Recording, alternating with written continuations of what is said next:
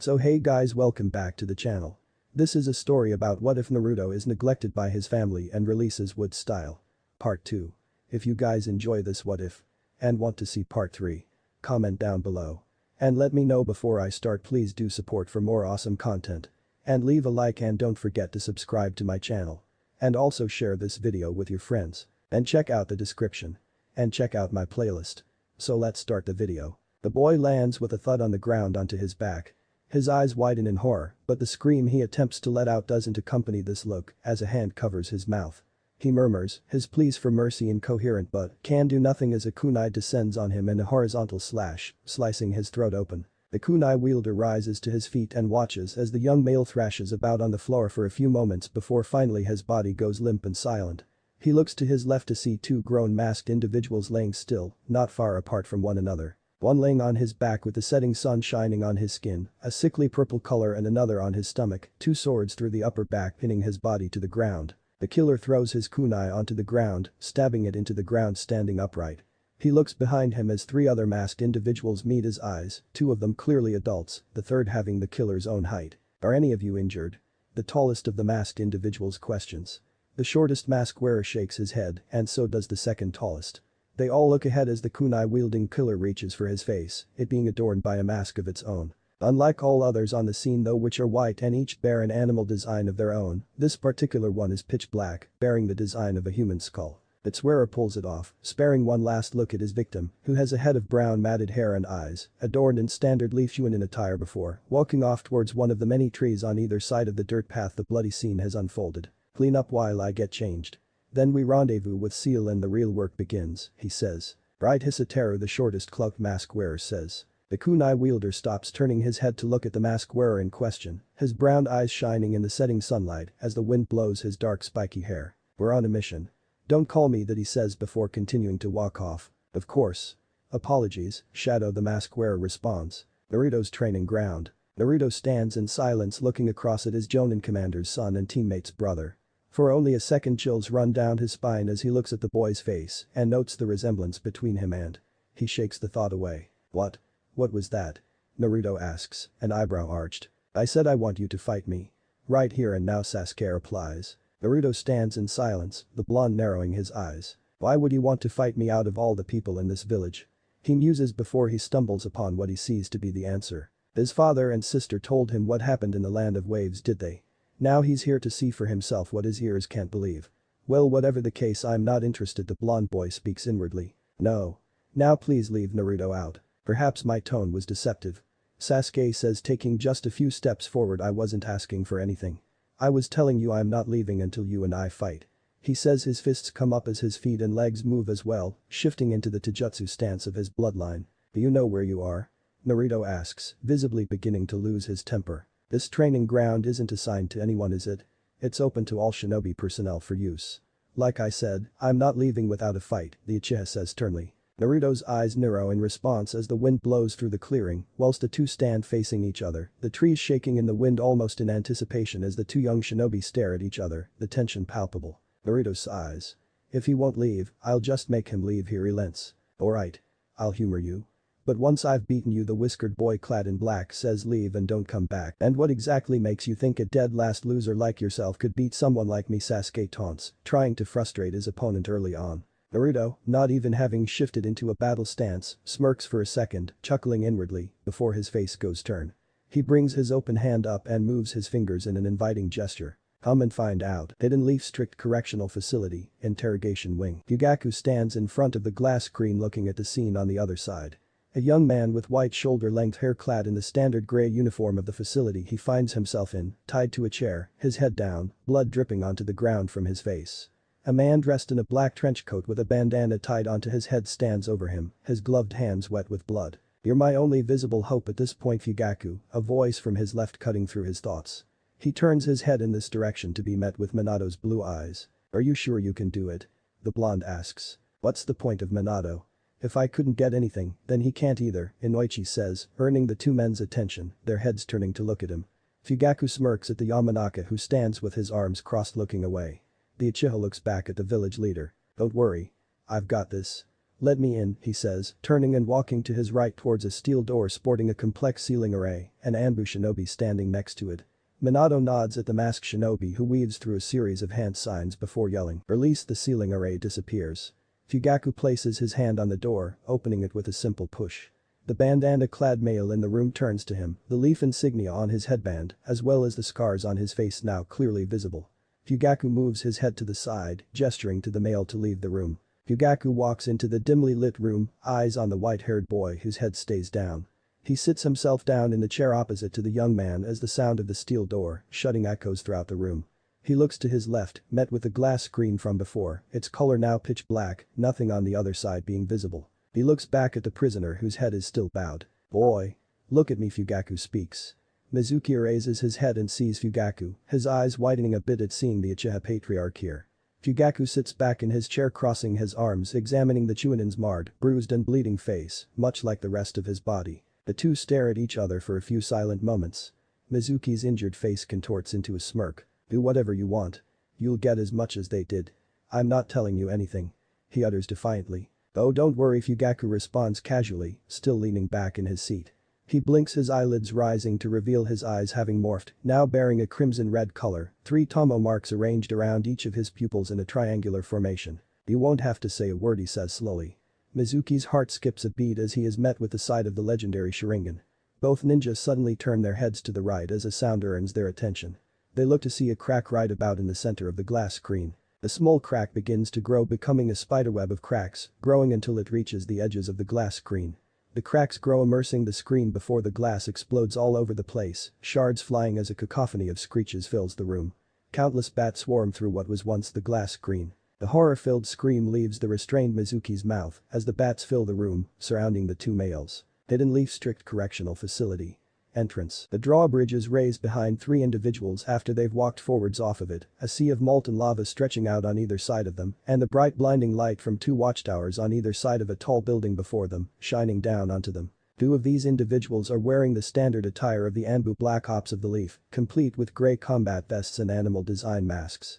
They walk on either side of the third individual who is clearly a male in his teens, clad in the standard Chunin attire of the Leaf, missing only the headband. He has brown matted hair and eyes. Flashback. Hisateru sits back on his sofa, sighing while looking at the shogi set. Game over. The streak continues. "Well played," the old man says. "You've gotten better. Not long now. Soon you'll be able to beat me," he muses. "Woohoo," the boy responds sarcastically, raising his fist into the air, laying his head back on the sofa. He squeaks in pain as the feel of the old man's cane reaching across the coffee table and smacking his knee lightly registers. "Ouch." He cries, "You're a real pain," you know that the boy complains. "And one day you will be grateful for it," the elderly man replies. A few moments of silence pass before one of them speaks again. "The Chunin examinations will be commencing in less than 2 weeks, here in the Leaf," the old man says. "Yeah, I know," Hisateru responds. "No such fun for me though.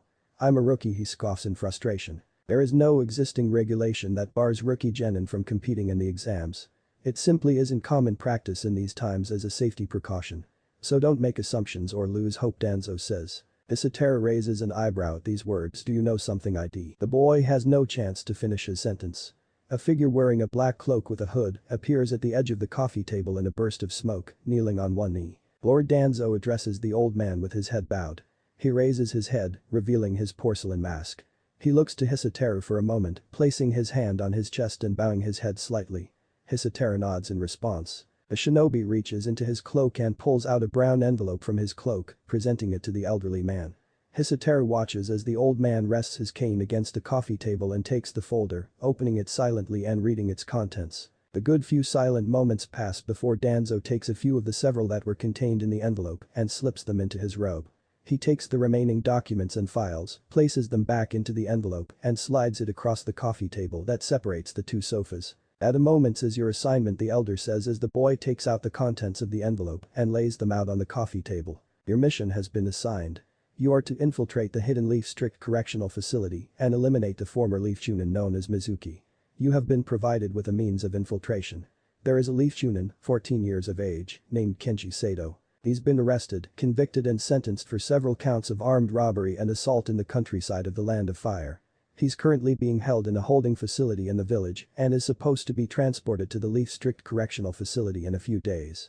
However, an altercation that will take place today in the holding cells will have him moved for safety reasons. Considering your closeness in terms of age as well as similar physical build, it shouldn't be too difficult to assume his identity. Two newly promoted Anbu Black Ops Shinobi have been tasked with transporting him to the facility. Taking into consideration the abilities of these shinobi, an assault squad has been assembled, including yourself, that should be able to eliminate these two individuals without much trouble. One of the members of this unit, as well as another you are to rendezvous with en route to the facility, will assist you in playing the role of prisoner in order to get in. Once inside, our contact inside the facility will ensure you make it out of your cell and are freed of any chakra suppressors. From there, it will be your responsibility to ensure you carry out the mission and escape the facility without detection or capture. Your instructions have been given. Are they clear? Danzo questions. Isotaro listens to this while reading the contents of the envelope. A detailed map of the Hidden Leaf Strict Correctional Facility and other details concerning the mission, such as rendezvous details and points with assignment participants. 4 files rest on the coffee table. 2 containing information on the 2 Anbu in question, the 3rd containing information on the Kenji Sato in question, and the 4th being Mizuki's prisoner file, which among other things contains his cell location. Crystal Hisatera responds after a few silent moments. Danzo reaches for his cane, grabbing it and standing up. It must be done before sunrise tomorrow, he says as the tapping of his cane once again fills the room. He gestures to the masked shinobi who, for the first time since arriving, stands up. Hisateru hears the 2 bursts that signal his guest's departure and sees the smoke only out of his peripheral vision, his eyes glued to a picture amongst the documents spread out on his coffee table. The picture of a young male in his teens with brown matted hair and eyes of the same color. His eyes then move from this picture to another of an older male, though still young by general standards, with white shoulder-length hair and green eyes. Flashback end. The 3 newly arrived individuals come to a stop as 3 men, all clad in standard Jounin attire, stand before them, 1 stepping forward and 2 standing back. Identification, he says. One of the masked shinobi pulls out a file from the inside of his gray combat vest and hands it to the guard Jounin. He opens it, wiping the sweat from his brow. He reads for a few moments, the only audible sound being the rumbling of the surrounding molten rock. He raises his head, laying his eyes on the newly arrived prisoner, looking him up and down and glancing back at the file in his hands. He reaches into his pocket and pulls out a pen, scribbling away on the file before closing it. He turns his head and nods at his colleagues, who step forward walking towards the 3 males, before handing the file back to the masked shinobi who had handed it to him. Kenji Sato. Welcome to your new home, the man says, turning and walking away as the other 2 Jounin grab either arm of Kenji, the masked individuals he'd arrived with, turning and walking away. Kenji hears the sound of the drawbridge being lowered behind him as he's led towards the towering building that houses the watchtowers. One of the blinding spotlights still shining down on him and the guards whilst the other shines on the masked ninja he'd arrived with. A large steel door in the center of the front of the building is visible. A ceiling area appears on it for a second before it disappears and the door opens, the 3 guards and prisoner walking in. Naruto's training ground. Sasuke rushes toward his opponent, his left fist cocked back to throw the first attack.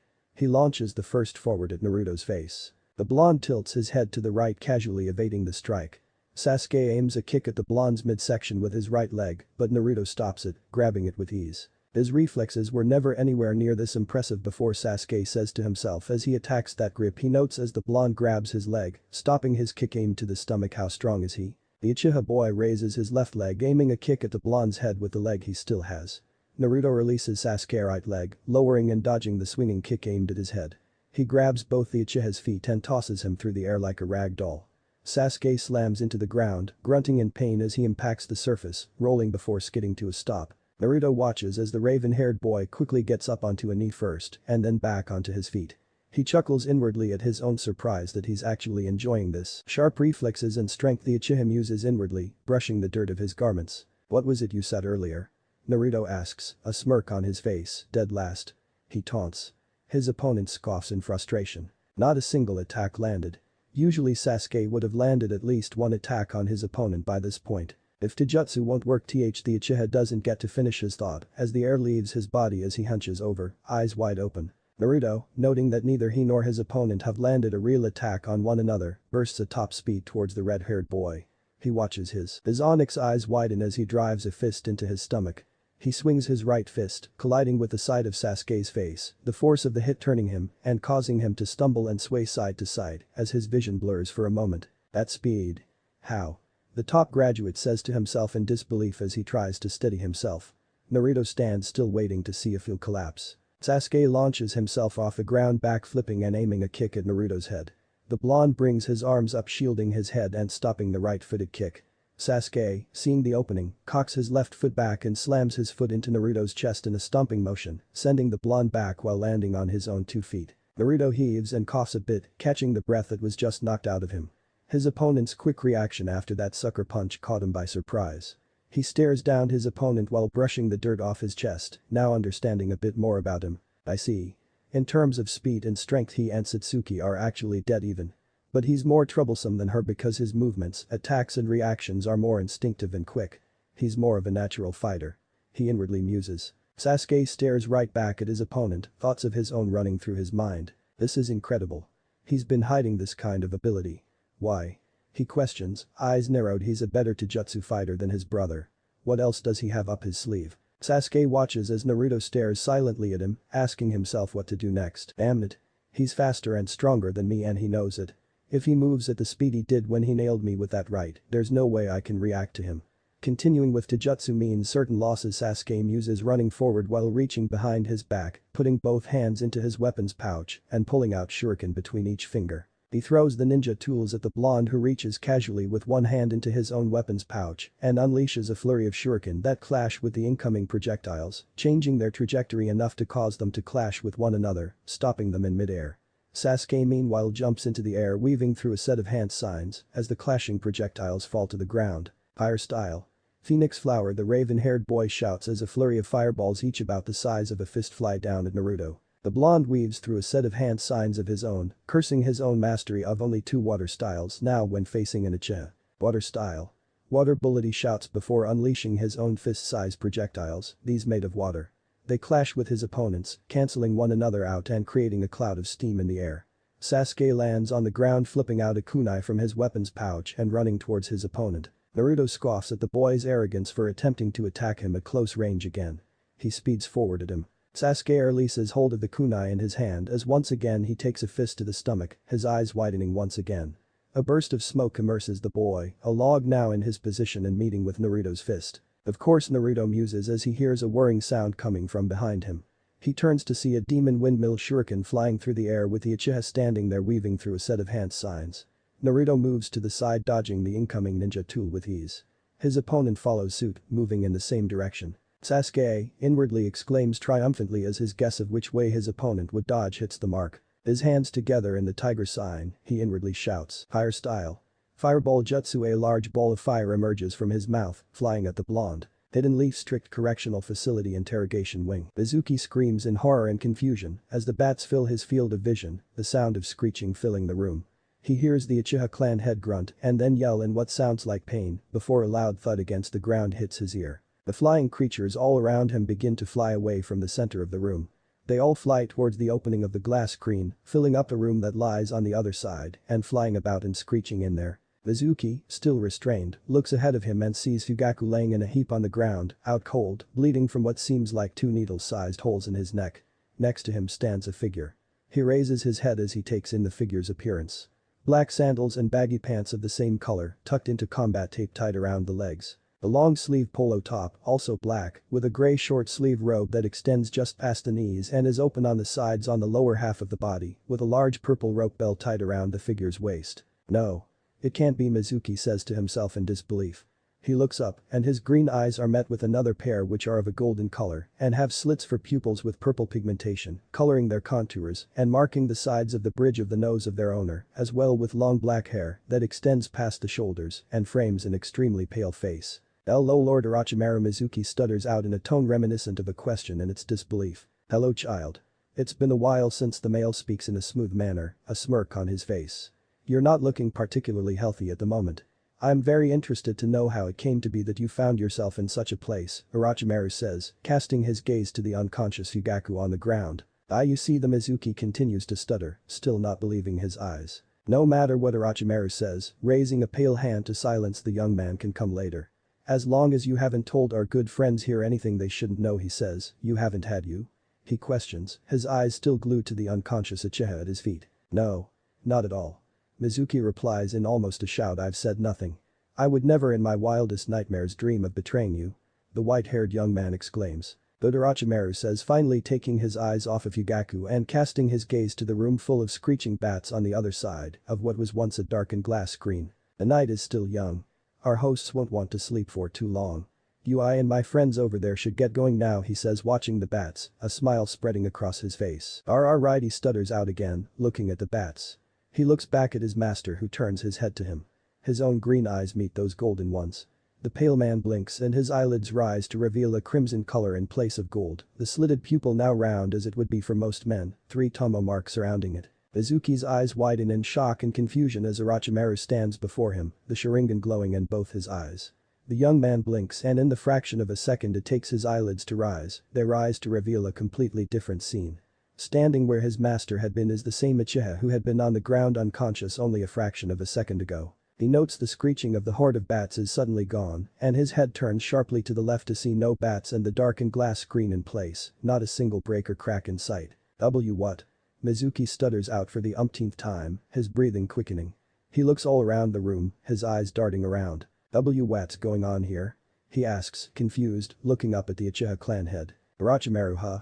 So that's who you stole the scroll for, Fugaku says. I don't understand. I never. The Hidden Sound Village.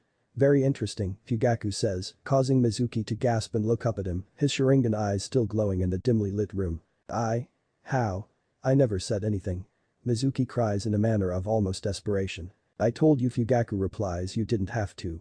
The moment you looked into my eyes it was done, he says plainly, as said eyes return to their original black color, the tomo pattern disappearing. Fugaku walks off towards the steel door he came through, leaving Mizuki staring into space, his mouth agape. Fugaku walks towards the door with a smirk on his face, chuckling for a moment as one thought in particular swirls in his mind. Naruto, he says.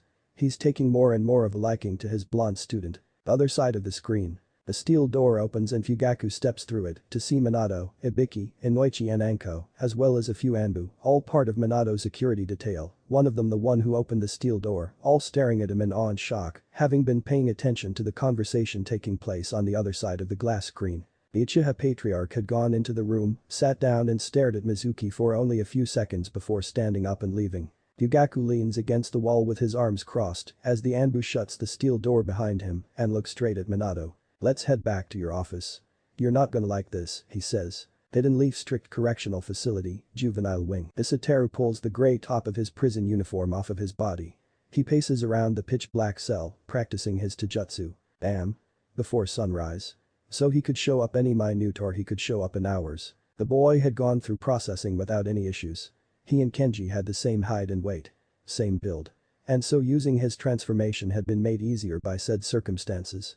He launches a fist through the air and just as he's about to raise a leg for a kick, hears the sound of a hand slamming against the door of his cell.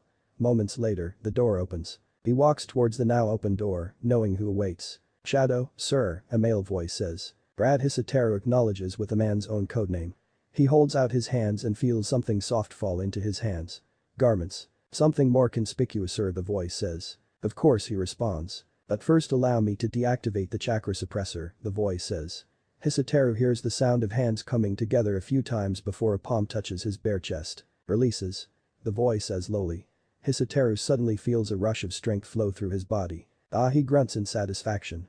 That's better, he remarks. He drops his pants and pulls on the black garments. The older male steps out into the dimly lit hallway and so does Hisateru. He looks himself over. Black pants, long-sleeved black top complete with a hood and mask. The cameras have malfunctioned, sir. They'll be back up and running in 45 minutes to an hour. Mizuki's cell is only a minute away from here. You have ample time. I understand you're already familiar with the facility's layout. The male now revealed to be young, likely in his very early 20s, having short brown hair and blank emotionless look on his thin face. Yeah, history says turning away your help is enormously appreciated. I won't forget this, he says, running off down the corridor. Naruto's training ground. Sasuke watches as his clan's signature technique engulfs his opponent. He plants his feet on the ground, skidding to a stop and narrowing his eyes, examining his handiwork. Suddenly he yells as the wind is knocked out of him, a kick to the back launching him forward. He grunts as he collides with the ground once again, rolling and skidding across it. He steadies himself with a hand to the ground, jumping to his feet and flipping out a kunai. He immediately releases the kunai as a hand grips his left wrist. The hand pulls him forward into a knee to the stomach, causing him to hunch forward and cough up spit. Naruto, still gripping Sasuke's wrist with his right hand, slams his left fist into the side of the raven-haired boy's face once again. He grabs the boy with his left hand by his large collar, letting go of his wrist and cocking his right fist back. He launches it forward and nails his opponent square in the face, sending him through the air. Sasuke lands on the ground with a thud and lays still, unmoving. Naruto gazes at the unconscious boy for a few silent moments before looking up at the newly arrived night sky. That exchange had only lasted a few minutes, he muses to himself. When did it get dark? He turns his head back to the Uchiha male and begins to walk towards him. Despite holding back his strongest ninjutsu and the brief nature of the exchange, he'd actually kind of enjoyed the skirmish. He comes to a stop with Sasuke at his feet and looks down to see the trail of blood now leaking from one of the boy's nostrils. He crouches down onto his haunches, reaching out and tapping his hand lightly against the boy's face. "Hey, wake up." No response comes from the unconscious genin. "Hey. Sasuke. Wake up. Time to go home." Repeated tapping turns into light slaps. Naruto sighs heavily, grabbing the Uchiha's form by his shoulders and shaking him violently. "Hey. Come on. Wake up. This isn't your first rodeo, is it?" Naruto pleads. "You have got to be joking," he sighs exasperatedly, releasing the boy and pinching the bridge of his nose in frustration. He sighs once again and grabs his sparring partner for the day, placing him onto his back and walking off. Tower. Hokage's office. The Hokage sits at his desk with his hand balled into a tight fist in front of his mouth, the Uchiha clan head sitting across from him. "I suppose I shouldn't be surprised. One should never put anything past Orochimaru," the village leader surmises. "True. It seems he has the daimyo lord of the land of rice firmly in his pocket," Fugaku says. The daimyo allowing Orochimaru to set up a base in his nation, conducting his operations there, providing him with taxpayer funding and even letting him perform his disgusting experiments on citizens of the nation, was all proof of the fact. Well, either he's sweet-talked and tempted him or he's threatened him. Either one is typical, Minato assesses. Or maybe the daimyo's already dead, the two men say at the same time. They look at each other and shake their heads, chuckling bitterly. "So? What happens now?" Fugaku asks, staring out of the window behind the Hokage. "You know what he did to Minato. Do we give the land of rice a chance to denounce the hidden sound? Or?" He turns his head, looking Minato in the eye, as it were, no questions asked. He asks. "No," the yellow flash responds, "we're not going to give Orochimaru any heads up. I'll have to let the elders know, but this stays between us. Let's let him think he's off the radar for now while we observe and watch everything in the land of rice. So that when he does stick his head out of whatever hole he's hiding in, he won't be expecting anything," Minato says, staring off deep in thought. Fugaku nods, standing up. "Excuse me then, old friend. I have to head home and have dinner with my family," he says, walking away. "Wait, Fugaku," the blonde says, stopping his friend in his tracks. "Are you sure you didn't see anything that could let us know who took down Mizuki? It could lead to more intelligence," he says. Fugaku turns his head to look at Minato. "Like I said to my old friend. He or she was wearing a cloak. An adult clearly, but masked. It was all taijutsu too, a style I don't recognize either, so nothing distinguishing." "Sorry," the clan head says. His friend nods at him, clear disappointment on his face. "Don't you dare sleep here. You'll wake up tomorrow with a red-headed demon looking to claim your soul," Fugaku says, closing the door behind him, leaving a chuckling Minato. Hidden Leaf Strict Correctional Facility. Mizuki stumbles forward into his cell, the guard helping him in with a shove to the back. The slam of the steel door echoes throughout the cell, though to Mizuki it doesn't even register. The young man clutches his head in his hands, grabbing at his hair, his heavy breathing audible throughout the cell. I didn't say anything. I didn't say anything. I didn't say anything," he said to himself repeatedly, beginning to pace back and forth. The sound of screeching bats fills his head. He whips around repeatedly, trying to ensure there aren't any bats near him. "I didn't say anything," he said again, the sound of screeching bats still plaguing his mind. He claws and grabs at his ears, almost threatening to rip them off, shutting his eyes in a desperate attempt to rid himself of the sound. His eyes shoot open, the haunting image of a silhouette with a glowing pair of red eyes, with a tomo pattern around the pupils appears to him, while his eyes are closed. "I didn't say anything," he shouts at the top of his lungs. Mizuki once again darts his eyes around the cell for any flying rodents, when for the first time he makes out a silhouette seated in the corner. Shadow watches on at this display, shaking his head. "The T&I department is no joke," he says to himself. "Hey. Who's there?" The white-haired road chunin shouts at him. "Are you another one of them? Stay back," he yells. Shadow sighs. He had planned on lying to Mizuki and telling him he was a fellow subordinate of Orochimaru, sent to rescue him to fool him into giving up any useful intel, but clearly there was no worthwhile or trustworthy information he was going to get from the road chunin anymore. Not in this state. Mizuki tries to keep his eyes glued to the silhouette, but they occasionally dart as red pairs of eyes every so often appear in his peripheral vision, in the darkness of the cell. Aya, the white-haired male, yells, running forward at the silhouette, who calmly jumps to his feet and sidesteps a punch aimed at his face. He grabs the outstretched arm and performs a judo throw on the older male, laying him out on the ground. The brown-eyed boy grabs his target by the head, lifting it off the ground and wrapping his arm around his neck. Mizuki claws away at the boy's arms in response, desperately trying to free himself. He tightens his grip and twists his former academy teacher's neck. An audible snap rings out and Mizuki's body goes limp. Shadow lays him down gently and stands up. He gazes at the silent Mizuki for a few moments before turning and walking towards the steel door, weaving through a set of hand signs. Time to go. The Chiha clan compound. Humming, Satsuki shouts as she walks to the front door to respond to the knock, her mother being preoccupied in the kitchen and neither her father nor brother having come home yet. She turns the knob and pulls the door open. Oh. Hi, Satsuki stutters out, her cheeks turning pink as her eyes lock with those deep cerulean blue ones. Hey, Naruto responds, a small smile on his face. Your brother needed a ride home. Her gaze falls on Sasuke for the first time and she goes even more red at the fact that she only noticed her brother after he pointed out her twin is on his back. And she welcomes opening the door and standing to the side to allow him in. The small smile on Naruto's face disappears as he notes his own confusion at his reaction to seeing his female teammate. He steps through the door after removing his shoes as Satsuki stands aside to let him in, her brother still on his back. He walks into the household, looking around and observing the grand and regal interior design of the household, matching its exterior architecture which stands out even amongst the rest of the compound's impressive construction as well. He looks on in concealed awe. The Hokage's compound was itself impressive and a sheer display of opulence and wealth, but even it didn't match this. And Naruto, having spent the vast majority of his nights since turning 5 years old, sleeping under a tree for shelter, was amazed by a home of such status. Satsuki, who's at the door. The blonde hears a feminine voice call out accompanied by the sound of footsteps. A dark-haired woman emerges from another room dressed in a dark purple blouse with a red plump skirt and an apron on and comes to a stop in front of the two, her long straight black hair forming bangs on either side of her fair-skinned face and roughly framing her cheeks and eyebrows. Naruto.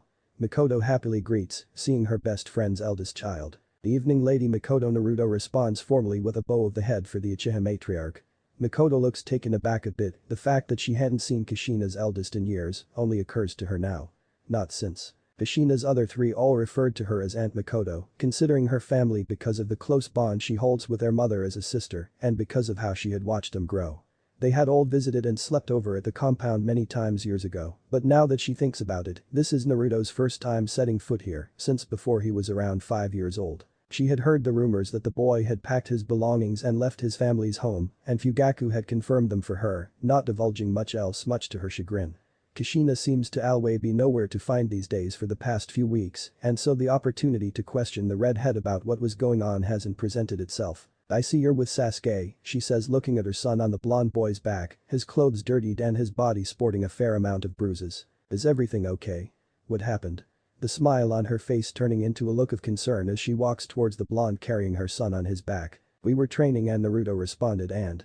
He took a knock. Nothing severe I assure you, Naruto responds plainly, casting a glance at the unconscious boy on his back before looking back at the boy's mother now standing in front of him. Really? Mikoto raises an eyebrow at the blonde's response, looking him up and down. Not a single scratch, bruise or speck of dirt on the blonde's body indicates combat. Fugaku wasn't exaggerating about his male student's ability. Satsuki looks on at Naruto with an eyebrow of her own raised, not surprised that the blonde had beaten her brother handily, but rather that the two had trained with one another. The eyebrow lowers as she muses about what likely happened. Naruto wouldn't have gone looking for Sasuke or perhaps anyone for that matter. Sasuke must have gone looking for Naruto to fight him because of what he heard from Dad and I. Such would be typical of her twin brother. His desire to get stronger and be the best meant that whenever he came across someone who was stronger than or rivaled him, he would do all in his power to match and surpass them. The result of this mentality had been years of one-upmanship between him and Menma and a close friendship, now no longer existent. Herself and Sasuke were once equals, and she even remembers being superior to him at a time, but now it's clear to her that her sibling had surpassed her, even if marginally. As talented as he is, such a fact is as much the result of Sasuke's burning determination and hunger for an increase in strength as it is his natural ability. Perhaps her new eyes will help close the gap though. Well, alright then, Mikoto says, concern is still present in her voice. I'll check on Sasuke in a few moments, but first I need to check on the food. Satsuki, showing Naruto to Sasuke's room, the Uchiha woman says, walking off before turning her head. "You'll be joining us for dinner, right?" Mikoto asks. Naruto's eyebrows rise for a moment. "I'd rather," and the blonde is interrupted by the sound of the door behind him opening. He turns to see his Jonin leader walking into the home. "He will be joining us." "I insist," Fugaku says with a small smile on his face, looking right at the blonde boy. Naruto's mouth opens and then closes, sighing inwardly. If it's Fugaku, then there's no point in arguing. Training ground 11. Hiyori drops down onto her knees, gasping for breath, logs laying before her in pieces with hard clumps of earth amongst them. Her clothes stick to her body soaked with sweat. She places her hands to the ground, bent over in order to support herself.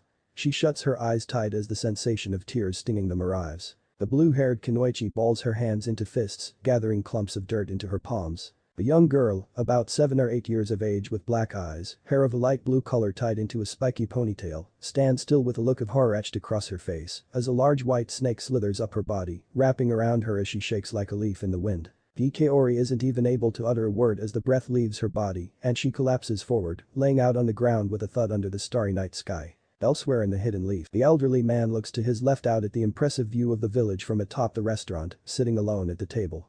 The fedora hat atop his head and dark glasses obscuring his eyes matching the black suit he has on.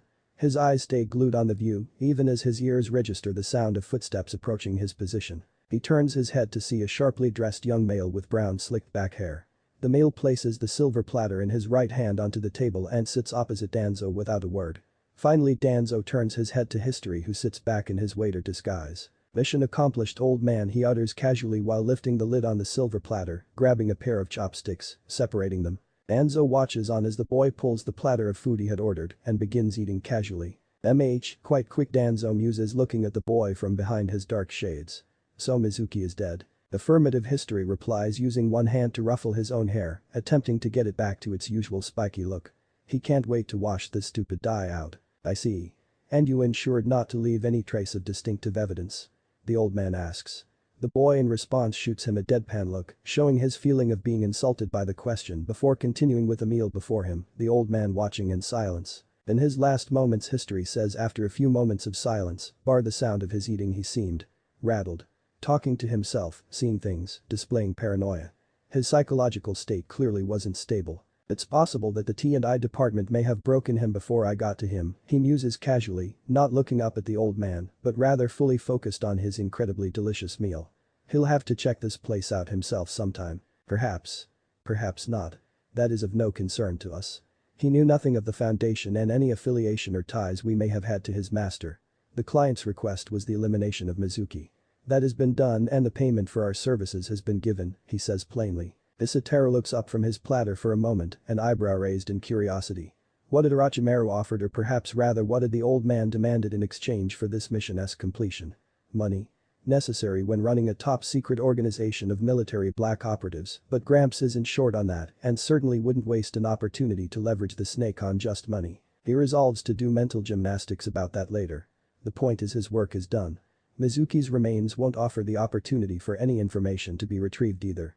Hard to retrieve intel from ashes, at least from his knowledge. "You understand that this doesn't count as an official mission report, right?" Danzo asks, his chin resting upon his interlocked hands, one of which is hidden by a black glove that seems to extend up his sleeve. He watches on as History places the last bit of food left on the platter in his mouth. "I know." He responds by standing up. "I'll do that tomorrow. I'm tired of Gramps. See ya," he yells, running towards the edge of the rooftop dining space and jumping off, disguise and all, disappearing in a burst of smoke. "Hey." Danzo calls out to the boy in vain as he leaves abruptly. He turns his head back to the platter of food he had ordered, not a shred of it left. He sighs heavily, shaking his head. There's quite a lot to be desired, but you're coming along nicely," he says inwardly before turning his head, his shaded eyes once again glued to the grand view of his home. The Uchiha compound. A groan escapes the boy's mouth as his eyelids flutter and rise. Sasuke's eyes are met with the white ceiling of his bedroom once again. He turns his head to the left, looking out of his bedroom window and seeing the night sky. How long has he been unconscious? He reaches for his face and touches it, wincing at the pain in his jaw and taking note that the cuts and bruises all over his body are now concealed by band-aids. He continues staring out of the window at the night sky in thought. The last thing he remembered was a fist rushing at his face in the light of the setting sun. He had been. Naruto, Sasuke says to himself out loud. Naruto Uzumaki Namikaze had beaten him and had done it handily. Sasuke, still laying on his back, balls his fists in a gesture of prideful frustration. He had been thoroughly outmatched. He had landed one measly and ultimately ineffective kick and hadn't landed a scratch on his flesh. He places his hands on either side of himself and pushes himself up into a sitting position, once again wincing in pain, placing a hand to his hurting stomach. How is that guy so strong? Why and how had he hidden such ability for so long? He's not like his brother. Or sisters. He's different, the Uchiha says, inwardly narrowing his eyes in thought. But Naruto and Fugaku walk side by side, each with his hands in his pockets, the latter having asked to speak with the former in private. Naruto looks around at the compound, an eerie silence hanging over it, save for the chirping of crickets. He looks through the windows, the inside of each household they pass dark and silent, staring in thought. You remind me of what my son Fugaku says, breaking the silence between the two and causing Naruto to turn his head to his sensei, an eyebrow raised in thought. Who does he? Well, technically he was my nephew, but he and his older brother became mine after his father, who was my elder brother, and his mother passed. Fugaku continued looking at his student. His name was Shisui. Fugaku says, looking up at the sky. Naruto recognizes the name easily. Shisui the teleporter. One of the most formidable shinobi the Leaf had seen in recent history, touted to be, at the time of his death, the second strongest of the Uchiha clan, second only to the man that walks next to Naruto right now. I suppose he was a bit more of a jockster than you at times, but besides that, you two are pretty alike, he says, turning his head and once again laying his eyes on his student. He figures the best way of allowing the boy to be open and honest with him is opening up himself. Naruto looks at his sensei silently and looks away, not knowing at all what to say. I know about Mizuki. The blonde stops in his tracks at the words. He doesn't panic, looking down at the ground in thought. He'd been silently awaiting this. He hadn't expected Mizuki to tell the truth. He would have thought the embarrassment of the demon brat taking him down and perhaps being praised isn't something he would have wanted. And even if the rogue Chunin told the truth, if Naruto denied it, he would have hoped there wouldn't be any concrete evidence proving his involvement in the Chunin's arrest. But this is problematic. If Mizuki had told the whole truth, then not coming forward with the knowledge of Orochimaru's involvement in the plot to seize the Forbidden Scroll could and would be interpreted as wrongdoing. I see. Naruto responds after a few moments of silence. He raises his head to look at the Uchiha. So I take it the Hokage knows as well. The blonde questions. He knows what he needs to do, including Orochimaru's involvement. But as for who stopped Mizuki?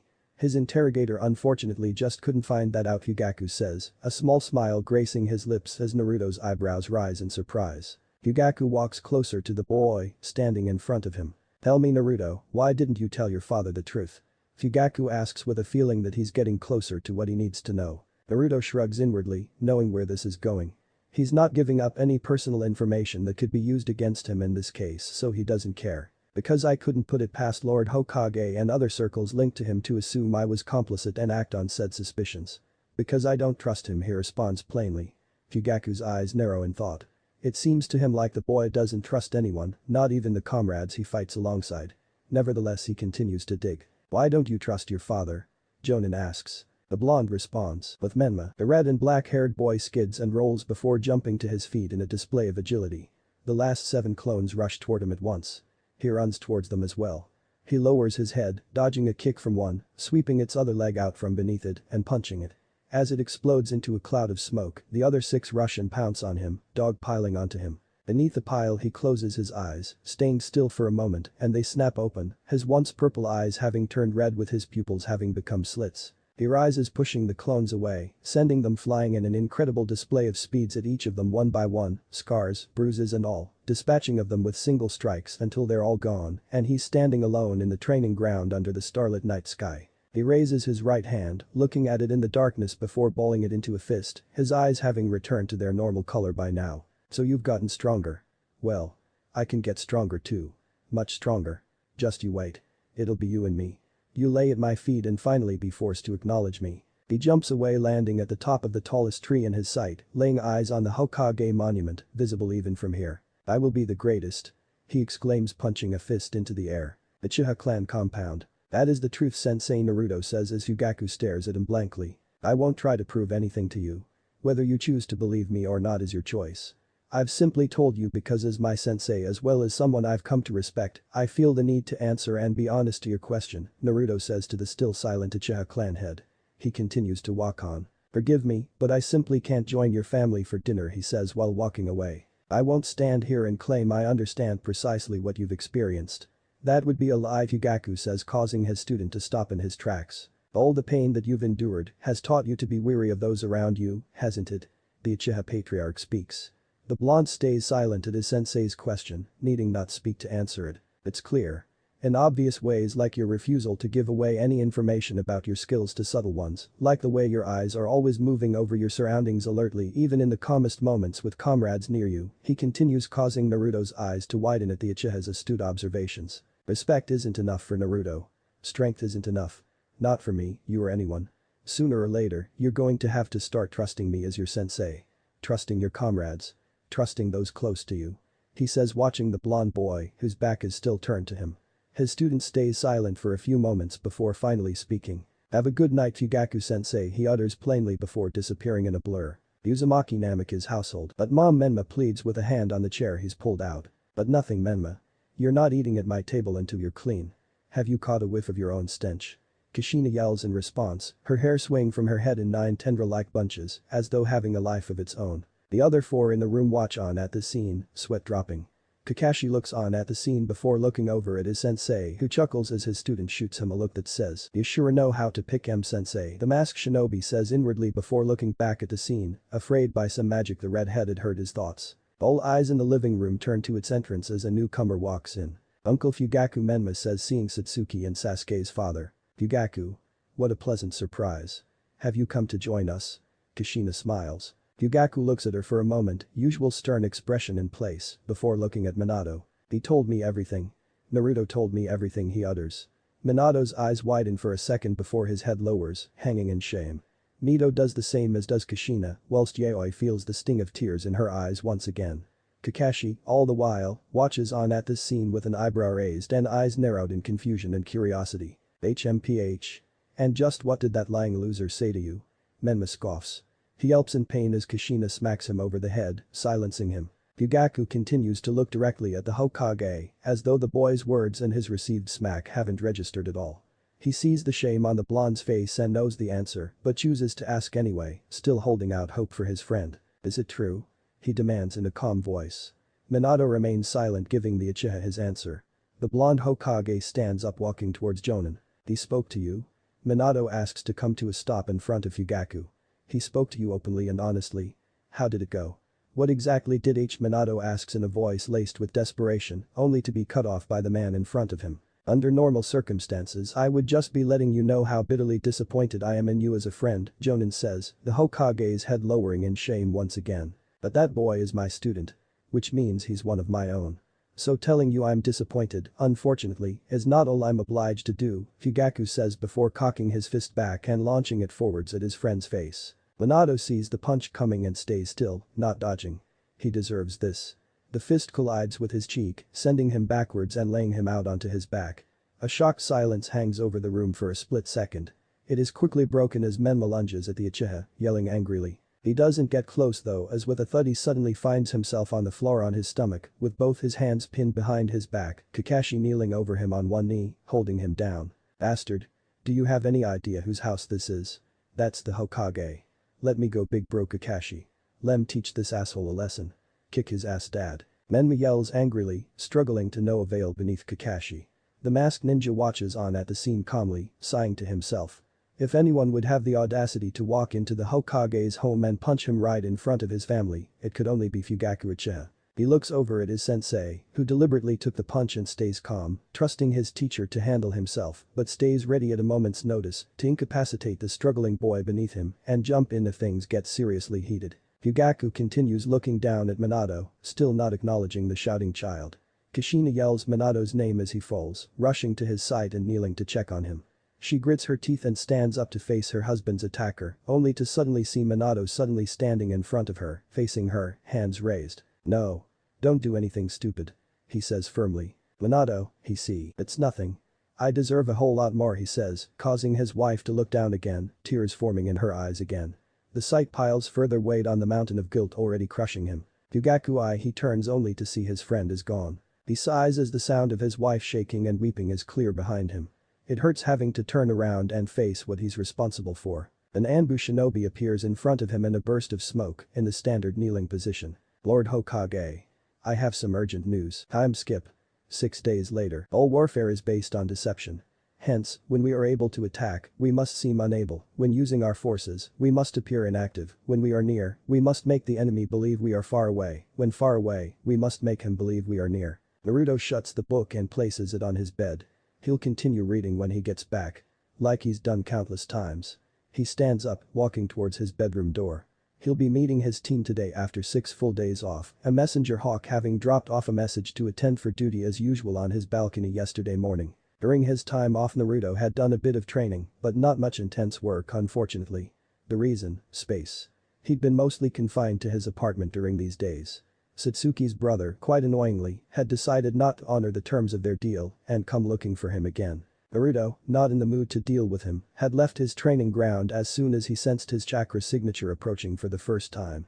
It became apparent to him on the second occasion, the day right after, that Sasuke wasn't going to leave him alone, so he chose to steer clear of the training ground for the time being. Thankfully the boy doesn't know where he lives, because if that were the case and Sasuke comes knocking on his door, there would be trouble. He closes his bedroom door behind him, locking it, scoffing in a show of frustration at the predicament.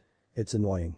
The blonde wants to continue training properly and was already in a predicament trying to decide whether to diversify his ninjutsu arsenal further, increase the intensity of his taijutsu regimen, or hone his. He's felt his speed and strength plateauing for a little while now and has also been recently contemplating the acquisition of a special weapon of choice. An annoyance like this is plain unnecessary. Tower. Hokage's office. Minato sits back, the files on all the village's genin teams neatly sorted on his desk. He props his chin on his fist in thought.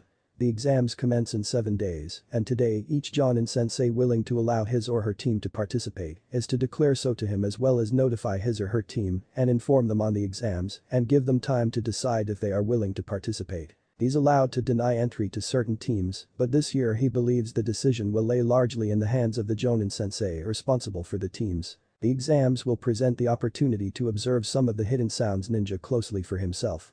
He's already begun arrangements to dispatch Anbu operatives disguised as merchants into the land of rice, soon to gather intel. Having some of the sounds ninja on hand in the village will perhaps give him an idea of what the enemy is made of. Fugaku, after his successful interrogation, had told him the hidden sound wasn't really a hidden village, but a series of laboratories and hideouts situated throughout the land of rice. That would make gathering intel harder. The original source was out of the question. Even if there was more intel to be retrieved from him, that isn't possible anymore. After the debacle that had occurred a few days ago at his home, an Anbu shinobi arrived to notify him that Mizuki had been murdered in his cell, his body burned to a crisp. As of yet, not a single trace of evidence had been found leading to the killer. He or she had vanished into thin air, either infiltrating the prison and leaving later or already being within its walls. The former seems a bit too far-fetched for Minato. No one has ever, breaking in or out, bypassed the Hidden Leaf strict correctional facility security. None of the prisoners could have done the deed with the chakra suppressors on them, which can only be deactivated by a select few of the guards. He thinks that's where he'll start digging. It was clear to Minato, from the moment he heard, what exactly happened. Orochimaru had moved to protect the information concerning his operations, but the rogue Sannin had moved too late. He'll worry about Fugaku later. They're best friends. They've been through all sorts of turmoil and hell together. Besides, Fugaku isn't really the one he needs to apologize and mend bridges with. He turns in his seat, looking out at the village and sighs out loud to himself. Training ground 12. Fugaku stands in front of his students, the 3 seated before him. The Chunin exams? Ino repeats her sensei's words, still in a bit of shock. That's right. These exams allow all genin, those who participate anyway, the opportunity to have their skills assessed.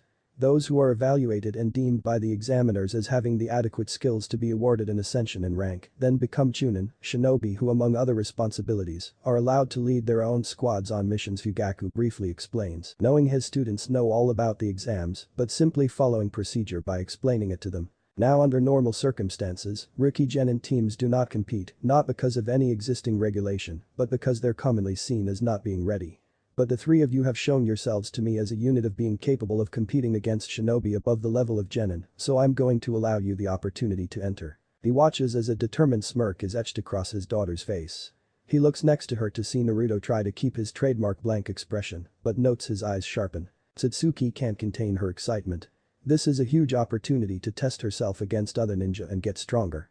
Becoming a Chunin would be a huge step towards her goals. Naruto visibly tries to stay relaxed, but he is excited. Battling against shinobi from different villages in different nations with different arsenals. He almost feels like jumping. Becoming a chunin would be valued verification of his growth to new levels as a shinobi. It would be a stepping stone towards the heights he aims for, and it would mean he's a step closer to being able to actively pursue that goal. Akasada's parents had taught him much of what he knew, and he had imparted said knowledge to his children. Yet they had all been killed. Whoever was responsible was far more than likely a formidable shinobi. He needs to keep getting stronger to prepare himself to face that threat when he comes face to face with it. Ino watches nervously at her teammates. These two have helped her and held her up all the way. She doesn't think she's ready for this. Fugaku makes eye contact with her, noting her reaction. Participation isn't obligatory. If any one or two of you feels you're not ready, you can refuse entry and the other two or one will compete. He says, lying through his teeth. All three need to compete as a three-man squad, otherwise they do not qualify. His intention is to ensure none of them feel pressured into competing. He proceeds to hand the three of them a series of forms to register for participation. The exams commence in 7 days. My responsibility is to notify the Hokage today of whether I have granted you permission to compete or not. Yours is to decide in the time between now and the day before the exams if you wish to participate. Of course it's important you understand what this entails and the implications. The exams permit the use of lethal force and killing, as well as other things standard under normal mission conditions. Competing will mean placing one's life on the line, he says sternly. Satsuki finally takes notice of the expression on her female teammate's face and places a hand on her shoulder. Hey, we're in this together. We fight, fall and win together, she says looking into her comrade's eyes reassuringly. Yamanaka looks over, smiling at her friend. She wants to get stronger so she can fight alongside her teammates, and having the two of them enter without her there just doesn't sound right. She feels as though she would be forsaking them. She turns her head to her Jonin sensei. Fugaku-sensei, I'd like to enter, she declares determinedly. So I would say Satsuki immediately after. All heads turn to the male genin of the team. I will be competing in the exams. He says. A small smile comes onto Fugaku's face. Hokage Tower Hokage's office. Minato sits back watching the sunset, his chair and back turned to his desk. The meeting to decide participation in the Chunin exams had taken place hours ago. In an interesting turn of events, almost all the rookie teams would be competing. Almost because the Jonin captain of Team 12 hadn't been present for the meeting. Minato sighs and immediately as he does he hears his door open. He turns to see Fugaku walk in and shut the door behind him. The Uchiha walks toward the desk and places 3 files on them. I hereby grant permission for Genin Team 12 to in this year's Chunin selection exams, he speaks. Minato nods, not surprised Fugaku doesn't feel the need to explain his decision like all the other Jounin sensei. An awkward silence hangs over the room as Fugaku stands with his hands in his pockets and Minato sits back in his chair. Look, the blonde speaks, I understand Don't. Fugaku cut him off by raising a hand. Don't explain yourself to me. I don't care about what happened the other night anymore. You and I go way back and I'm not willing to let it come between us. If you feel angry about it, then so be it. I just needed to make you understand as a brother the weight of your actions. And I can't apologize for that. Fugaku says. Minato listens, his face blank before sighing once again. He smiles to himself. After all these years, Fugaku is still one of the only people he knows who doesn't see him as the 4th Hokage, who doesn't see him as the Yellow Flash. Who still sees him as Minato. Still sees him as the lonely orphan kid he would give food to back in the academy when he had nothing to eat and let sleep in his room at his clan compound for months when he found himself on the streets. He stands up, reaching his hand out and offering it to the Uchiha. Fugaku takes it and the pair shake hands, smiling at one another. One step at a time, Minato is determined to make things right. 7 days later. Naruto walks down the street. His destination, the academy, the first venue of the exams, the day of their commencement having finally arrived. He is clad in his usual attire. Black shinobi sandals and black anbu pants tucked into combat tape wrapped around his legs, as well as a black tight jersey top with sleeves that end just below the elbows, the head of a golden lion on display on his upper right sleeve. Over this he wears a black sleeveless hoodie with gold lining and zipper, with said zipper left open. He forgoes his black wristbands this time, choosing from now on to keep his storage seal hidden in his jacket. The element of surprise is vital. Of course, with all of this his headband is wrapped around his head. Hey, let me go. He hears a shout coming from around the corner he's about to turn. He raises an eyebrow, keeping at a normal pace. He turns the corner to see 6 individuals standing together. The first he easily recognizes is Ino. 3 are younger than the rest, academy students recognizable by the goggles atop their heads. The last 2 he doesn't recognize. One is male and one is female, the male gripping one of the 3 academy students by the scruff of his shirt. Both don headbands of the hidden sand and look relatively young. They must be exam participants, the blonde surmises. The male is dressed in a black baggy cat-like suit and has purple paint on his face with a strange bandaged object on his back. The female, who has sandy blonde hair tied into 4 pigtails and teal eyes, is dressed in a single light purple-colored off-the-shoulders garment that extends to halfway down her thighs with a red sash tied around her waist. Her headband, as opposed to her comrade who has his tie around his head, is tied to her neck. Naruto rolls his shoulders and stretches his neck a bit, staying relaxed but ready for confrontation. Then he senses it. An incredibly malevolent and menacing chakra in the tree hanging above the scene. He keeps his eyes on those in front of him in order not to alert the one who is clearly the biggest threat here that he is aware of his presence. All heads turn to him as he comes to a stop in front of the group. Naruto Ino greets with a voice of relief. One moment she's chazzing a brat for making a derogatory comment about her outfit, the next he's smashed into and gotten himself in trouble with a foreign shinobi. Tenkuro raises an eyebrow. Who's this guy? Konohamaru's eyes widened a bit. It's Big Brother's brother. The one everyone hates. Temari's heart skips a beat as she lays eyes on the newcomer. His golden blonde hair. His heart-shaped face. His striking, almost paralyzing cerulean blue eyes. Those naturally red lips. She realizes her mouth is slightly ajar at the sight of this stunning male and closes it. Naruto. She repeats the name the other leaf ninja had uttered to herself. Ino. Naruto greets, nodding at her before looking at the strangely dressed male. You should really let the kid go, he says plainly. Who's gonna make me a kid? Kankuro scoffs. You?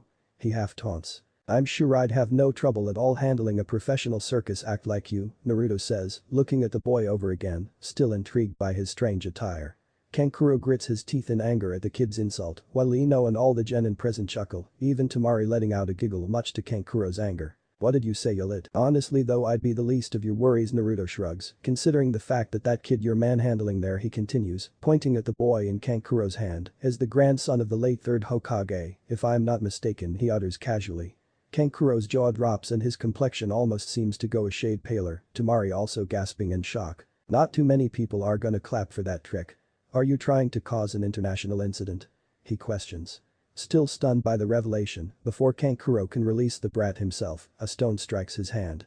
He yells in pain, releasing the boy who runs and hides behind Naruto immediately. Leave now, Naruto says sternly, not even glancing at the 3 children hiding behind him. They comply, running down the path in the direction he came. Kankuro looks up at the tree above in annoyance to see who threw the stone. You're a long way from home to be running around causing trouble, Clown Satsuki says, sitting on a branch with another rock in her hand. Kankuro chuckles, fights with smart-mouth snot-nosed brats and smoking hot girls. Just what kind of place is this? Kankuro smirks, looking up at Satsuki, who simply raises an eyebrow at him. Satsuki got down from there? Naruto shouts. The Uchiha's eyes widened, not used to hearing him shout. Their blood smells. A delicious low voice whispers in Satsuki's ear. The Uchiha reacts quickly, jumping away, down from the tree and landing next to her teammates, a kunai drawn, looking up at the tree. The 2 sand shinobi on the ground react in response to the action, the male drawing his own kunai and the female pulling the large war fan on her back off and holding it out in front of her at the ready. Ino pulls out her own kunai as well. The 2 groups stand off, glaring at one another, except for Naruto, who stands as calmly as before, hands still in his pockets, his eyes still on the tree, not showing any concern for the shinobi in front of him with weapons drawn. The 2 sand shinobi, weapons in hand, look on in awe at Naruto. He sensed Gaara's presence. Just who is this guy? Kankuro asks inwardly. He sensed Gaara. Naruto of the leaf, huh? Temari stares as the cute blonde, saying the name to herself again to ensure not forgetting it. The figure stands upside down from one of the tree branches, his appearance obscured by its shadow. He jumps down from the tree, landing in front of the 2 sand shinobi, revealing himself to be a male with fair skin, green eyes and short spiky auburn hair, with seemingly no eyebrows or distinctive pupils. Black rings adorn the spaces around his eyes. The kanji for love is carved into the left side of his forehead in a strange-looking scar. The boy wears a black full bodysuit with an open neck, short sleeves, a white cloth over his right shoulder down to left hip, and wide leather band from his left shoulder to his right hip that tethers a large gourd to his back. His headband is tied to said leather band. Kankuro. Why are you being a nuisance? The Redeed questions, not even turning to look at his compatriot, rather staring straight at Naruto. You're a disgrace to our village, the redhead speaks, eyes still on Naruto. I am sorry, Gaara. I was Jay, he stutters out only to be cut off. Shut up. Or I'll kill you, he says, turning his head to his compatriot, causing him to stiffen in fear, as does Temari. He looks back at the group, staring directly at Naruto again, who looks back at him blankly. His eyes. They look just like them. Gaara says inwardly. Those eyes, Naruto muses at seeing such cold dark eyes. We've wasted enough time. Let's go, Naruto says to his teammates, who nod. He starts to walk off, attempting to walk around the three foreign ninja, only to be stopped by the redhead. Wait. Gaara speaks, stopping the blonde in his tracks. What is your name? Gaara asks. Naruto raises an eyebrow before responding to Naruto. My name is Naruto, he responds. Naruto. I am Gaara of the desert. The red-haired boy introduces himself. Mother is afraid of you. She says you're dangerous. That your blood must be spilled. I will enjoy tasting it. The Sand Shinobi speaks coldly, an eerie smile on his face. The two other Sand Shinobi's eyes widened in shock at their teammate's words. What? Okay, seriously. Who the hell is this guy? Kankuro thinks, staring at Naruto in shock. Temari looks on in shock, whilst Naruto's teammates look on in confusion and slight fear at the strange intimidating red-haired ninja. Naruto shows no outward reaction, but inwardly notes to himself. Mother? What does? This guy. He's dangerous. The blonde walks off without another word, his teammates following behind him. Leave Shinobi Academy. The members of Team 12 stand before the entrance to the academy they left only months ago, ready to take another big step on their paths as shinobi. The three stand side by side, taking a moment to look one another in the eyes, before nodding and walking in. Somewhere in the land of fire, 7 men in black suits sit around a large table in a dimly lit grand-looking room, some of the most expensive cuisine the world has to offer laid out before them. They all sit back looking at one another, paying the lavish food no mind. 2 more men in black suits of their own stand behind each seated male, each armed with a katana except for one. One set of 3 men sits on one side of the table, whilst another 3 sit on the other side with a 7th sitting at the head of the table. At the other end sits an empty seat. All eyes in the room turn to it. Always sad when a friend passes, one of the seated men says in quite the nonchalant tone, suggesting the matter isn't at all troubling. Who was it? Another speaks in a tone laced with restrained anger. Who did this? The elderly man at the head of the table takes a drag of his cigar, inhaling the smoke and releasing it into the air above, before casting a glance at the male clad in black to his right, the only one of those standing, not wielding a blade. He bears a head of blonde hair that obscures his right eye. The man responds by speaking. The investigation Big Boss Mishima had us carry out in the Land of Waves over the past couple of weeks yielded some info on the culprit of Boss Gato's murder.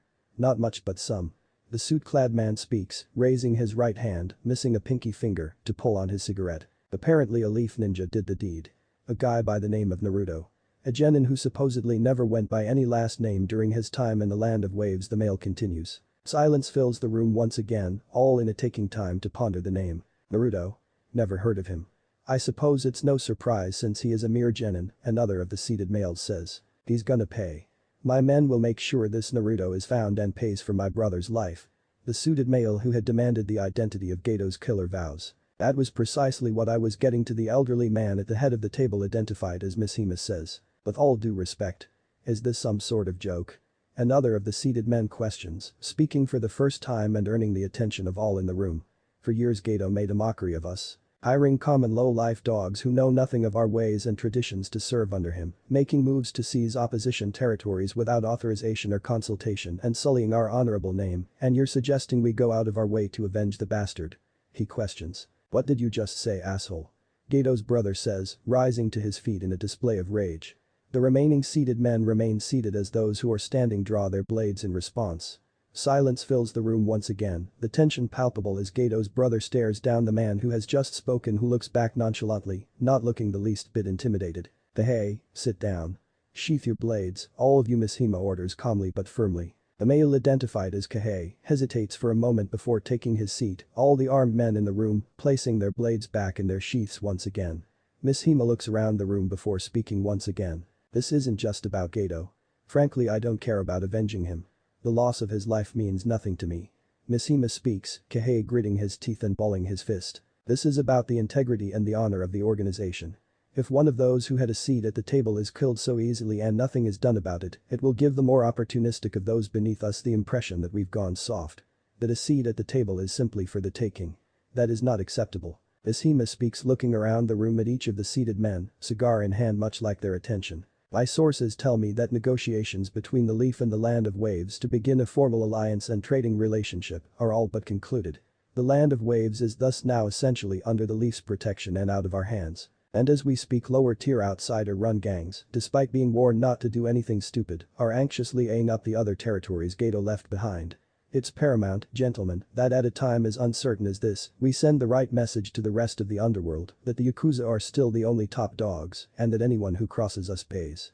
Mishima continues. So for revenge's sake he says, looking over at Kihei, or honor's sake, he continues, turning to Gato's detractor. Or both, Naruto of the Leaf must die, he declares. He turns his head to the male to his right once again. Find out all there is to know about this, Naruto.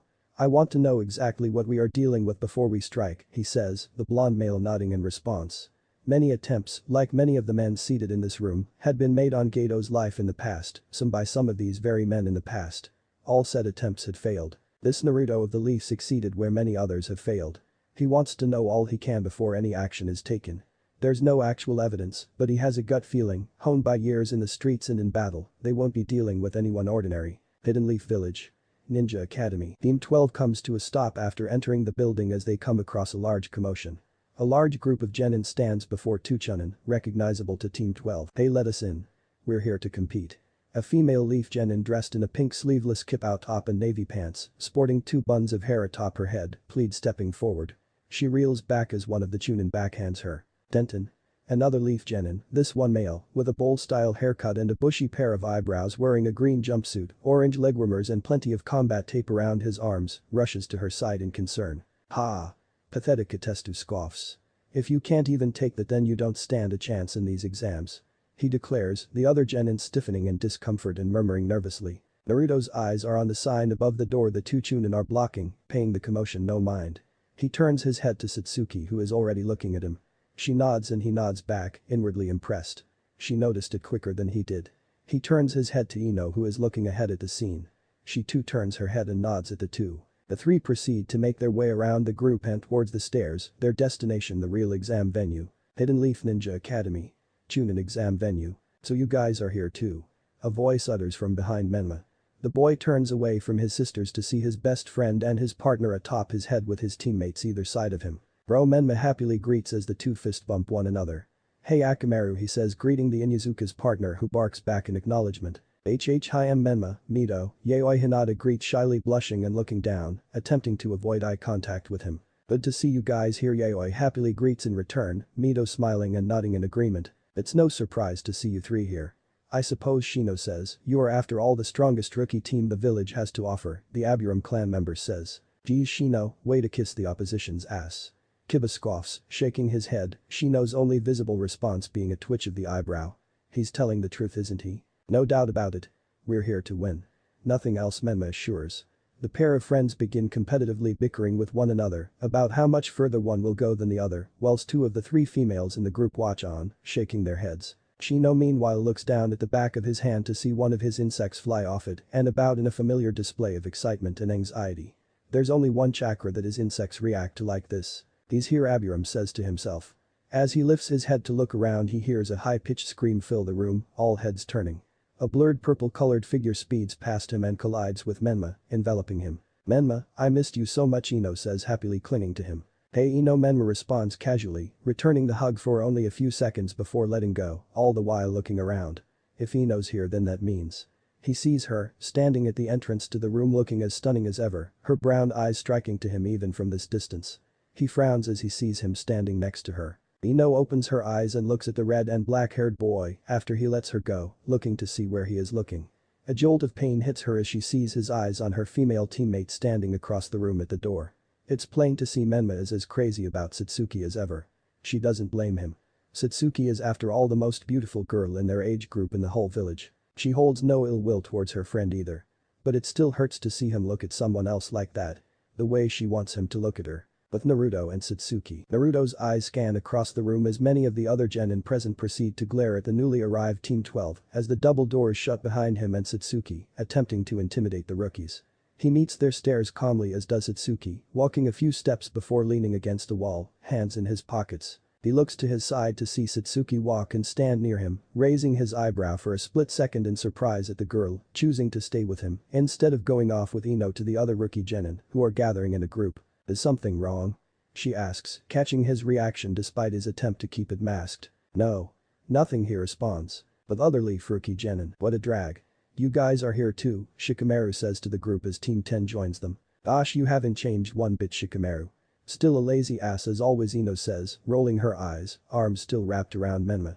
Shikamaru looks at the Yamanaka clinging to Menma and then looks at the red and black-haired boy. His attention seems to be elsewhere, eyes glued to the other side of the room. Shikamaru follows the gaze to be met with the sight of the other two members of Team 12 standing together. MHM. Well, by the looks of it, you guys haven't changed much either, he answers. Team L. Shikamaru is cut off from finishing his sentence as all heads turn to the door, another team belonging to the Leaf enters. Sasuke. Sakura happily exclaims, jumping for joy. Meanwhile Shino's shade-covered eyes are on the blonde Leaf ninja clad in black standing across the room. Shino looks back down at his hands to see a few more of his insects crawling along his hands quickly and a few taking flight. He infuses some of his own chakra in an attempt to calm the creatures. It seems your chakra is as intimidating as ever. Naruto of Team 11. Hisateru once again chuckles to himself, still not over the ass-kicking the Uchiha has just taken at the hands of that other weird-looking Leaf genin. He inwardly sighs to himself. This is the less fun part about being undercover. Not being able to have fun and go all out all the time. He would have loved to take that guy on for himself. Sasuke inwardly curses to himself as Team 11 enters the exam venue. He had been beaten. Humiliated. Again. First Naruto, now that weird-looking Lee guy. To think there were such incredible fighters in his own village, capable of dispatching even him easily. It makes him wonder how many other ninja like that there are from other villages in this very room. The three spot the rest of the Leaf rookie genin as soon as they walk in and walk towards them. But the rookie genin group. Sasuke. Sakura exclaims, walking up to the Uchiha boy as Team 7 steps up to the group. I just knew you were gonna be here. There's no way the strongest genin in the village wasn't gonna compete in the exams, she says, looking at him adoringly with the boy saying nothing in response, staring back at her blankly. History chuckles again, Sasuke turning and frowning at him in response. Yeah, the strongest genin in the village. Sasuke hears, in a class of his own. History chuckles while Kaori rolls her eyes. Hisateru just loves winding Sasuke up. Is she really gonna have to separate these two in front of all these people? Sasuke's not the strongest, billboard brow Ino says to the pink-haired Kunoichi. Oh boy, here we go, Shikamaru says, shaking his head as all the rookies present heave a collective sigh knowing what's to come. Yes, he is an Ino pig. Sakura shouts angrily, turning to the Yamanaka who finally let go of Menma. No, he's not, she denies. Ugh, we get it. Menma and Sasuke are really cool. Can you two pipe down?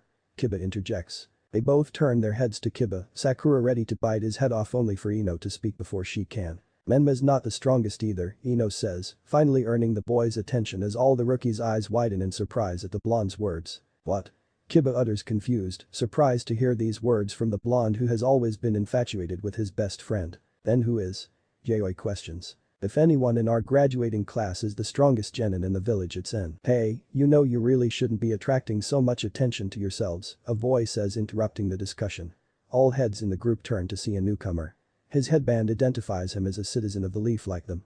He bears ash-gray hair tied in a ponytail and onyx-colored eyes with black-rimmed circular glasses over them. He wears a dark purple shirt with a high collar, a white undershirt and dark purple pants with a white cloth waistband. On his hands are fingerless gloves the same color as his pants with armored plates on the back of his hands. And just what's it got to do with you? Ino asks the stranger, huffing. Sorry, the newcomer chuckles. I meant no offense, just looking out for some fellow Leaf ninja. You're the rookies, right? Fresh out of the academy. Take a look around.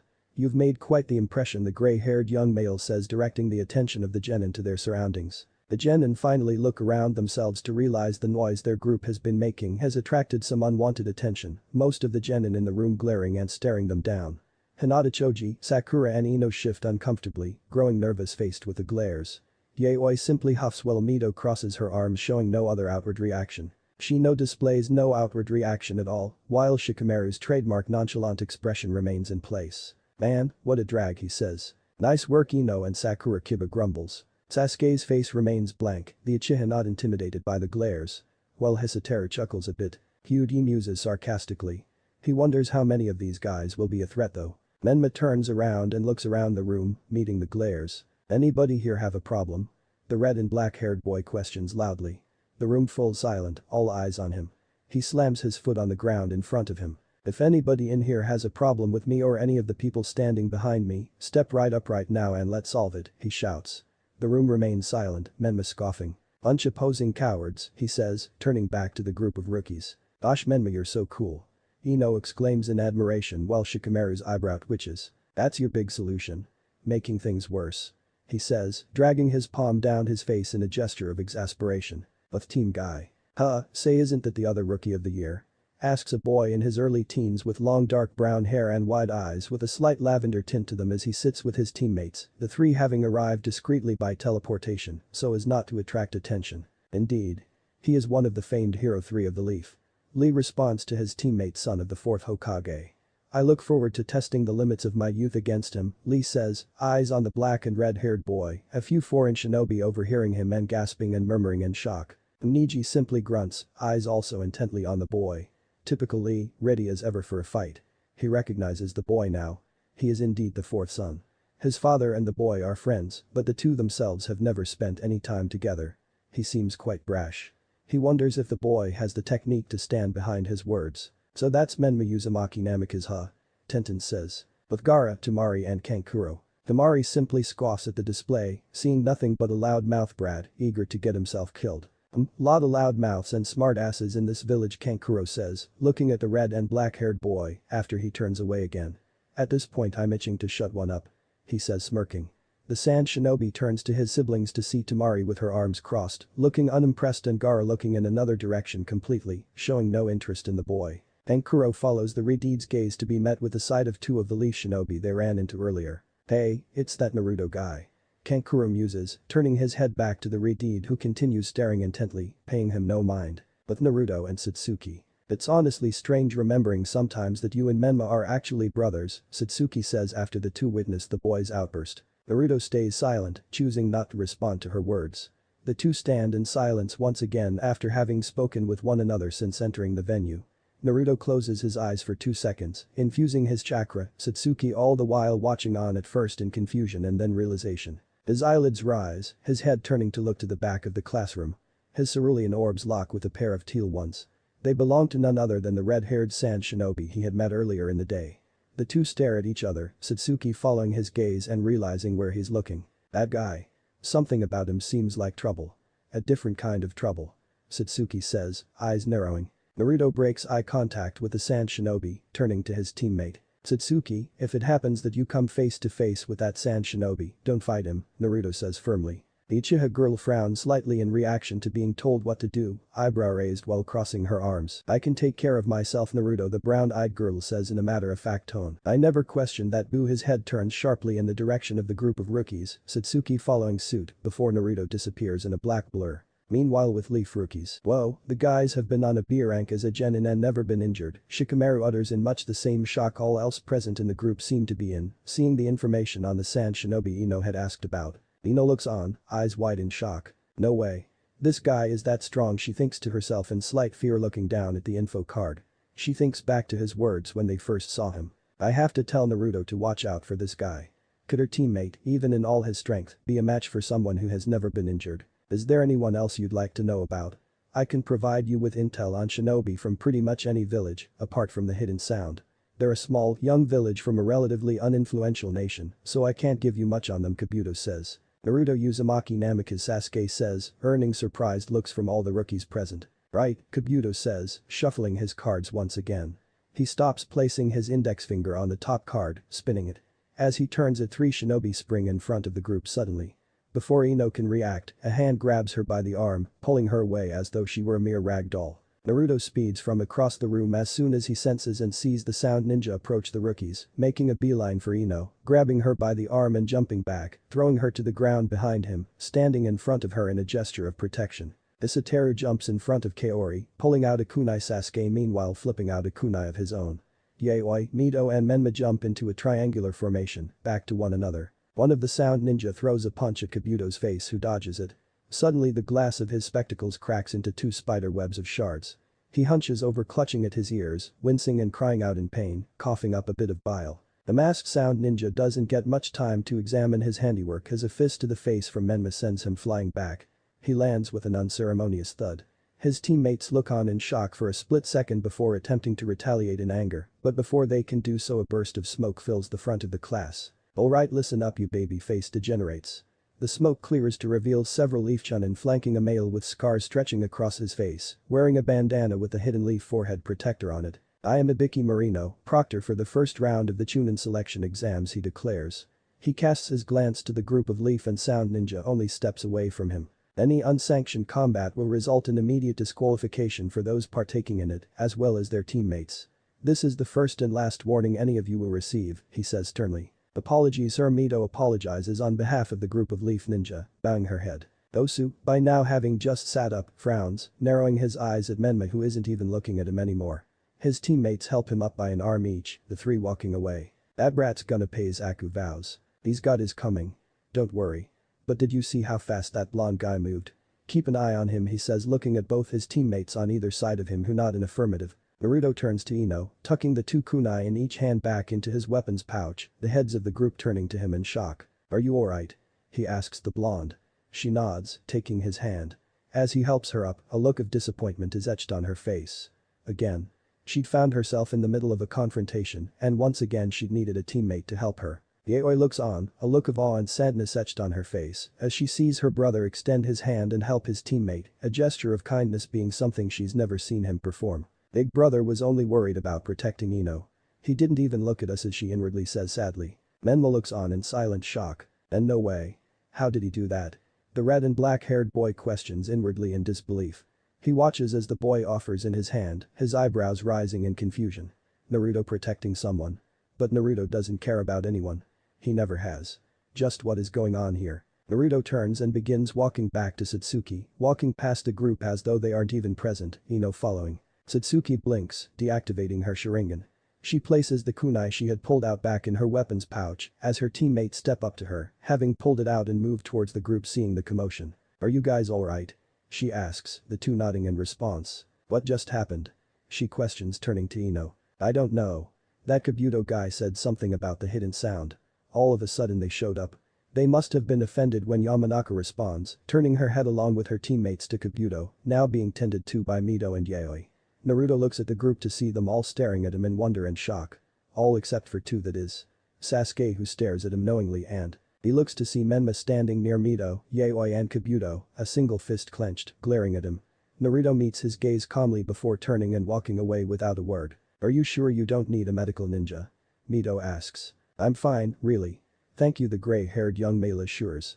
He glances at the blonde boy garbed in black walking away from the group, seeing him clearly through the holes once occupied by the glass of his rimmed spectacles, narrowing his eyes in thought. But team guy, such incredible speed. Who is that? Lee shouts in disbelief and excitement, slamming a fist onto the desk he is sitting on. Fenton watches on speechless. No way. He's just as if not faster than Lee. How did he react that quickly? She thinks in shock. Niji stares at the blonde boy, eyes narrowed in thought. He looks familiar. Isn't that? It is that boy. The one everyone in the village. So then he says, outwardly piecing the puzzle in his head together. He's the loud one's brother. The second son of the fourth. Niji says. Come to think of it, isn't the blonde older? Far more disturbingly, however, he knows the blonde to be an untalented shinobi, the worst of his generation. Even the most talented genin among a class of graduates aren't anywhere near that level of speed and reactivity. Niji's eyes narrow in thought. His interest has been piqued. With Gaara, Temari and Kankuro. Kankuro's mouth hangs open in disbelief. No way. I had my eyes on him. I didn't even see him move.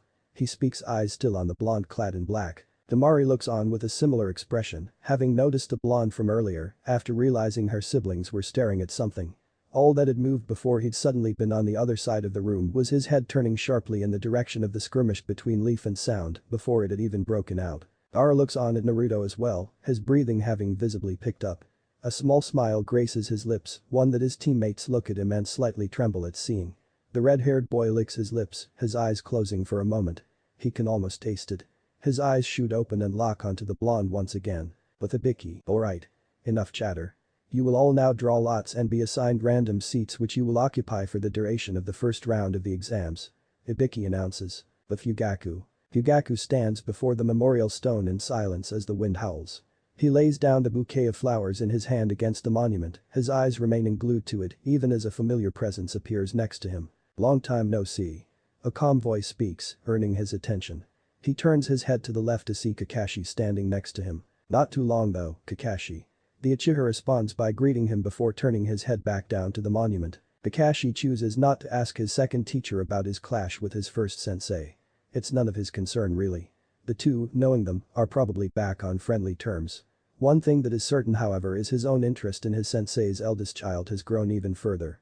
He looks down at the monument as well, the two standing together for a few silent moments. "Tell me, how's Sasuke coming along?"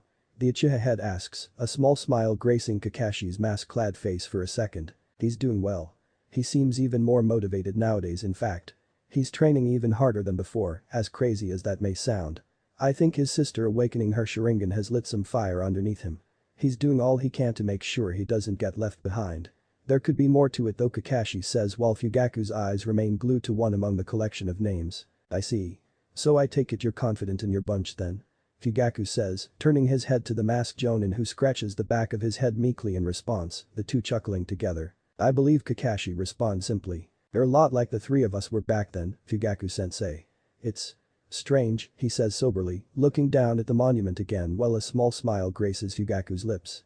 He can understand Kakashi seeing some of himself in Sasuke. In truth he does too. But to think there's someone on Kakashi's team similar in any way to Obito. He can't wait to meet whoever that is, as well as see what they're made of in the exams. "What about yours?"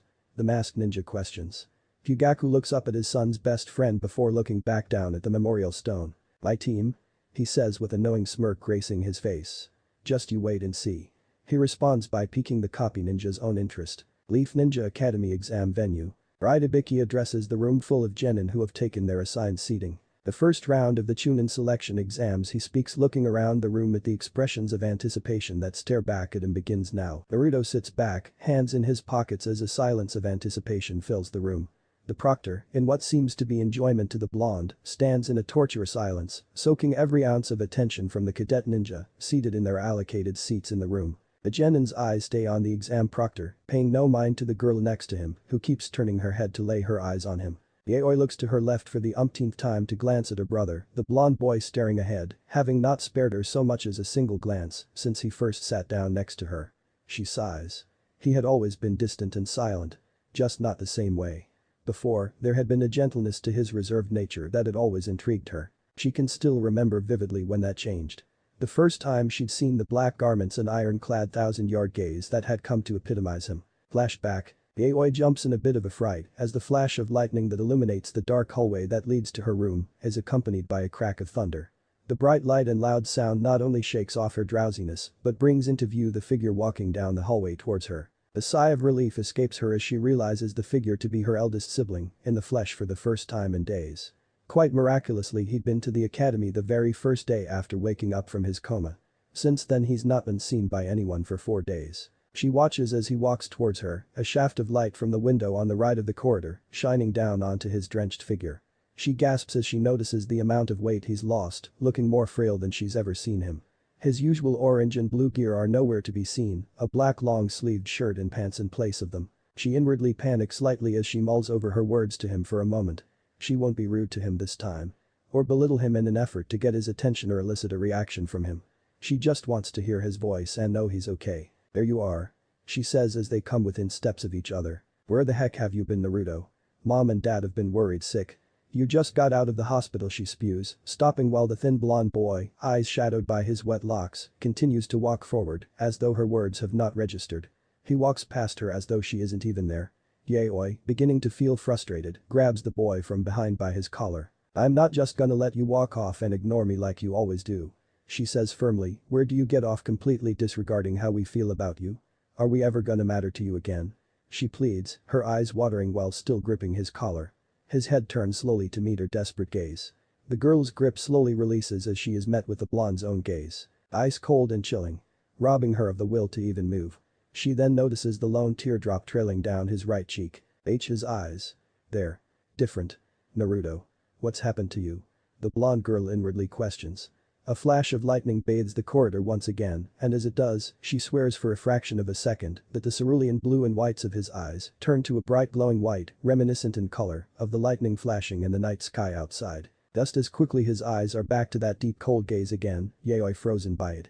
He turns his head again and continues to walk down the corridor, not uttering a single word. Flashback ends. Yaoi's mouth opens, but no words leave it, the object of her attention still focusing his own elsewhere. The first round of these exams will be a written exam consisting of 10 questions. Ibiki speaks, as the Chunin lined up on either side of the room proceed to hand out papers to the genin. The rules of this exam are as follows. Rule 1.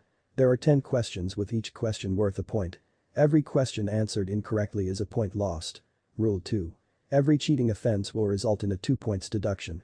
Once the maximum of 10 points has been expended, disqualification is the result. And Rule 3.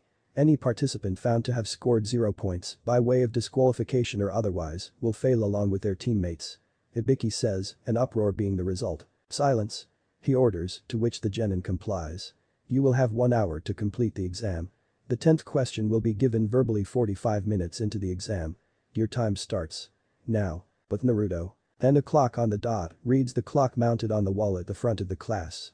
Naruto grabs the piece of paper in front of him and turns it over. His eyes scan over it for a few moments. After reading it for a second time he sits forward, resting his chin upon interlocked hands, his eyes closed. This is not genin level theory. In fact, most chunin level ninja would struggle with some of these questions. A maximum of 5-point deductions for cheating offenses instead of immediate disqualification. And theory is practically impossible for genin level ninja to understand Naruto analyses. His eyelids rise, his eyes darting around the room and up at the ceiling. Intelligence gathering, huh? Alright then. But Ino smirks to herself, inwardly squealing as she memorizes the last bit of Billboard Brown's work. Of course forehead, having the big brain she does, had made relatively short work of the exam paper. And taking control of her body had proven no trouble at all. She smirks slyly to herself again. Sensei only banned her from using it in real combat situations, after all, so this was perfectly fine. Come on guys. We've got this, as she inwardly assures, confident her teammates are by now going about getting the answers. But Satsuki. You always did spend so much time trying to master your theory. Satsuki says inwardly, her Sharingan eyes firmly on an exam participant a few rows ahead of her. Maybe that's why you were never able to beat me, she muses. No. That's not it. In any case, you've turned out to be useful, Mito. She says to herself as her Sharingan effortlessly copies the pen strokes of the redhead meters away from her, filling her exam paper with answers. But Naruto. Team 43, fail. Yet another Chunin proctor's voice calls out. Team 37, failed. Another calls out. Naruto sits still as a projectile darts past him and embeds itself into the desk behind him. He turns his head to see a distraught-looking Leaf Genin, looking down at the kunai jutting through his paper and desk. Team 21, fail. The blonde turns his head back to the front, cracking his knuckles and patiently awaiting. Ibiki watches on, eyes narrowing in thought, as he notes the blonde's nonchalant reaction, not stiffening or flinching one bit during the display. That kunai could have killed him, and yet. He says to himself as he looks at the genin, looking calm and collected, having directed his attention back to his test. But Naruto's shadow clone. Here, he says to himself as he senses the chakra signature he's looking for right below him. He reaches in the darkness for his weapons pouch, producing a kunai. He infuses some wind-style chakra, running it along the blade's length and stabbing it into the bottom section of the vent, cutting a small circle. He infuses chakra into the finger of his other hand, placing it on the piece of surface he's cutting. The blonde pulls his finger away, the circle sticking to it, placing it aside. He reaches into his pouch again, this time pulling out a circular piece of glass, framed by its own circular piece of black steel. He brings it to his eye, leveling it with a hole, looking down into the exam venue, past a head of red hair tied into a ponytail, to see an exam paper with almost all of its questions answered. He gets to work memorizing it. But Naruto, a wave of memories hits him, and as it does he picks his pen up, filling in all the answers he hasn't managed to give. But Menma taps his pencil a few times, the sound echoing throughout the silent room, no one paying it any mind. 2 minutes pass before he hears the responding set of taps come from his sister rows down. He smirks to himself as he writes the remaining answers down. With Mito on their team and their level of communication, there's no way they could ever fail this exam. He just hopes Yaoi can keep her head in the game, that being put next to him doesn't distract her. Meanwhile with Niji's eyes sweep across the room, Byakugan active and searching for answers. The Hyuga Genin stops in his proverbial tracks, gasping in awe at what has caught his attention. In the sea of chakra networks of all the exam participants, Niji lays his eyes on one in particular. Unlike all the other individuals in the room, whose chakra shines a blue hue as it flows through their bodies, a snow-white color radiates throughout this individual's chakra network. The shock causes Niji to release his grip on his pencil for a moment, earning a raised eyebrow from the genin seated next to him as he gazes at the blonde boy in black once again. He flares his chakra, attempting to release any. None seems to have been cast. What? Just what kind of chakra is that? The Hyuga questions inwardly. Just. What is he exactly? But Naruto sits with chin resting upon interlocked hands. The blonde can feel a few pairs of eyes on him now, though not entirely sure where each pair is located in the room. His own display earlier on in that skirmish between Sound and Leaf must have attracted some attention, contrary to the boy's own liking. He would have much preferred being a complete mystery at this stage in the exams. It was far more advantageous. But as soon as he'd realized Ino was in possible danger, there had been no time to think. His body had reacted on its own in an effort to protect the girl. Why? Why? His own voice echoes the question in his head. Why had he reacted that way? It would have been much more like him to sit back and entertain himself by watching the two groups fight while collecting intel. That's probably what he was going to do anyway after making sure Ino was safe. He attempts to let his mind drift from the question, but it gives him no reprieve. The idea of not being fully aware or understanding of his own actions leaves a bad taste in the blonde's mouth. He frowns to himself at the notion and silently shakes his head, this time attempting more forcefully to rid himself of the thought. Ino is a teammate. Her presence is vital to the team's progression through the exams, thus protecting her was absolutely necessary. If anything had happened to her, it would have been detrimental to the team's hopes of success in the exams. In the heat of the moment of that skirmish, his logic had seemed like instinct. But that's all it was, logic. Yes, that was why he had reacted so suddenly to protect her. But Ibiki. Alright, the time has come for the 10th question to be given, Ibiki announces, the exam participants looking in almost palpable anticipation, the Jonin smirking at this. But first, you will each be given the opportunity to decide whether or not you wish to answer this question. He continues, earning a number of raised eyebrows and confused expressions in reaction. Please note 2 rules in relation to this question. First, participants who choose not to attempt the 10th question will automatically forfeit all points and be disqualified along with their teammates, and secondly, those who answer the 10th question incorrectly will also automatically forfeit all points and as well as failing the exam will be barred from ever competing in the Chunin exams again, Ibiki announces. Confusion morphs into a mixture of disbelief, shock and outrage.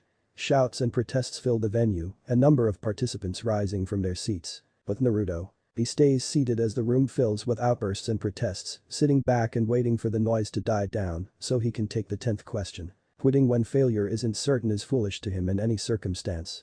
In any event, the blonde doesn't for a split second believe the proctor's announcement. Silence. I'll fail anyone who refuses to cooperate immediately, Ibiki warns sternly, the protesting genin begrudgingly silencing themselves and taking their seats. Those who do not wish to take the 10th question, raise your hands. Silence fills the venue for a few moments. Murmurs are audible as some genin slowly raise their hands and more as the minutes pass. Chunin exam proctors approach the genin, requesting their team numbers and calling out to the teammates of those who forfeit to leave the venue with their squad mates. Many wipe tears from their eyes while others curse one another, looking on the verge of exchanging fists as they leave the room. Naruto watches nonchalantly, arms crossed. He doesn't expect either of his teammates to quit but can't be certain they'll all find the answer either. He turns his head and an eyebrow rises as he sees the hand of the girl next to him rise. With Ino, damned it, the Yamanaka curses to herself. She glances down to see her own hands shaking and looks around to see other genin leaving the room. She watches on his hands rise, hearts break and friendships end. She swallows the lump in her throat and closes her eyes, almost pleading to whatever supernatural force she can. But Satsuki leans forward, gazing intently at the exam proctor, jaw clenched in anticipation. Her eyes dart occasionally at those that stand up and leave. With Yaoi's hand shakily rises, all participants remaining in the room seated, turning their heads and some gasping, recognizing the hero Kunoichi.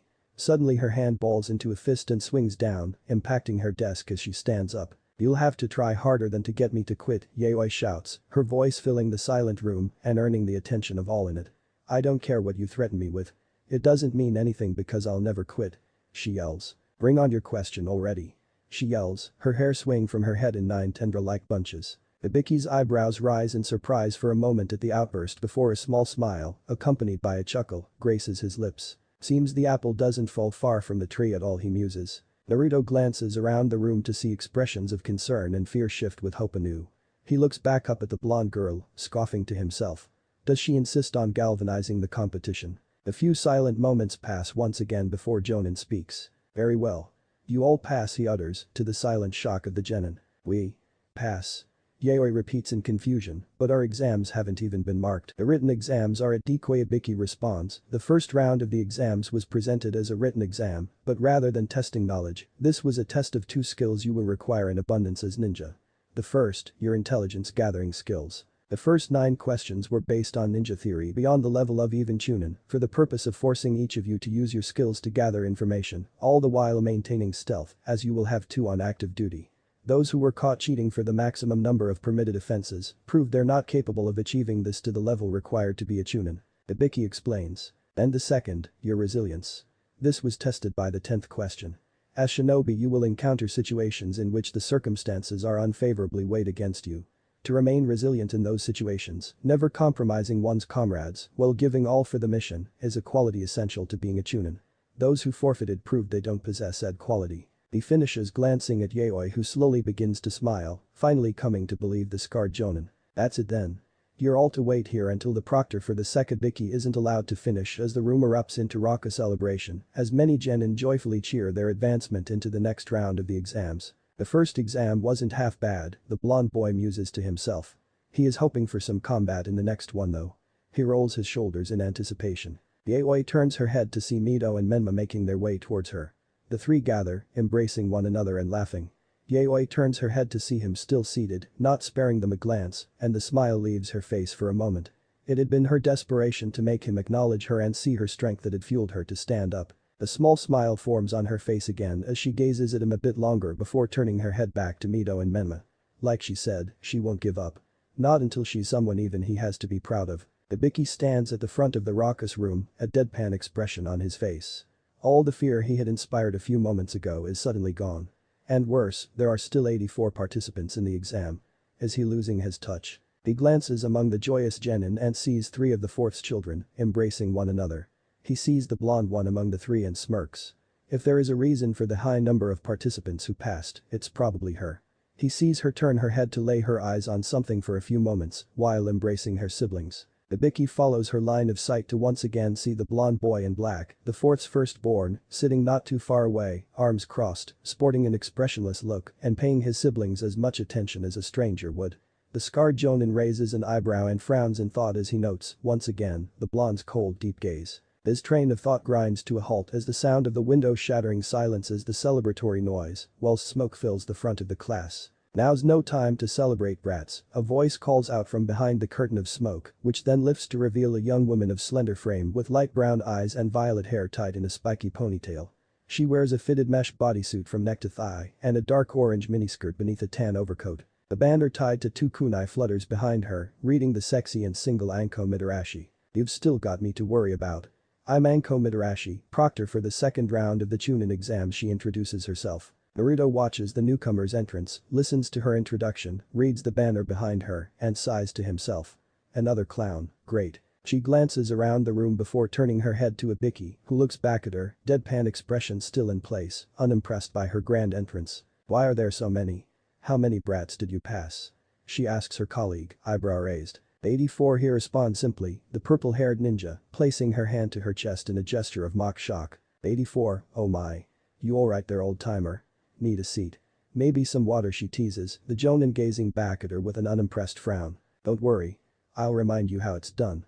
At best, there'll only be 20 of these brats left when I'm through with them. Anko smiles deviously, turning to the genin, some of whom stiffen in fear at her words. Right, the venue for your next exam is Training Ground 44, located nearby, straight in that direction. She says, pointing in the direction of her entrance. We're to rendezvous there at 5. Be prompt or you will fail, she declares, before turning to Ibiki, smiling cheekily and disappearing in a burst of smoke. Ibiki shakes his head and leaves, saying no more. Naruto stands as the room begins to empty, turning to see Satsuki approach him, Ino not far behind. They begin to make their way toward the exit as Ino joins them. So how'd you do it? Satsuki asks him, the blonde raising an eyebrow at the vague question. Do what? He responds. Your shadow clone. How'd you manage to relay the information it got from Mito's paper? She elaborates, Naruto's eyebrows rising slightly in realization. A glimmer of a smirk appears on the boy's face for a second as he recalls Satsuki activating her Sharingan earlier during the skirmish with O-Sound Ninja. She must have been aware of the clone from back then. We're through, you guys. Ino exclaims, putting an arm around both as they continue to walk. Satsuki smiles in acknowledgement at the Yamanaka before looking back at her male teammate, awaiting an answer. Convenient that you mention it actually. It'll come in handy if the next exam is anything like what I'm expecting, he says, the two kunoichi listening intently. Elsewhere in the village. That's pretty much it really. The bit's worth going into detail about anyway, Kakashi says laying his chopsticks to the side, a half-empty plate before him. Fugaku holds his own in hand, busy with his own meal. I do confess a bit of concern. Sasuke's desperation to awaken his own Sharingan may lead him to act rashly.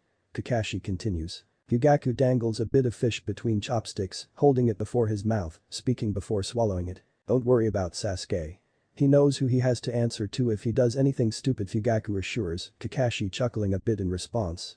The two sit in silence for a few moments, Kakashi ruminating for a while, before deciding he's unable to help himself. So tell me sensei, what do you make of Naruto? Kakashi asks, Fugaku looking up from his plate at the masked ninja, chewing his food slower, a thoughtful expression on his face. The Uchiha picks another mouthful of food off his plate, speaking before placing it in his mouth. Well, between you and me, he says before chewing, swallowing and looking up at the masked ninja, of all the shinobi I've ever laid eyes on, fought with and against. He has the most latent potential I've ever seen, he says plainly, Kakashi gasping and dropping the chopsticks he's just picked up. The masked ninja gazes at the Uchiha who continues eating, eyes wide. He waits for a moment for his mentor to say he's joking and then remembers that the man in front of him, unlike his other teacher, doesn't have a taste for humor. Hey, are you sure about what you've just said, sensei? Kakashi utters, his tone shifting into a more serious one. You'll see it for yourself, the Uchiha clan head says simply, divulging no more, well aware the younger Jonin is fishing.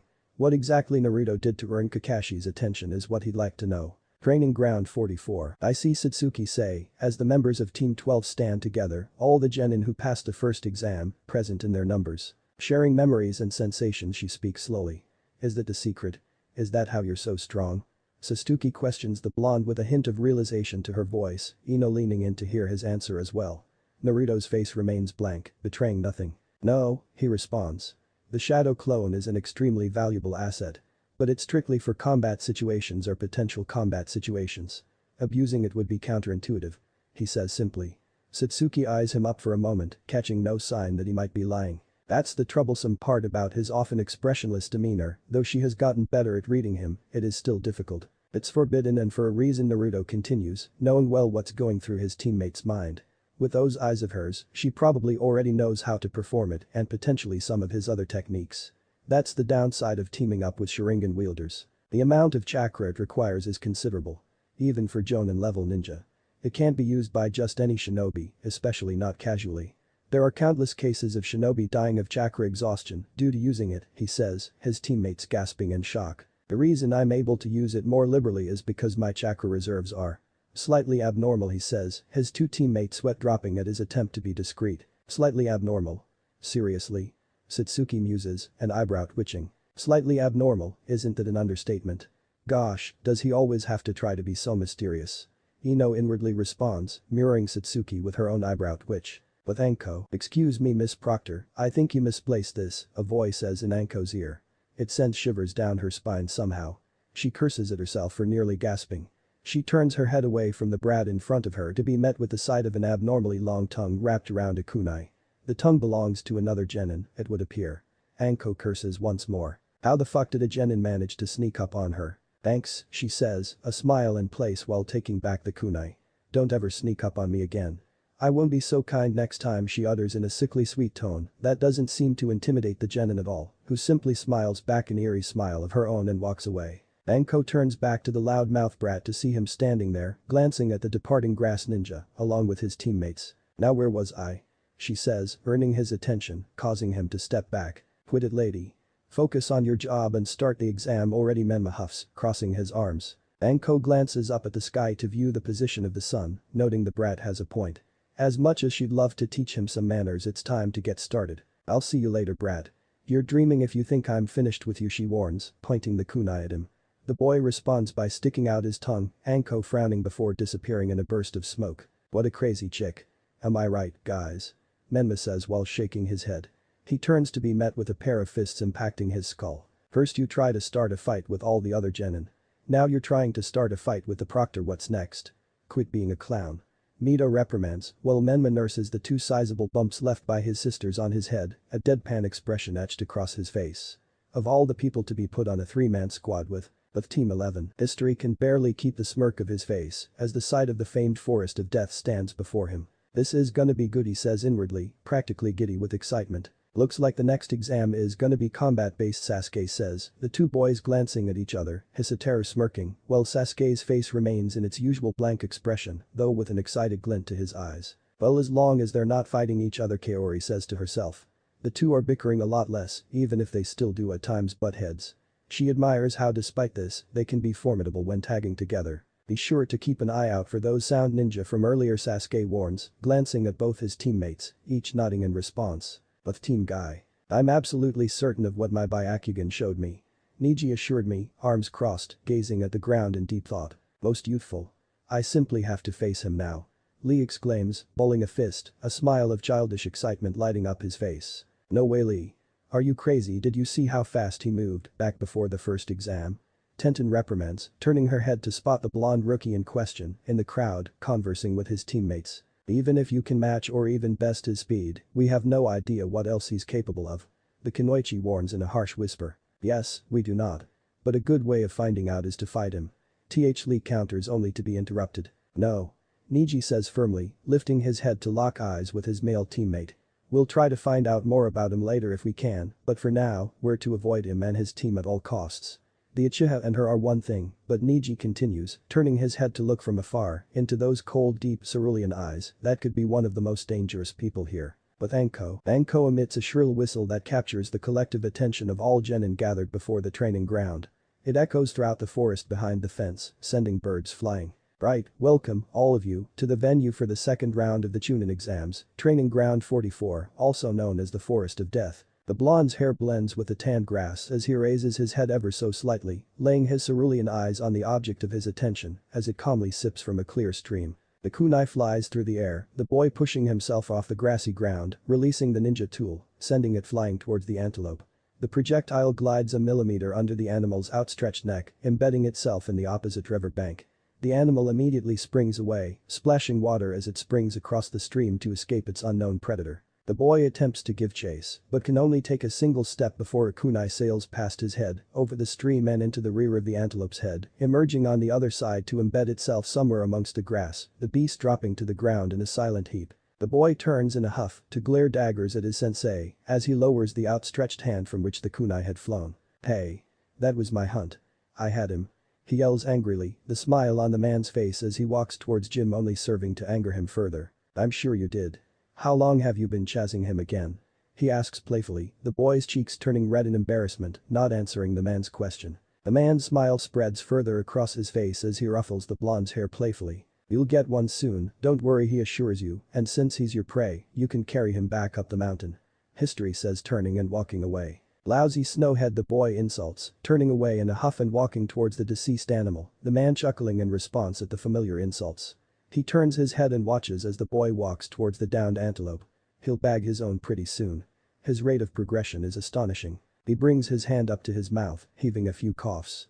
He looks down at the hand to see his palm smeared in red. He quickly bends over, wiping the blood onto the dirt, glancing over at the boy, whose back is still turned to him, standing over the antelope. The pain in his chest is slowly reaching unfamiliar levels. Can't be too long now. Flashback ends. The deer drops to the ground as the kunai buries itself in the beast's neck, killing it instantly. A figure dressed in black emerges from the shadows from which the projectile came, walking towards the silent creature slowly. The wind blows, pulling back the hood over the figure's head to reveal a head of blonde hair. The rays of the sun cut through the thick canopy above to shine on the figure as he comes to a stop before the silent animal. Flashback. This is the venue for the second round of the Chunin exams, Training Ground 44, also known as the Forest of Death, Anko announces, watching on with a gleeful smirk as the cadets stand in silent apprehension. For the second exam, you will be required to fight for survival in the forest for a period of 5 days while attempting to reach the tower in the center. Additionally, each team will be given one of a set of 2 scrolls, marked Heaven and Earth, and will have to acquire the other to qualify for the next round by any means necessary, as well as reaching the tower with both scrolls unopened, with all 3 members of their squad present and accounted for. Failure to meet all of these conditions will mean failure of the exam. She finishes. Flashback end. A deer rests atop his shoulders as Naruto makes his way back to the location of his teammates. His expressionless face contorts into a frown as he detects 3 unfamiliar chakra signatures approaching the same location. He curses inwardly. There's no way he'll make it back in time. Especially since he has to deal with the 3 who have been watching him first. Come out and let's get it over with, he says nonchalantly. 3 shinobi bearing hidden stone headbands immediately appear encircling him. All 3 are male. Yup, no mistake. That's him, one says with a smirk on his face. Imagine our luck, guys. Forget Chunin, Lord Tsuchikage will have us promoted to Jonin when he hears about this, another says as the 3 slowly walk around him, encircling him as though he is their prey, to the blonde's silent amusement. So you're the Yellow Flash's firstborn, huh? The first to speak questions. Naruto simply stares back at him. He asked you a question, kid. Talk. A third demands. The kid scared. Lost your tongue, brat. Another laughs, the other two chuckling in response. If it'll get you to shut up, my father died a long time ago, he responds plainly, dropping his prey from his shoulders. Lying won't save you. We know exactly who you are. Fate's put you right into our hands. Try not to make too much of a mess, guys. We still have to take his head and check his body for a scroll after the stone, Genin says as the three begin to enclose on him, the blonde's demeanor still nonchalant. But Satsuki and Ino, it's just scary sometimes, Yamanaka says, moving her head to the side, away from the fire that she and her teammates sit on either side of, beneath a darkening sky. Realizing how far ahead you guys are of me, she continues in a somber tone, I can't always gonna be the one holding you back, her face shifting into a frown. Uchiha responds, you're not. She stops speaking as the Yamanaka jumps to her feet with a kunai drawn, the two genin turning their heads to see their third teammate emerge from the shadows of the trees, Satsuki all the while remaining seated. Sorry guys, I couldn't find anything. The blonde doesn't finish his sentence as a fist connects firmly with his face, sending him back. He falls back looking up, shocked to see the female genin who had been sitting a split second earlier standing with the fist that had just met him, outstretched. What the hell are you doing? He demands, clutching at his face. Naruto would never allow me to land a punch on him that easily, Satsuki utters plainly. He definitely wouldn't go hunting and come back empty-handed either, she says. He looks to the other genin who approaches as well, kunai in hand. He smirks in response. Well, it was worth a shot. The hard way it is, then he speaks, his voice changing completely. A sound akin to a small explosion accompanied by a cloud of smoke is heard. The smoke lifts to reveal three hidden range shinobi standing side by side. Let's have a look at that scroll, shall we? The hidden range shinobi in the middle says. Satsuki smirks in response, knowing full well that Naruto has the team scroll with him. Come and take it, she dares. The three hidden rain ninja run towards the two, unleashing a flurry of shuriken. The two leaf genin strike the projectiles away with their kunai, running to meet the enemy halfway. Satsuki effortlessly ducks underneath a kunai slash to send a fist into the shinobi's stomach, sending him into his teammate behind him. The two landed in a pile before melting into water. Meanwhile, Ino's kunai meets with that of the third rain ninja, sending sparks flying.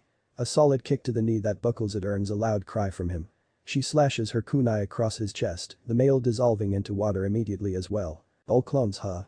Ino muses to herself out loud. Aiki curses to himself, watching from the treetops above as his clones are dispatched in seconds. Damn it. These little bitches can actually fight, huh?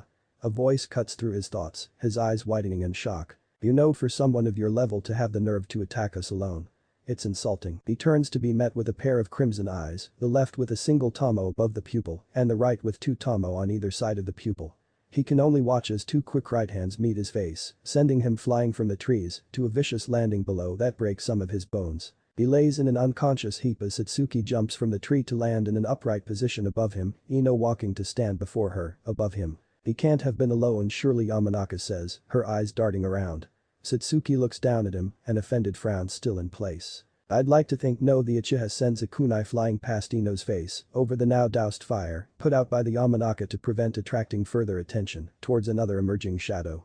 The figure flips out a kunai and effortlessly parries the projectile away, despite the large animal atop his shoulders. Yup, that's Naruto, she says to herself as Ino turns to see their male teammate yet again walking towards them, a large deer atop his shoulders. Stop right there, she commands, pointing her kunai at him. The blonde complies, looking as nonchalant as she would expect. It's him, Ino, Satsuki assures. Let him give the code first, she insists. Naruto drops the dead animal from his shoulders and reaches into his pockets, Ino slightly stiffening in apprehension whilst Satsuki remains relaxed. He produces two scrolls in each hand, both marked heaven. The great team is born from members who give everything for each other, instead of for themselves, he quotes, Ino lowering her kunai as he approaches, a smile forming on her face. He comes to stand above the unconscious rain shinobi, the three now surrounding him. I see you had no trouble dealing with this one. I happened to run into his teammates on the way back. Actually, he informed me, the two rolling their eyes at his way of putting it. Neither of them had the scroll, which means it's on him. Satsuki searches for the ninja, pulling a scroll from his bodysuit marked Earth. We actually got both on the first day. Ino says to herself gleefully. Satsuki glances at the boy's hands again. Where did you get that second heaven scroll? Satsuki questions. I ran into some other candidates while I was hunting. I managed to snag it from them. He responds, his teammate sweat dropping again. There it is, Mr. Mysterious. There's no mistake. It's definitely him, Ino says inwardly. That's the real Naruto, alright, Satsuki says to herself with a similar deadpan expression in place. But if our scroll is a heaven scroll and we already have the earth to accompany it, what's the point in having that? Ino questions. Narrowing the competition, Naruto responds plainly, turning and walking away. If we can ensure one less team is able to advance, that'll immediately increase our own chances in the next round, he responds. He killed all 3 of those stone genin, as well as the 2 hidden rain ninja that had been in the vicinity and were teammates to the unconscious one. This location's been compromised. Let's find somewhere else to camp for the night, he says as he grabs the dead animal once again, placing it atop his shoulders with ease. His teammates comply as the 3 jump into the canopy above and leap away, leaving the unconscious and injured rain ninja alone. Satsuki douses the breakfast fire as the members of Team 12 prepare to begin moving once again. Hey, why didn't you wake us up last night? Uchiha questions her blonde male teammate as he stretches himself. The trio had obviously agreed to take shifts to keep guard over the camp. Naruto had taken the first shift and what clearly ended up being the only shift. I forgot. In any case, I couldn't sleep anyway, he responds, plainly lying as Ino approaches to join the two. That's not going to cut it, she says, frowning. You can't do everything by yourself. If one of us is exhausted, it puts us all at risk. The blonde resists the urge to roll his eyes. He expects her to know by now that his body is not the same as theirs. Well then, thankfully I'm not exhausted, he says, turning and walking away, Satsuki gritting her teeth in frustration, Ino watching on in concern seeing the Uchiha's expression. Besides, the night went by peacefully, he says. Flashback, the hand goes over the hidden grass genin's mouth, his eyes conveying his emotions of horror as he is pinned back against a tree, his teammates only a few feet away and laying dead alongside one another. A pair of ice-cold cerulean blue eyes cutting through the darkness to meet him. Hand me the scroll, the owner of the eyes orders. The boy complied quickly, pulling it out and handing it over. They'd been taken down by one guy. He didn't even try to call for backup from his sleeping teammates. He wishes they'd never attacked this group. A decision he'll regret for the rest of his life, assuming that's long. His pleas for said life are muffled as a firm chop to the neck knocks him unconscious. Flashback end. Another Earth scroll recovered, another team that won't be advancing, the blonde muses to himself. But Team 11. Kaori watches on in horror as Sasuke writhes in agony, clutching at his neck, a black pattern of 3 Tomo having appeared where the freak of a grass ninja had just bitten him. Her own body is bruised and bloodied. She looks back at the devil-like female, the upper left side of her face burnt away by Sasuke's fire style, to reveal a pale layer of skin beneath, a golden eye with a purple pigmentation around its contour. She knows that I'll be taking this child with me. Her gifts will be of great service to me, the strange man in jounin attire says as a white snake wraps itself around Kaori's helpless sister, whilst her parents grip her, holding her back, tears flowing from all 3. Urin. Tears sting the Kunoichi's eyes. She thought about this moment for that it's here she stands helpless. No. Not again.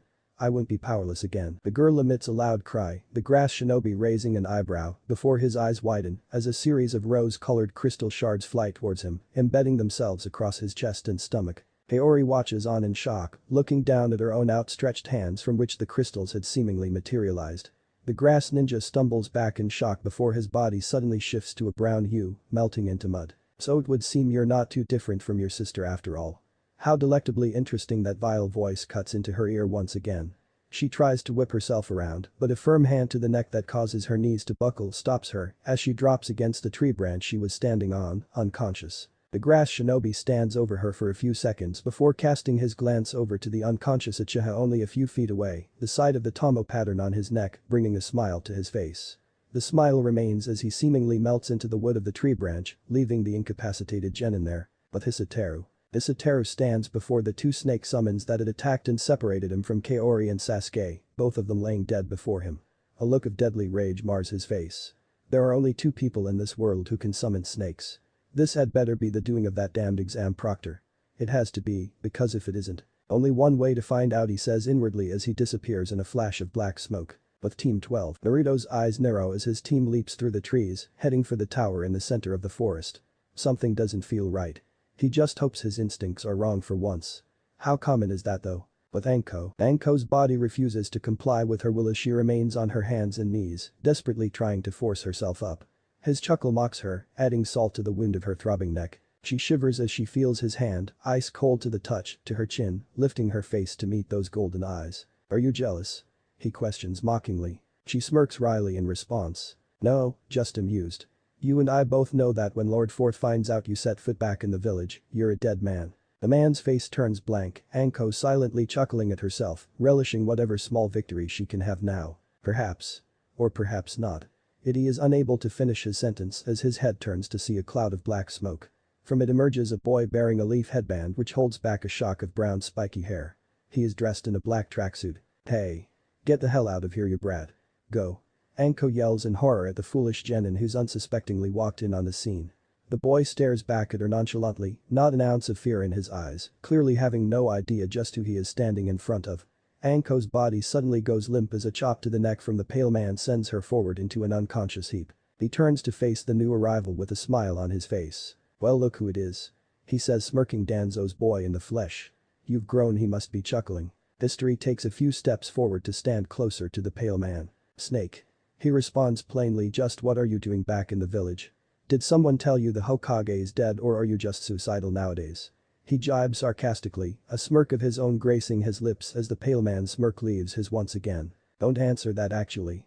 I don't actually care if the boy continues raising his hand. I'm just here to let you know that if you come anywhere near my team again, you won't have to worry about the fourth cause. I'll kill you myself, the brown-haired boy says, his expression turning serious once again, his voice unwavering, showing genuine belief in his own words. A dark chuckle comes from the pale man. Is that so? If you only ever hear the truth once in your life, then that's it, he assures. How sweet.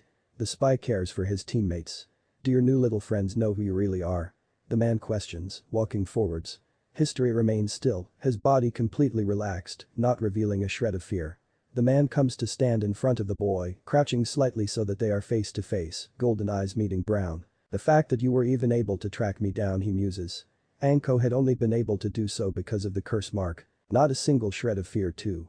You're the real thing, boy. A true shinobi killer, aren't you? Made in your master's image. He says, the boy giving no response. You and dear Sasuke will form quite the formidable partnership. Then of course there's that other little one in her, he continues. Hisateru's eyes narrow at the man's words, filing the thought away in his mind for later. He turns and walks away, leaving the pale man to continue whatever he was doing with the exam proctor. You've been warned, he says simply as a cloud of black smoke surrounds him. He pulls a black object out of his jacket as he leaves the scene. A black mask bearing the design of a human skull. Time to send a message. A few rays of sunshine pierce through the treetops to shine down on the pale man as the last bits of black smoke lift to reveal the boy is gone. He turns to take one last look at the unconscious Anko before turning away. He walks towards the trunk of the tree branch he stands on, seemingly melting into it, sinking away into the depths of the forest for his next prey. With Team 11, the female sound shinobi hurriedly grabs both her injured teammates, fleeing the scene quickly before it's too late, leaving the large group of Leaf Ninja. Kaori continues to hold on to Sasuke, the dark chakra that had ensnared him and possessed him now seemingly having receded. Sasuke. Sasuke. Are you okay? Look at me. She pleads with concern. The Uchiha attempts to force himself up, the Kunoichi trying to keep him down, the other Leaf Genin watching on. No, damn it. You're still injured, stupid.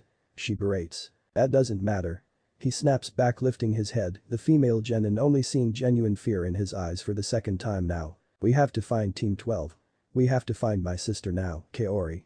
Sasuke shouts, desperation etched across his face. With Team 12, Naruto, Sasuke and Ino continue barreling through the forest towards their destination, leaping from tree branch to tree branch. Suddenly Naruto's eyes widen, the boy whipping out two kunai, just as a devastating gust of wind collides with them out of nowhere. Naruto, having faced wind style far more devastating in comparison, withstands its force, directing his chakra to his feet and attaching himself to a tree branch. His teammates, however, are caught off guard and unprepared, blown away completely by the wind and separated from him. The blonde looks up to see two gargantuan snakes rise from the forest below, to tower above him. They both spring towards him, his kunai in hand. Naruto backflips away as one of the gigantic serpents smashes through the tree branch he was just standing on. The other lunges for him, its mouth open. He weaves a single sign, a clone appearing in front of him. The blonde places his feet on its back, using it to jump and force himself away from the creature as it swallows the clone whole. Just as he lands, a release hand sign in place, the creature is reduced to smithereens, flying in every direction as an enormous explosion comes from within it, leaving it in pieces. The other hisses in pain and confusion, writhing as the force of the blast burns the left side of its head, leaving it blind in one eye. Naruto emerges from the small pillar of smoke that is formed, somersaulting in mid-air above the creature that is unable to react as he swings his arms down, releasing 2 demon windmill shuriken that embed themselves on either side of its head, sending it down to the forest floor where it meets with the ground in a dead sheep before seemingly disappearing into thin air under a cloud of smoke that quickly disperses. The boy lands on yet another tree branch, taking a moment to survey the scene.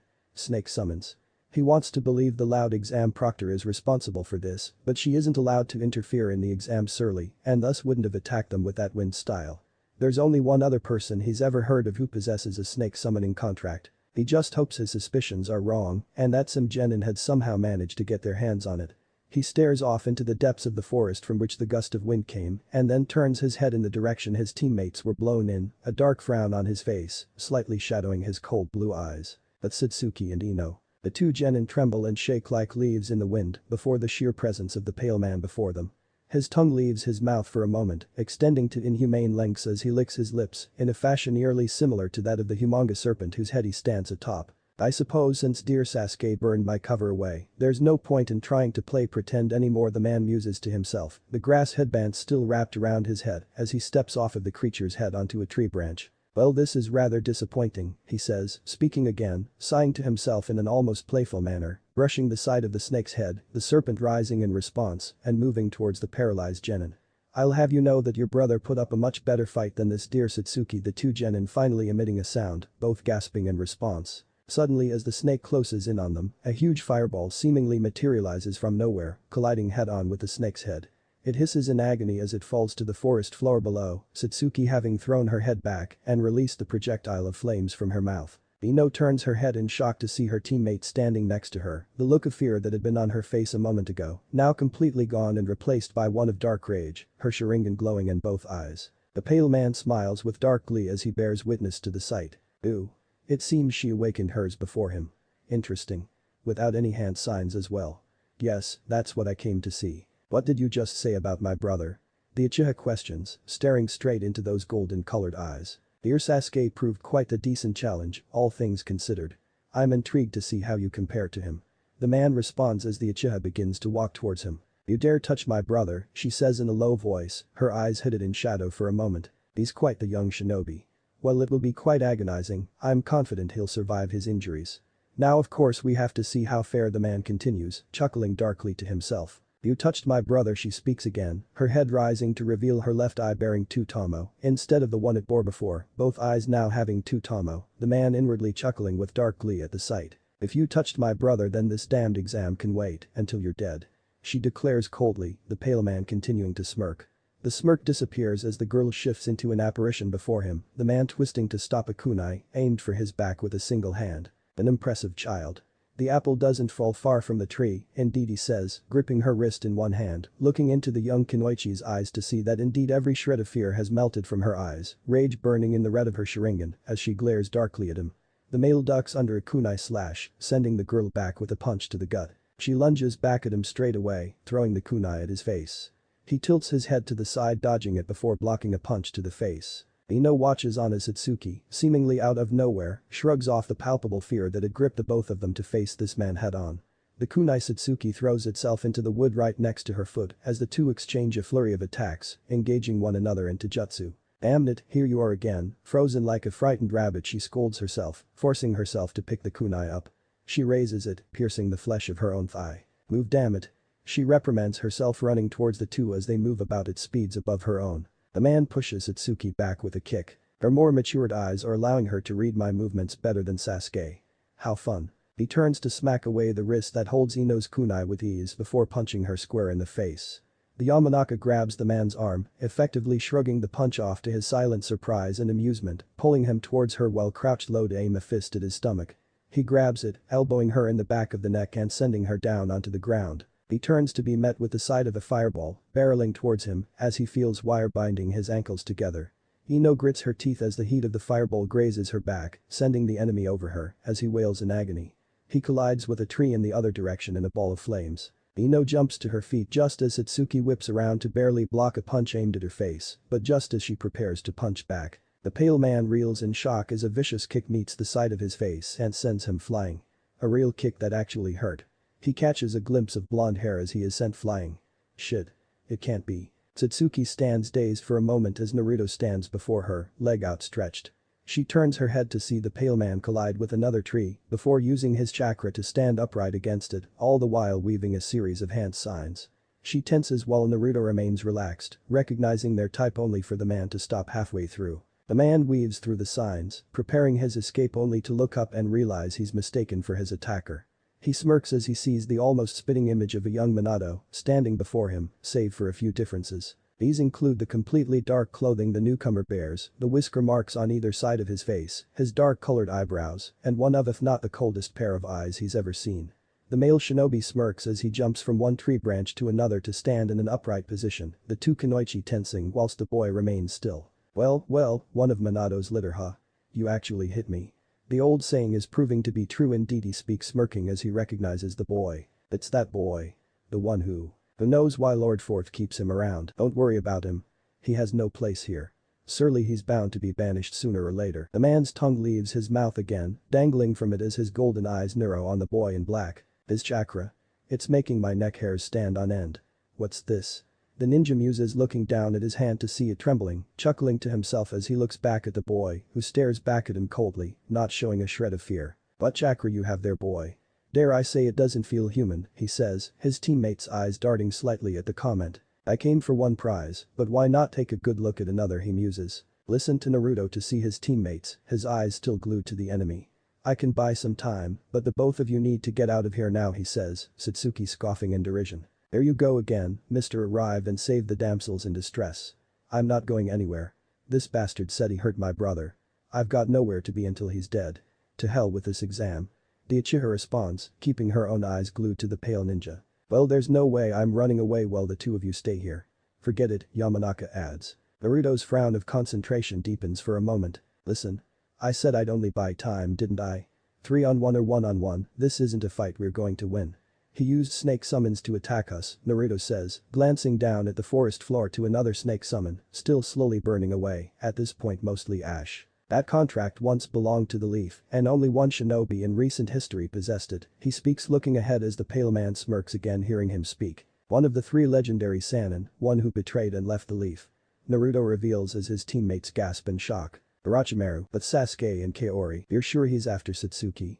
Kaori questions the Uchiha showing slight irritation at her question. I'm certain and I'm going after him, he says, Kaori looking deep into his eyes, seeing the stone-hard certainty in them. Well then I guess I'm coming with you, she says to the Uchiha surprise, grabbing him by the arm and helping him up. You'll have to toughen up and forget about those injuries for a moment, she says in a playful yet serious tone. The members of Team Guy and Team 8 who stand around listening to the conversation look to one another. Shikamaru Choji speaks up for Satsuki in our graduating class.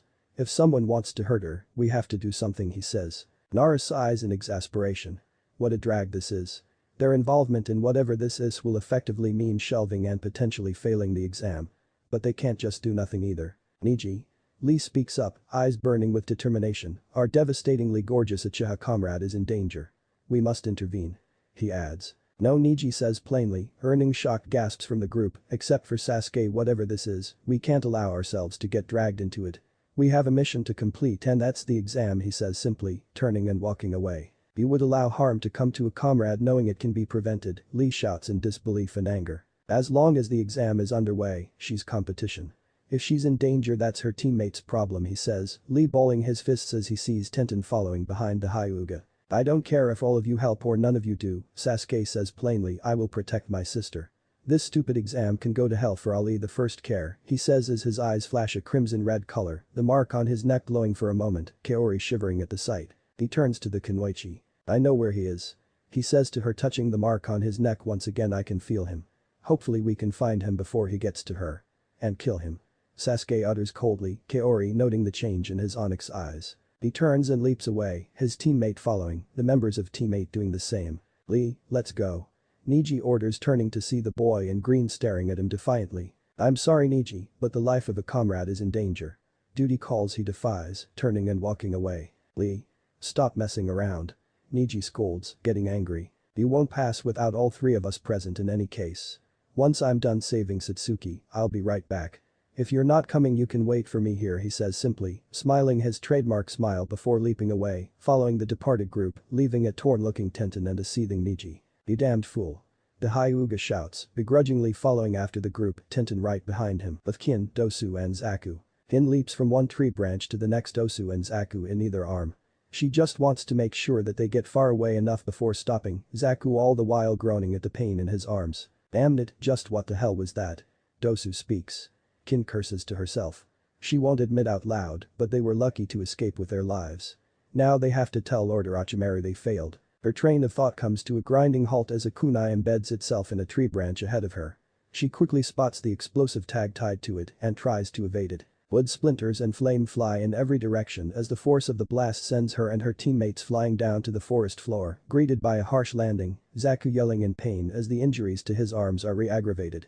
Kin quickly gets to her feet, her teammates struggling up, Dosu faring better than Zaku. She watches as a tendril of fire appears out of nowhere, creeping along the ground, forming a large ring of fire around them, climbing up some of the trees to form a tall wall of flames.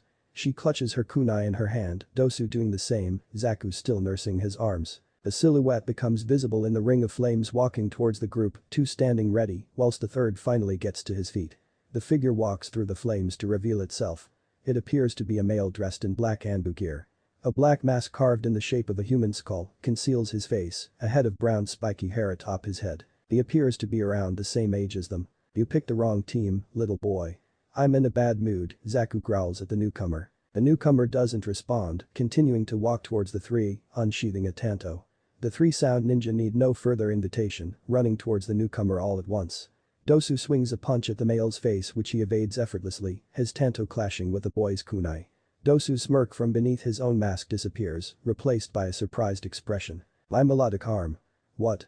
His train of thought can't continue as a fist to the face sends him back. The Budo hunches over, clutching at his ears, wincing and coughing as the glass of his rimmed spectacles shatters. The masked attacker proceeds to sidestep a kunai slash from Kin, sending a quick right hand into her face, before sending her flying with a firm kick to the gut. Dosu glances at his male teammate and needs no warning as he jumps out of the way, Zaku raising his arm and emitting a loud cry, forcing himself to endure the pain as a jet of compressed air leaves his hand, barreling towards the attacker. The masked male simply cartwheels out of the way of the attack as it smashes into the ground. Zaku continues blasting the attacker, who continues to easily evade before stepping back behind the curtain of flames. The eyes of the sound ninja dart around as they become aware of a series of tall shadows darting about in the trees above the circle of flames. This bastard is toying with us, Dosu notes with rage. Perceptive of you, a voice responds. He whips around to see what he thought to be his own shadow, actually the masked ninja, pounce on him, burying the tanto in his chest before he's able to react. Dosu? The sound shinobi's teammates cry in horrified unison. Zaku's horror shifts to rage as he raises both his arms, shooting twin jets of compressed air at the attacker. The masked male simply pulls his tanto from the still stunned Dosu before tossing him towards the incoming attack. The result is an explosion that reduces the sound shinobi to pieces, both his teammates crying out in horror. Zaku emits a bloodlusted cry attempting to attack again. He clutches at his arms as they reject his attempt. He groans and attempts to yell in pain, but is robbed of his voice as his head rolls from his shoulders, the tanto separating it from his body. Kin watches on in horror as both her teammates die right in front of her, a matter of seconds apart. The masked attacker turns and begins to calmly walk towards her. She weaves through a series of hand signs, her form seemingly multiplying upon the last hand sign. The male stops in his tracks for a moment as suddenly over 40 identical versions of the girl stand before him. He stands still for a few seconds before bursting forward with pace, weaving through the copies. Kin can only look horrified as before she can react, the tanto is buried in her own chest, the masked attacker standing before her calmly. How? She questions in horror, a small trail of blood leaking from her mouth. A hopeless tactic. Deception might be a mere tool for you, but it's my religion, he responds, speaking only for the second time. He pulls the tanto from her body, watching as the girl falls to the ground in a silent heap. He turns his head, pulling an earplug from it, surveying the scene for a moment before grabbing the sound Kunoichi's body and dragging her towards the other one and what's left of the third. With Team 12, are you absolutely certain of that? Satsuki questions, her death stare still in place. He's clearly not a genin. Naruto responds, staring ahead at the man as well, who begins to chuckle once again. The fact that the ninja was able to mask his presence from Naruto's sensory input is indication enough of his level for the boy. Now that he feels it up close as well, his chakra is undoubtedly cage level. So you were able to deduce my identity. And it didn't take you any time at all dealing with my two other friends. You're becoming more and more intriguing by the second, boy. I'm interested to see just how similar you are to your father, he says, the blonde's frown deepening for a moment. If you guys aren't leaving I'm not either, Ino reaffirms. Naruto glances at her and then at Satsuki, who still hasn't moved, gritting his teeth. Damn it. These two. His train of thought halts as he sees the rogue shinobi walking towards them slowly, giving him his cue to spring. He sprints towards the male, producing 2 kunai, the kunoichi following behind him. Orochimaru produces his own single kunai, the weapons clashing in a flurry of sparks. He sidesteps a kunai slash from the Uchiha and another from the Yamanaka, sending her flying with a kick. The boy continues to drive at him, aiming a kunai for his throat. He parries this away, opening his mouth. A snake springs from it to wrap around the leg of an incoming Satsuki, swinging and tossing her into the air. She weaves through a series of hand signs as she twists in midair. Fire style. Fireball jutsu, the Uchiha's signature technique, emerges from her mouth, falling from above towards the 2 male shinobi as they engage one another in a clash. Naruto grabs the wrist of the man to stop a kunai thrust towards his chest, the rogue ninja raising an eyebrow in slight amusement at the boy's impressive strength. Naruto maintains his grip, not letting go as Orochimaru's eyes widen slightly as he hears another name called out. Wind style. Wind orb, an identical version of the boy calls out from not far away, releasing a volley of wind-style orb-shaped projectiles. But the fireball from above and wind-style projectiles collide with the snake-like ninja and the clone simultaneously, creating a brilliant eruption of blue flame, just as Naruto weaves a single-handed sign. Clone explosion jutsu, the explosion exponentiates as the blue mixes with the white color of the clone exploding, Satsuki landing next to Naruto as the 3 members of Team 12 jump back from the combustion, watching on in slight awe of the sight. Satsuki smirks slightly, turning her head to Naruto. Suddenly her eyes widen as they warn her, whipping around to stop an attack. Her body is not fast enough, however, to prevent it, a chop to the neck buckling her knees and sending her onto the floor. Ino turns to gasp in shock, seeing a clone of Naruto stand over an unconscious Satsuki. She turns to lock eyes with him, and as she does he pounces towards her, her body nowhere near fast enough to react, swiftly swinging a stiff hand to the neck that leaves in an unconscious heap on the floor as well. The clone grabs one kunoichi then the other, tossing them both over his shoulders and turning and springing away without a word. As expected, the rogue shinobi emerges from the shadows of the canopy above, seemingly unscathed, to block his path. He is only able to do so momentarily as he is forced to block a roundhouse kick from the original, giving the clone time to leap away. The male opens his mouth, another snake springing from it, after the clone and his prey. It doesn't get far as a kunai embeds itself in the creature's head, pinning it to a tree branch and killing it immediately. The man frowns for a moment before smirking. While his prey escaping isn't ideal, he supposes this isn't bad either. He can have a close look at this boy, all alone without any interruptions. In any event, he's already marked Sasuke with his curse mark. He watches as the boy lowers his outstretched arm from which the kunai flew, ice-cold cerulean blue eyes meeting dark golden ones. This child. Something tells me I'm going to enjoy this, is attempting to save your teammates at your expense. How noble of you. Since you know who I am, how confident are you that you stand even a shred of a chance? Orochimaru asks, amusement dancing in his golden eyes. The boy simply stares back blankly, sighing inwardly to himself. He's probably about to die now. But if he can hold out for a decent amount of time, he can make sure Satsuki and Ino are out of sight. He almost chuckles to himself at the thought. A matter of months ago he didn't care about anyone. He had continued to convince himself of that fact too. Now here he is about to give his life for other people. It looks like he doesn't know himself as well as he thought after all. It looks like he won't be able to do his sensei justice after all. But at least he can finally join him. Not without a fight, however. This is perfect actually. Now that nobody's watching, I can stop holding back, the blonde declares, the snake Sanin smirking in response. You don't say?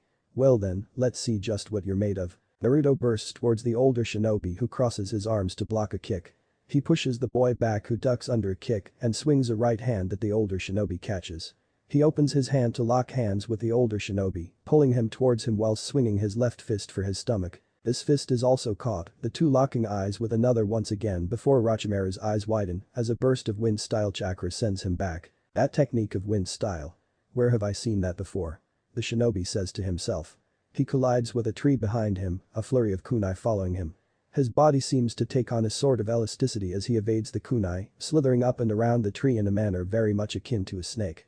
Naruto isn't far behind, running up the tree as the man reshapes into his original shape. The two engage in another taijutsu clash, dodging punches and kicks from one another, moving from one tree to another. Their fists collide with one another before they jump back from each other, standing on opposite trees and staring one another down. Yes, Orochimaru muses to himself with glee, he's definitely stronger than Sasuke and Satsuki. Tell me boy, the older shinobi speak up. Your fighting style undoubtedly looks familiar, but it's absolutely nothing like your father's or mother's. Who exactly trained you? The rogue ninja questions, Naruto simply staring back. I'm sure you're smart enough to figure that out yourself, he responds. He didn't think he'd be doing this, but if there's any hope at all he gets out of this alive, he has to go all out. He leaps from the tree, weaving a snake hand sign, Orochimaru watching on from above as he plummets. As he hits the ground his hand slams against it, his words registering genuine shock on Orochimaru's face for the first time. Wood-style summoning, burrowing carnivorous Buddha. The ground rumbles before a gigantic four-sided Venus flytrap rises from the ground, Naruto standing atop its head, rising until both tower over the snake Sannin who watches on in awe as rays of sunlight pierce through the canopy to shine on the blonde. Impossible, he utters aloud. How can it be? Minato. No. That boy is far too weak-minded to consider such measures. Which means. Orochimaru chuckles to himself in a low voice before bursting out into full-on dark laughter, Naruto narrowing his eyes at this. He's found him. The second coming of the god of shinobi and of all people, Orochimaru has found him. Here he is in the flesh. He weaves through his own series of hand signs as the gargantuan plant pounces on him, biting his thumbs and slamming his hands onto the wood he stands on. Summoning a burst of smoke immerses him before he jumps away as the plant creatures collide with one snake summon whilst the other attempts to attack it. The creature is considerably larger than both summons, giving them a hard time.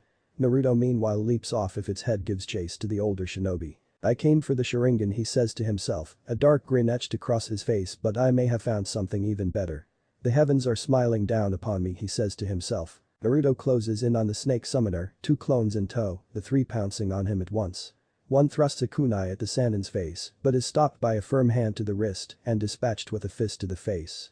The second clone is upon him as this happens, glowing a white color before him as a massive explosion engulfs the ninja, pieces of flesh and cloth flying in every direction. The burned serpent falls from the wreckage landing on a tree branch. Its mouth stretches to unnatural lengths as the snake summoner climbs out unscathed. He looks up to see the boy springing towards him, kunai in hand. He opens his mouth with a blade emerging from his throat to block the boy's kunai and push him back. He lands on his feet as the blade fully emerges from the enemy's mouth, revealed to be a sword, which he places in his right hand as Naruto runs towards him. Orochimaru, in the back of his mind, becomes aware of a whirring sound and a wind seemingly gathering. The boy swings his kunai attempting to decapitate the Sannin, who ducks under the weapon and cleaves his blade through the boy's midsection, jumping away as the clone, in now familiar fashion, combusts in a flash of white. The left side of his body, seemingly incinerated, falls away like a snakeskin shed, the man emerging from the shell once again, unharmed. He looks up and there he sees it. Naruto stands atop a tree above, his technique primed and ready in his hands, the enemy in midair and unable to dodge. He thrusts his hands forward releasing it, but Team Guy, 8 and Team 11, when this is over it's you and I Lee. I promise you, Niji vows menacingly, threatening the boy in green for the 100th time. Kaori rolls her eyes, at this point sick to her stomach with the Hyugas moaning. Ugh, is he ever going to shut up? She groans to herself as they leap through the trees. She turns to see Sasuke touching the mark on his neck again and just about hears him grunt. We're getting CL. He cannot finish his sentence as the group all simultaneously jump down to the forest floor below, dodging a torrent of kunai. They stand in a circle, backs to one another as several cloud shinobi emerge from the shadows surrounding them, attacking in groups based on village affiliation. Pathetic, Niji scoffs. We'll see how pathetic you reckon we are after we take your scrolls and supplies. One of them responds. Are you serious? What a drag. Shikamaru says, a kunai drawn and at the ready. We do not have time for this. The longer we are here, the more peril the gorgeous Atsuki could be facing, Lee adds in his trademark Taijutsu stance. Kaori's eyes darted to see Sasuke's head down, eyes shadowed and the mark pulsing between glowing red and black. His eyes snap open, head lifting to reveal two Tomo in each eye now. Now another member of the large group of cloud shinobi adds walking forward, a blade in hand. Why don't we? He is cut short as a fist connects with his stomach out of nowhere, sending him into a nearby tree, which he slumps against in an unconscious heap. Sasuke proceeds to dart towards the direction he was originally heading in as chaos breaks out, another cloud shinobi attempting to block his path. He produces a kunai slashing across the male ninja's chest before he is even able to react with his own. Get out of my way. He yells in a menacingly enraged tone as the mark on his neck continues to pulse, oscillating between spreading and retreating to its source on his neck as the violet aura from before faintly glows about him, the Uchiha leaping away, leaving the groups to clash with one another. Sasuke. Kaori calls out in concern as she sees that chakra threaten to re-emerge. She then turns her attention to the cloud shinobi, assisting the rest of the group in combating them. She just hopes he can make it in time. A bloodlusted cry rings out from the Uchiha as he tears through the forest at new speeds towards his destination. With Naruto, wind style. Godly wind from the mountain, he cries, releasing the ball of wind style chakra, cannoning it towards Orochimaru, who watches on in shock as it bullets towards him. I know that jutsu. Flashback. The gray sky above emits cracks of thunder as the wind sings and howls a haunting symphony. Orochimaru gasps for air on his knees with his Kusanagi blade in hand, using it to support himself, his strength almost completely gone. Hang in there, Jiraiya boy, the male toad sage half pleads and orders next to his female counterpart as Tsunade kneels over him, green chakra emerging from her hands onto the huge wound in his chest, her 100 healings mark spread across her body. The blood continues to flow from his mouth, his sage mode by now almost completely receded and his eyes threatening to roll back into his head every so often. Orochimaru grits his teeth as his head lifts to see the giant funnel cloud by now, so close it towers over them, its winds compressed within with otherworldly control to prevent blowing them away. In a single second, the tornado dissipates, leaving behind a figure who falls from it, landing on the ground just some meters away from them, taking a few steps to stand closer. He is topless, revealing a scarred body that looks as though it is carved out of stone, a pair of black pants on his lower half, with the right pant leg missing. A head of completely white hair, tied into a bun, is atop his head with a hidden cloud headband wrapped around it. Despite his hair color, his stubbled face does not look old by any means. Damn it. Tsunade curses, seeing him with her peripheral vision, but unable to take her attention away from Jiraiya. Orochimaru tries to force himself up, but his legs reject his wishes, bringing him back down to his knees, the male shinobi almost cursing out loud. How is this possible? How could one man do this? The 3 legendary Sannin, he speaks, Jiraiya seemingly somewhat regaining consciousness at the sound of his voice. It's been an honor, truly, he speaks as the gray sky is illuminated by flashes of lightning that bathe the surrounding area. But now I'm afraid your time has come to die, he says, raising his right hand towards them in the name of the hidden cloud. The Sannin bites his thumbs as the deadly cannonball of wind-style chakra barrels towards him, extending his hands out towards it as it closes in. Summoning jutsu. Single Rashomon. He utters as a sealing formula accompanied by a cloud of smoke appears from his hands. The smoke is immediately blown away by the incoming attack, revealing a large thick and shut gate with a demonic-looking face upon it. The projectile smashes into the gate, immediately denting it, though encountering resistance. Naruto watches from above as his attack spins against the shield for a few seconds before bursting through, ripping through all in its path before it impacts with the forest floor, creating a massive dome-shaped explosion, dust and debris rising up past a canopy of trees into the sky, the punctured gate falling to the ground to add to the dust and debris forming. Naruto stands in the same spot, eyes narrowed and awaiting the scene to clear. He can still sense the enemy's chakra. Now to see how much and or if he's injured. He produces 2 kunai as he hears coughing. With teammate, Guy Kaori. No wonder they're moving in groups. Neji scoffs once again as the group of cloud shinobi lay strewn about before the Leaf Cadets. He turns to see the object of his ire examining one of the pink crystals the blue-haired rookie girl had produced. Incredible. I never would have guessed you were a wielder. Tell me, when did you wake up? Lee questions Kaori in fascinated interest. She opens her mouth to answer whilst sheepishly rubbing her head when all heads turn as the sound of an explosion is heard in the distance. That's the direction Sasuke headed, in her voice in heavy concern. Then that is where we should be heading right now as well. Lee responds, beginning to step away, Kaori not far behind. That's not a good idea, Neji warns, Byakugan active, having not bothered to waste it on the cloud weaklings. We don't have time for more of this. Kaori turns, retorting, having had her fill of the Hyuga's naysaying. That sounded like a fight, and right now I see 2 mammoth chakras opposite one another.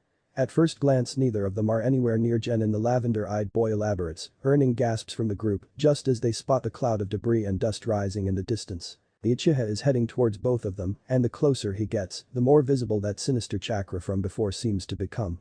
If you go over there, you'll be walking into the middle of a bear fight. He warns. Silence ensues for a few moments before Lee clenches his fist, raising it in the air. So Satsuki is not among them? Lee questions. No, Neji responds, narrowing his eyes, having recognized one of the chakra signatures from its snow-white color. Her teammate is the Loud One's brother, he reveals, earning shocked gasps from the group. No way. Naruto? Choji asks, earning a nod from the Hyuga. Shikamaru's eyes narrow at the revelation. It had never been hard to tell back in the academy that Naruto was never even trying. But to think he had been hiding this all along. First a speedy display to protect Ino before the written exam, and now this. Kaori grits her teeth in frustration. This whole damned exam has been a disaster. Hisa has completely disappeared, Sasuke's about to walk into a hornet's nest and is barely keeping a grip on himself, and here she is standing around doing nothing. No. She defies inwardly. She turns and springs off without a word, all the genin present, apart from Niji and Tenten calling out her name. Lee tries to spring after her only for an open palm to the chest to stop him, which he blocks with his forearm, Niji standing in his way. "What the hell are you doing?" the boy in green demands angrily. "The rest of you can do whatever you want," he says, glancing at the rookies before turning his head back to Lee. "But if you want to throw your life away on a whim, you'll have to go through me first," Niji firmly states, shifting into his clan's famed trademark Taijutsu stance, Lee frowning and responding by doing the same with his own. "You guys, stop it," Tenten shouts, coming between them. "Step out of the way, Tenten, this has been a long time coming," the thick-browed boy utters in a serious tone. "No. You two are acting stupid.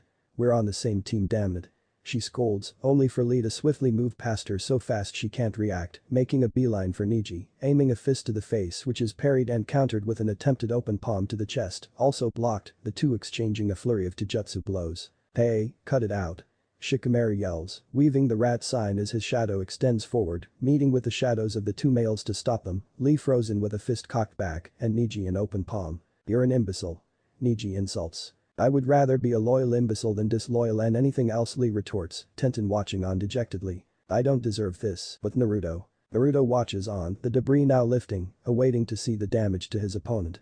Slowly a silhouette becomes visible, hunched over and clutching its side. Orochimaru spits out a mouthful of blood, putting a hand to his side, looking down and seeing a sizable wound. He looks ahead as the debris and dust lift to see his single Rashomon gate on the ground, a hole torn through it, the demon face that adorned it now only having the edges left of it. Naruto can now see his opponent hunched over. His ears perk up slightly as he hears what he thinks he's mistaken for chuckling. Then he realizes he isn't mistaken as it shifts to full-on laughter, the enemy lifting his head, golden eyes meeting blue as Orochimaru bursts into a fit of deranged laughter, Naruto frowning at the sight. This guy, is he not human or is he just crazy? The blonde questions himself, watching on in disbelief. It could be a combination of both. The Sannin bursts into malevolent joyous laughter as soon as he lays eyes on the side of his destroyed Rashomon gate. A feat never achieved before. His tongue leaves, his mouth dangling from it again as he crouches low, Naruto stiffening in readiness as he sees the warning. There's no question. He's the one. The snake summoner says to himself as his body changes shape, springing forwards and slithering at new speeds, evading a torrent of shuriken and kunai from above and slithering up the tree towards the blonde, sword in hand, Naruto running down, said tree to meet him halfway, kunai and sword clashing, sparks flying as the Sannin's lower half takes its original shape. The ninja tools clash a few more times as the shinobi exchange blows before the older of the two smacks one of the younger kunai out of his hand, slamming a fist into his stomach, Naruto coughing up spit. He keeps a hold of the kunai in his other hand however, sending it right into the wound in his enemy's side who yells in pain, more blood flowing from his mouth. The two stare into one another's eyes once again, Naruto glaring daggers, whilst Orochimaru smiles wryly once again, the inside of his mouth red with his own blood, as he digs his fist deeper into the boy's midsection, who responds by pushing his kunai deeper into the male's side. Suddenly the man releases his sword from his left hand, tossing it up and swinging his fist into the side of the boy's face who stumbles back, a right fist sending him stumbling back again, before a spin kick sends him flying down to the forest floor, landing on his hands and knees. The Sannin meanwhile pulls the kunai from his side, catching his sword in his hand once again before disappearing and reappearing on the ground as well, meters away as Naruto gets back on his feet, turning with a look of defiance still cemented on his now bleeding face, which the older shinobi smirks at. He held back and played with the boy a bit and ended up getting wounded for it. He's impressed. The lion fist Taijutsu style as well as the godly mountain wind. Those are two hallmarks of the arsenal of the legendary Akasada Takahashi, the typhoon of the hidden cloud. Orochimaru speaks, Naruto's expression remaining the same. He single-handedly dominated entire battlefields during the Third Shinobi War, conquering armies on his own with his otherworldly wind-style affinity. He continues neither nor the Reikage. He was still considered the Hidden Cloud's ultimate weapon and believed to be their only hope of winning the war. In the build-up to the climax of the war however he vanished from the face of the earth, never to be seen or heard from again, taking all his ninjutsu with him, the Sannin says before allowing a short silence, interrupted only by the humming wind. "Tell me, boy. How is it that you of all people possess that shinobis, so coveted by the rest of the shinobi world and even his own village?" he questions, Naruto's frown of concentration still in place, another moment of silence passing before he speaks again. "You said earlier you wanted to know how similar I was to my father, right? Now you have an idea," he simply answers, saying no more. Orochimaru smirks, needing no further explanation. The concept of masters acting as adopted fathers is a fairly common one in the shinobi world. Once upon a time the third Hokage was essentially his father. The concept usually applies to orphan children however, which the Sannin can't help but chuckle at, as the puzzle that lay scattered before him starts to piece itself together, though not entirely. The boy's cold eyes, his words just now and the fact that the shadow clone seems to be the only technique he shares with his parents. Not to mention the treatment he's been subjected to since the day of his birth which Orochimaru had witnessed some of with his own eyes, exclusively reserved for him and not his siblings, the pseudo-Jinchuriki. The glint dances in his eyes as the rogue ninja sees the perfect combination of circumstances laid out before him. That headband around your head. Does it mean anything to you? He questions the question, taking Naruto by surprise, though the boy in typical fashion, allows his face to betray no emotion, simply remaining silent to the rogue ninja's slight glee. What meaning does it hold for you? What meaning does a life of servanthood in this village, where even your own flesh and blood see nothing in you, truly hold? He continues, Naruto's face remaining blank. Scorned, despised, hated, feared by all, accepted by none. This is a path that only a select and chosen few in this world are worthy of walking. He continues as a reminiscent image of a dark-haired young boy wearing a scarred leaf headband with a similarly expressionless demeanor, appears for a moment in the blonde's place. This is our first time truly meeting one another, but I can already tell. Your latent potential may be greater than anything I've seen him speak. Naruto slightly impressed at how the older ninja seems to be ignoring the injury to his side, save for a hand to it, while talking. He doesn't react to the comment however. He's heard it a few times before. With the right guidance I dare to say you could become not only the finest shinobi to walk this earth in his lifetime, but also the finest it's seen in this era at least. And that's just a start, he adds to himself, blood now leaving his mouth to contrast his stainless white fangs. It would take a good bit of work, but I could shape you into a shinobi who the Leaf themselves would kneel helplessly before, one who even the fourth himself and his three chosen ones would fall to the snake sand and utters lowly, eyes locked on the boy to catch even a glimpse of a reaction. All you have to do is remove that meaningless accessory from your head, place it on the ground behind you, and follow me to your destiny. Naruto stares back expressionless as the older ninja gazes silently awaiting an answer. He produces two more kunai slipping back into a battle-ready stance. Sorry, not interested, he responds plainly, sprinting toward the man, sparks flying once again as the two exchange a flurry of swings, sword and kunai in hand before Orochimaru kicks the boy back, glancing at his side and grunting lowly while weaving through a series of hand signs. Naruto recognizes them, weaving a single sign, the resultant clone grabbing him by the arm and tossing him high into the air to avoid the attack. Blind style. Great breakthrough. The gust of wind bursts, the clone disappearing. Naruto twists in the air, frowning as he notes a chakra signature approaching himself and the enemy's location. Sasuke Uchiha. Now of all times. This guy is getting annoying. His brow furrows slightly more as he notes the change in the Uchiha's chakra. It's recognizable, but there's a darker and more malevolent undertone to it. That's Satsuki and Ino. Satsuki's eyes flutter, the lids heavy.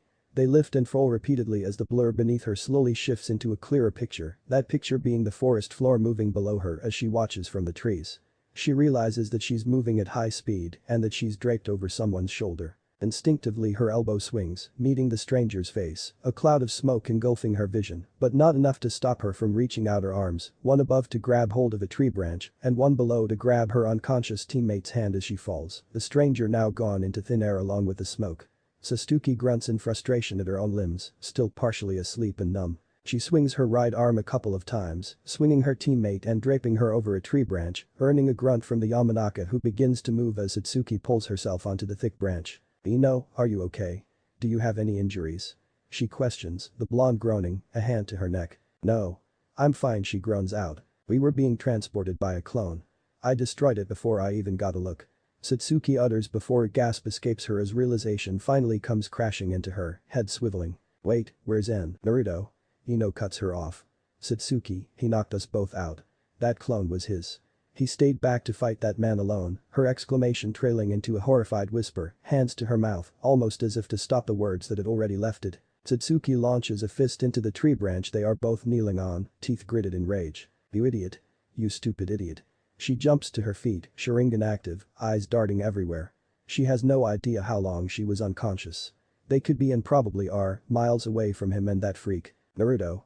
The Kunoichi shout in unison. But Naruto's ear rests against the trunk of the tree he is crouched behind. Suddenly he springs from behind it as it explodes into pieces as another gigantic snake summon smashes through it. His opponent has resorted to medium to long-range combat to compensate for his injury. Orochimaru watches on as the boy springs away from behind a tree as his summon barrels through it. A burst of smoke emerges from his sleeveless jacket before he swings a Fuma shuriken, the weapon sailing through the air and into the animal's open mouth as it closes in on him, ripping through the roof of its maw and emerging through its head to continue and bury itself in a nearby tree trunk. As it writes about the life fading from it, he produces 2 more Fuma shuriken, one in each hand, swinging and tossing them at his opponent, their trajectories intersecting as they sail towards him.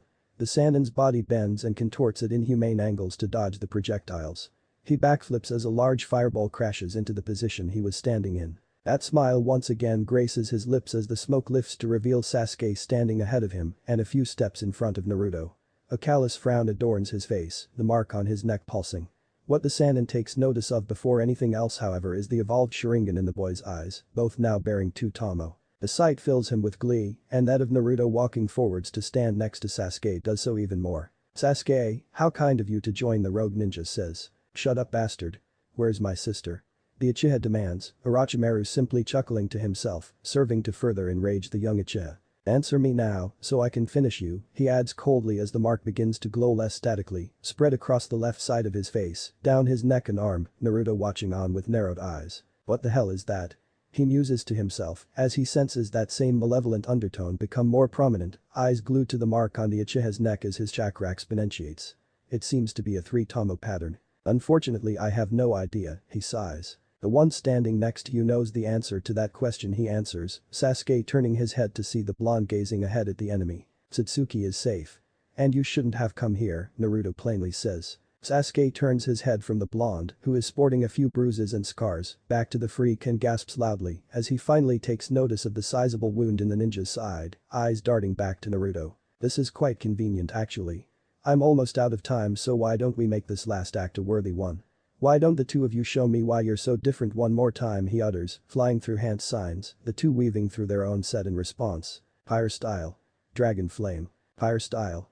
Fireball. Water style. Tidal wave. The 3 techniques collide with one another, a huge burst of steam the result, Naruto grabbing Sasuke and leaping back until they stand outside the huge cloud of steam, Naruto holding up a single-handed sign to infuse chakra, his eyes shut while on one knee. "What or why?" SSSSHHHHH Naruto silences. "We're not going to beat this guy. Your teammate is heading in our direction. Go back the way you came and you and her get as far away from here as you can. If this doesn't work, nothing will." "If what doesn't work? What are you talking about?" "I'm not going anywhere until I see Satsuki with my own eyes." Sasuke doesn't finish his sentence as a low gasp escapes him. The blonde's eyelids rise to reveal his eyes are now white glowing color, the eyes and whites now completely gone and replaced by this glowing white. His left eye returns to its normal state, but his right retains the ominous snow-white glow. His chakra. "It's insane," Sasuke says inwardly in disbelief, curse mark still in place. Inhale, exhale, inhale, control. With Orochimaru, the Sannin stands still as the cloud of steam rushes toward him and immerses him. Sasuke's fire style is stronger than earlier, which he is impressed by, but that use of water style. Such volume from simply his own chakra. He'd only expect something like that from Kisame. This boy is truly a diamond. It's a shame I can't give him a gift like Sasuke. His chakra would surely overpower it, he muses to himself. Nevertheless, he will be mine. His body wielded at its full potential will have no equal in this world. With him even the combined force of Minato and the Akatsuki wouldn't be enough to stop me. If I wanted the Sharingan I would be able to simply take it. The tailed beasts themselves would be rendered by puppets." He analyses, beginning to chuckle. He grunts, reaching for his bloody side once again. He's starting to feel the effects of that. A dark laugh escapes him once again as the thought remains in his mind. The god of shinobi. I like the sound of it. But teammate and guy. Look, how about you two stop acting like knuckleheads so I can let you go? This is really a drag. Shikamaru sighs in exasperation, the 2 older genin still restrained by him. Lee glares daggers at Neji, while the Hyuga simply stares blankly back, Byakugan still active. "What are you seeing?" Tenten questions knowingly, before heads turn as another boom is heard, this one a bit less thunderous than the last. "Shikamaru, Sasuke's gone over there," Sakura utters in horror, staring in the direction of the sound. "We have to go stop him," she pleads, the Nara heaving another sigh. "Hyuga, what exactly is happening over there right now?" Shikamaru questions. Neji frowns. "I can't see them anymore, they're out of my range." He grunts, responding to the group's disappointment. But Satsuki and Ino. Satsuki Ino calls for the second time as the two leap through the trees. "Satsuki." The Yamanaka repeats before reaching for the Uchiha's arm and grabbing her to stop. "But damn it." Satsuki whips around angrily. "We have no idea how long we were out for or the direction we were taken in. We could be moving away from him. Or he could." the blonde says, trailing off not wanting to finish the sentence. Satsuki raises a fist, smashing it against the trunk of the tree branch they stand on, splinters flying. Ino watches on as her teammate shakes with rage, head bowed and eyes shadowed. The Yamanaka feels the sting of tears in her eyes. "That damned idiot," Satsuki utters through clenched teeth and tightly shut eyes, desperate not to show the tears behind them to the world. Sasuke. Naruto. With Orochimaru. He ducks down as the large carnivorous plant, having emerged from the ground a few seconds ago, swings a tendril over his head. It changes direction, smacking him through the air, a long snake emerging from his sleeve to stop another tendril as he lands. It's annoyingly fast for its size. The creature, mouth wide, tries to pull him towards itself, the man swinging his sword and slicing through his own snake to stop his motion, the creature tossing it into its mouth. It attempts to beeline for him again, but as he readies himself for its attack, the creature suddenly freezes before twisting and burrowing into the ground, leaving Orochimaru alone with his sword, the steam from earlier still not having fully lifted. An expression of confusion shifts to a frown as the Sannin stands in still anticipation. Something's coming. So what exactly do you have up your sleeves now? He wonders out loud. With Naruto. He rises to both feet, Sasuke watching on in shocked silence. This guy. Itachi, is this why you? His train of thought is interrupted as the ground begins to rumble and shake. He looks down, his eyes allowing him to see into the earth, and the sight earns another gasp from him. The carnivorous Buddha explodes from the earth to tower over both boys, Sasuke sporting a shocked look, whilst Naruto retains the same stern expression. The creature swings back before swinging towards them, Sasuke attempting to weave through a set of hand signs, while Naruto simply stares ahead, eyes not even on the creature. It descends on them, mouth open, to swallow the Uchiha whole, burrowing into the ground, leaving Naruto standing next to a large hole. Alright, here we go. If this doesn't work, then I guess that's the end of that. He says to himself casually, eyes still glowing as he lifts his hands up and brings them together. Tiger, ram, snake. The steam finally lifts, Orochimaru locking eyes with the blonde once again, hands locked in the snake sign. He notes his glowing right eye, smirking slightly in anticipation, as his body tingles at the sensation of that chakra, the air itself shifting. Then he realizes Sasuke is gone and so is the carnivorous plant. What exactly are these boys you? Orochimaru's train of thought grinds to a halt as the words that emerge from the boy's mouth earn a gasp from him. Wood style. Deep forest emergence. Silence. The ground begins to rumble and shake once again, more so than before. The Sannin watches on in disbelief as the earth before the boy cracks open, large limbs of wood rising and unraveling, growing and stretching out. The wooden limbs tower over the boy, erasing him from Orochimaru's side as the limbs towards him. The Sannin simply watches on with wide eyes as spoken of in legends and wartales, one said to have shaped the very landscape around them, barrels towards him. With Kaori. Kaori continues leaping through the trees, desperately trying to reach her destination. Damn it, Sasuke's faster than before, she notes, thinking back to the Uchiha's display against the Cloud Shinobi, albeit briefly. She stops in her proverbial tracks as the tree she stands on shakes with the rest of the ones around her as the earth emits a mighty rumble.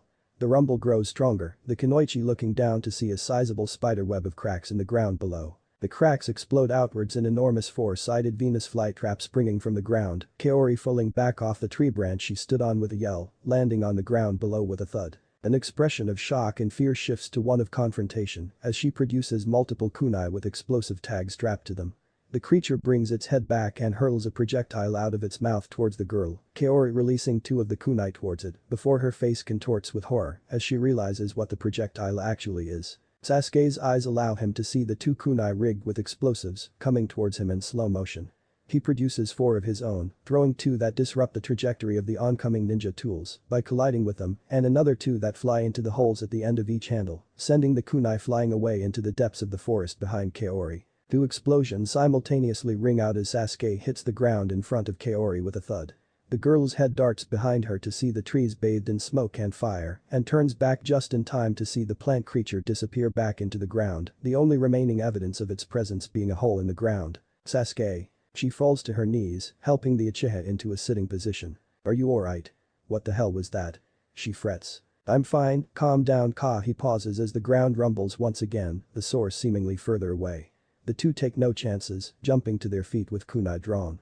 They look up into the sky to see another large cloud of debris and dust rising. Naruto Sasuke voices internally, watching the dust rise. With teammate and Guy. The group stood tensely, having just heard what sounded like another two simultaneous explosions, and then felt something akin to an earthquake moments later, the forest shaking around them. Smoke rising from one part of the forest their fellow cadets ventured into, and a large amount of dust and debris rising in another. It sounds pretty hot over there, Choji notes with a nervous laugh and a gulp. Shikamaru, P. Sakura attempts to plead only to be cut off. Sakura, we can't just walk into a situation where we're certain to get ourselves killed, he states frankly, the girl looking down dejectedly. Did you hear that, Lee? Neji questions his teammate mockingly, the two now freed from their restraints, the boy in green's eyes lighting up with fury in response. The group all stand in silence once again, watching on as the cloud of dust and debris continues to ominously rise in the distance, all wondering just what kind of shinobi, what kind of monsters they've been locked in the same den with. With Minato, they've not been dead for long, sir, the Anbu says as Minato looks on at the domestic security branch Anbu, strewn about on the floor, dead, more of the ninja collecting evidence from the scene. Another black operative appears before the blonde in a cloud of smoke. Lord Hokage, he addresses before getting closer to the village leader, whispering in his ear. His face shifts into a cold expression of silent fury. The Anbu standing next to Minato and in front of him aren't in the least bit shocked when their leader suddenly disappears into thin air without so much as a hair left behind. With Anko, the Kunoichi groans for the umpteenth time, hand to her neck, as she sits on the grass, in front of one of many entrances to the forest, Anbu shinobi all over the place, a medical shinobi kneeling to her right, penning away on a clipboard. Her head lifts to see a dust cloud rising in the distance, a low rumble audible. The Kunoichi gasps slowly as she turns her head to her left to see the Hokage standing over her. "El Lord Hokage," she addressed as he crouches onto his haunches in front of her. Usually she would crack a joke, but then she sees the look on his face, cold and stern. She hasn't seen that look in years. With Team Guy and 8, the heads of the group turn to see Kaori and Sasuke walk out from behind the trees, the mark on the Uchiha's neck still and silent again. "Sasuke!" Sakura exclaims, sprinting towards the Uchiha only for his dark blue-haired female teammate to stand in front of him, an open hand up to stop her in her tracks. "He's an injured sweetheart. Getting your autograph later," she snidely remarks, Sakura growling angrily as the other genin approaches, all except for Neji, who stays back, arms crossed. "Kaori, are the two of you alright?" Lee asks. "Yeah, are you guys okay? It sounded like a war zone over there," Choji adds, chuckling. "We're fine, you guys." Thankfully the Kunoichi responds, smiling at the group. "Were you successful in locating Satsuki? Where is she? How is she?"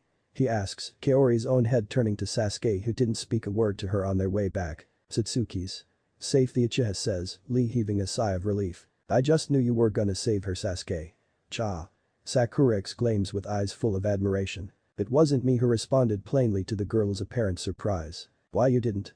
she questions. "So who did it?" "Satsuki's teammate was the one who protected her," he says. Naruto, Shikamaru says, the group looking around at one another, their expressions conveying their emotions of surprise. Sasuke, Kaori speaks, earning the Uchiha's attention. "We need to go fi. Looks like I wasn't invited to the party." All in the group turn to see history emerge from the shadows of the trees, Neji frowning slightly in thought. Impressive stealth, Issa." his female teammate happily exclaims, running towards him and giving him a playful shove. "You're okay. You're not injured, are you? What happened?" she questions, the boy chuckling in response. "I guess I got a little lost." That's all, he chuckles, scratching the back of his head sheepishly as Sasuke approaches the two. "Hey jerk," Hisateru greets you with a long face. "Were you hoping I was dead?" he questions, smirking. "Hey, Sasuke," Shikamaru calls out before referring to Sasuke's exact thoughts at the moment. "So if you're here, where's Naruto?" Silence ensues, Sasuke's thoughtful expression remaining in place. The carnivorous Buddha explodes from the earth to tower over both boys, Sasuke sporting a shocked look, whilst Naruto retains the same stern expression. The creature swings back before swinging towards them, Sasuke attempting to weave through a set of hand signs, while Naruto simply stares ahead, eyes not even on the creature. It descends on them, mouth open, to swallow the Uchiha whole. That creature was summoned by him. Sasuke had his doubts at first, but there aren't any now. There's no way he would have reacted so calmly if he hadn't. He had chosen to stay back and take that freak on all alone. And now one question plagues the Uchiha's mind. Is the blonde still alive? But Orochimaru. His right eye is closed to prevent the blood flowing from his temple from going into it. He emerges from the shadows of the trees into the small, shaded clearing. His demeanor is calm, contrasting his physical appearance. The sizable wound on his side is still present, with a few other notable injuries. Most apparent of these is his right arm, gone from the shoulder. He comes to stand in the center of the clearing, taking a close look at the sight before him. 3 human skulls, each with a hidden sound headband in front of them. Kanji have been carved into the front of the skulls to spell out a message. "You've been warned. You've been warned," he says simply as a cloud of black smoke surrounds him. The low chuckle emerges from the man as he licks his bloodied lips. This next generation of Leaf Shinobi is going to be something else. He begins to sink into the ground, leaving the scene as it is. In a matter of seconds, he's gone without a trace. Seconds later, Minato stands over the scene, one of his trademark kunai in hand, reading the message to himself a second time before frowning. Warned. Orochimaru's clearly forgotten who he's dealing with. He'll remember soon enough. He turns and walks away, off to find Sasuke, vanishing into thin air as the wind blows. With Naruto. He trudges onward, sleeveless jacket off his shoulders and in one hand and headband in the other. The wind blows through his golden mane, embracing his bruised and battered body as he trudges on and on. The wind sings once again, embracing the young shinobi's bruised body. Headband and jacket in hand, he trudged on, an arm rising every so often to wipe sweat and blood from his brow. His third trump card had worked, just about. Orochimaru is still alive, but his deep forest emergence has injured the man to the extent of forcing his retreat. The godly mountain wind had been effective in at least subtly restricting his opponent's range of motion and leaving a window open. The Uchiha had nearly ruined everything, but thankfully his first trump card had been on hand. A deep breath is exhaled as he rolls his shoulders. He's pleased by the control he exerted over his own chakra. To control the amount he infused to perform the deep forest emergence. Not an easy feat. The only other time he's gone this far was against Haku, though he'll admit perhaps this was even more extreme. The chances of losing control were higher. He shakes his head as his walk continues. He doesn't want to allow himself to contemplate how his chances against the Sannin might have been impacted by such an outcome. It would have been another disaster entirely. He tucks the leaf headband away rather than around his head, placing his sleeveless jacket back onto his shoulders as he senses them approach him. But Satsuki and Ino. Ino gasps for air as she watches on at Satsuki tear away once again, through the trees. Her speed's marginally gone up since her eyes evolved. Ino notes. Without increased rigorous training yet her body is already attempting to adapt to the increased perception it's been granted. Satsuki's genes are insane, Yamanaka notes in almost awe. Suddenly she sees the Uchiha jump down from the canopy to fall to the forest floor, below another figure coming into view as Ino tries to catch up. Satsuki bursts forward as her feet meet the ground, bolting towards him. Naruto watches as the kunoichi speeds towards him, eyes glowing red, 2 tomo in each. He sees the fist that she raises and cocks back as she nears him, easily able to react but choosing not to, watching it rush towards him. Ino gasps for a moment before yelling in protest as she sees her female teammate swing a fist that connects with their other comrade's face, sending him onto his back against the ground. Naruto forces his body to stiffen as it instinctively attempts to react, the fist colliding against his already bruised face, sending him to the ground. Satsuki, no. Ino shouts, sprinting towards the two as Satsuki swings one fist after another against the downed boy's face, who lays still as the punches come one after another. You reckless bastard. Who do you think you are, pulling something like th? She continues to yell bloody murder as Ino pulls her off the blonde, who proceeds to sit up casually. Where do you get off making decisions for us? Are you crazy? Satsuki, calm down. Ino commands, still holding the girl back, making herself heard now. The Uchiha clenches her teeth, eyes still crimson, begrudgingly complying as Ino turns to face Naruto's still seated Kami. Naruto. You're alright. Are you carrying any injuries? No, he says plainly, Satsuki further clenching her jaw at his demeanor. Naruto, why would you blindside us like that? Ino asks, her voice and expression becoming serious. I chose the most logical outcome, and he responds simply. And why would you call it that? She questions. The enemy was in a completely different class to us. Even if we'd faced him, 3 against 1, we wouldn't have won. If anything, the chances of one, if not all 3, of us dying or being taken hostage were much higher, he states. If that's the case, then how are you here? She asks, glancing at her other teammate, clearly still seething. He's still very much alive, but I was able to force him into retreat, Naruto says, the kunoichi gasping in unison. Why, you did what? Ino stutters out. Satsuki simply watches on in silence. There it is. Like she'd expected.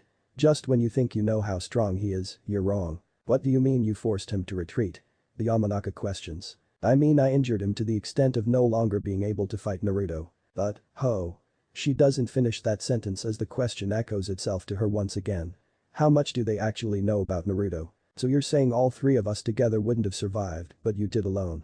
She says. Satsuki is still silent, eyes overshadowed by her hair. Naruto gives no response this time, the female blonde looking down, a slight frown adorning her face. The reason you did what you did is because you don't trust us, Satsuki says, speaking up this time, a low gasp from Ino at the blunt accusation. Naruto's demeanor retains the same casual hue. Well, she challenges Ino to move to stand between the two to prevent any further physical violence. Eyes, this is not the time or the place, she attempts to reason as the boy rises back to his feet. I've told you the truth, he utters. Believe what you want. You didn't answer my question, the Uchiha retorts in a challenging tone. Ino's eyes dart between the two as a moment of silence passes. Then the boy speaks. No, that's not the reason. And no, I don't trust anyone. He says. The wind blows as there is silence again. Yeah? And who says we want to risk our lives alongside someone who doesn't trust us? The Uchiha challenges while Ino looks on with concern. That's your choice, he responds indifferently. But seeing as we now have both scrolls and should be heading for the tower, if you don't want to continue alongside me, now would be the moment to make the clear so we can forfeit, he adds as there is silence briefly once again. Well? He questions as the Uchiha stares him down, fist still clenched, teeth gritted. But Team 11, you have an Earth scroll. Kaori questions an almost disbelieving brown-haired teammate. This terror digs into his jacket producing a scroll with a kanji inscribed on it, Earth, where did you get it? She asks as her Uchiha teammate remains silent, looking on at the scroll. I managed to snag it, he says with a cheeky smirk, Sasuke narrowing his eyes for a moment. The loser is annoying, but he definitely has his own substance to him. So we have one Heaven scroll and two Earth scrolls, Kaori notes, glancing at Sasuke. You guys have an Earth scroll as well. Where did you? There you three are. The three genin jump at the fourth voice, producing kunai and jumping back whilst turning.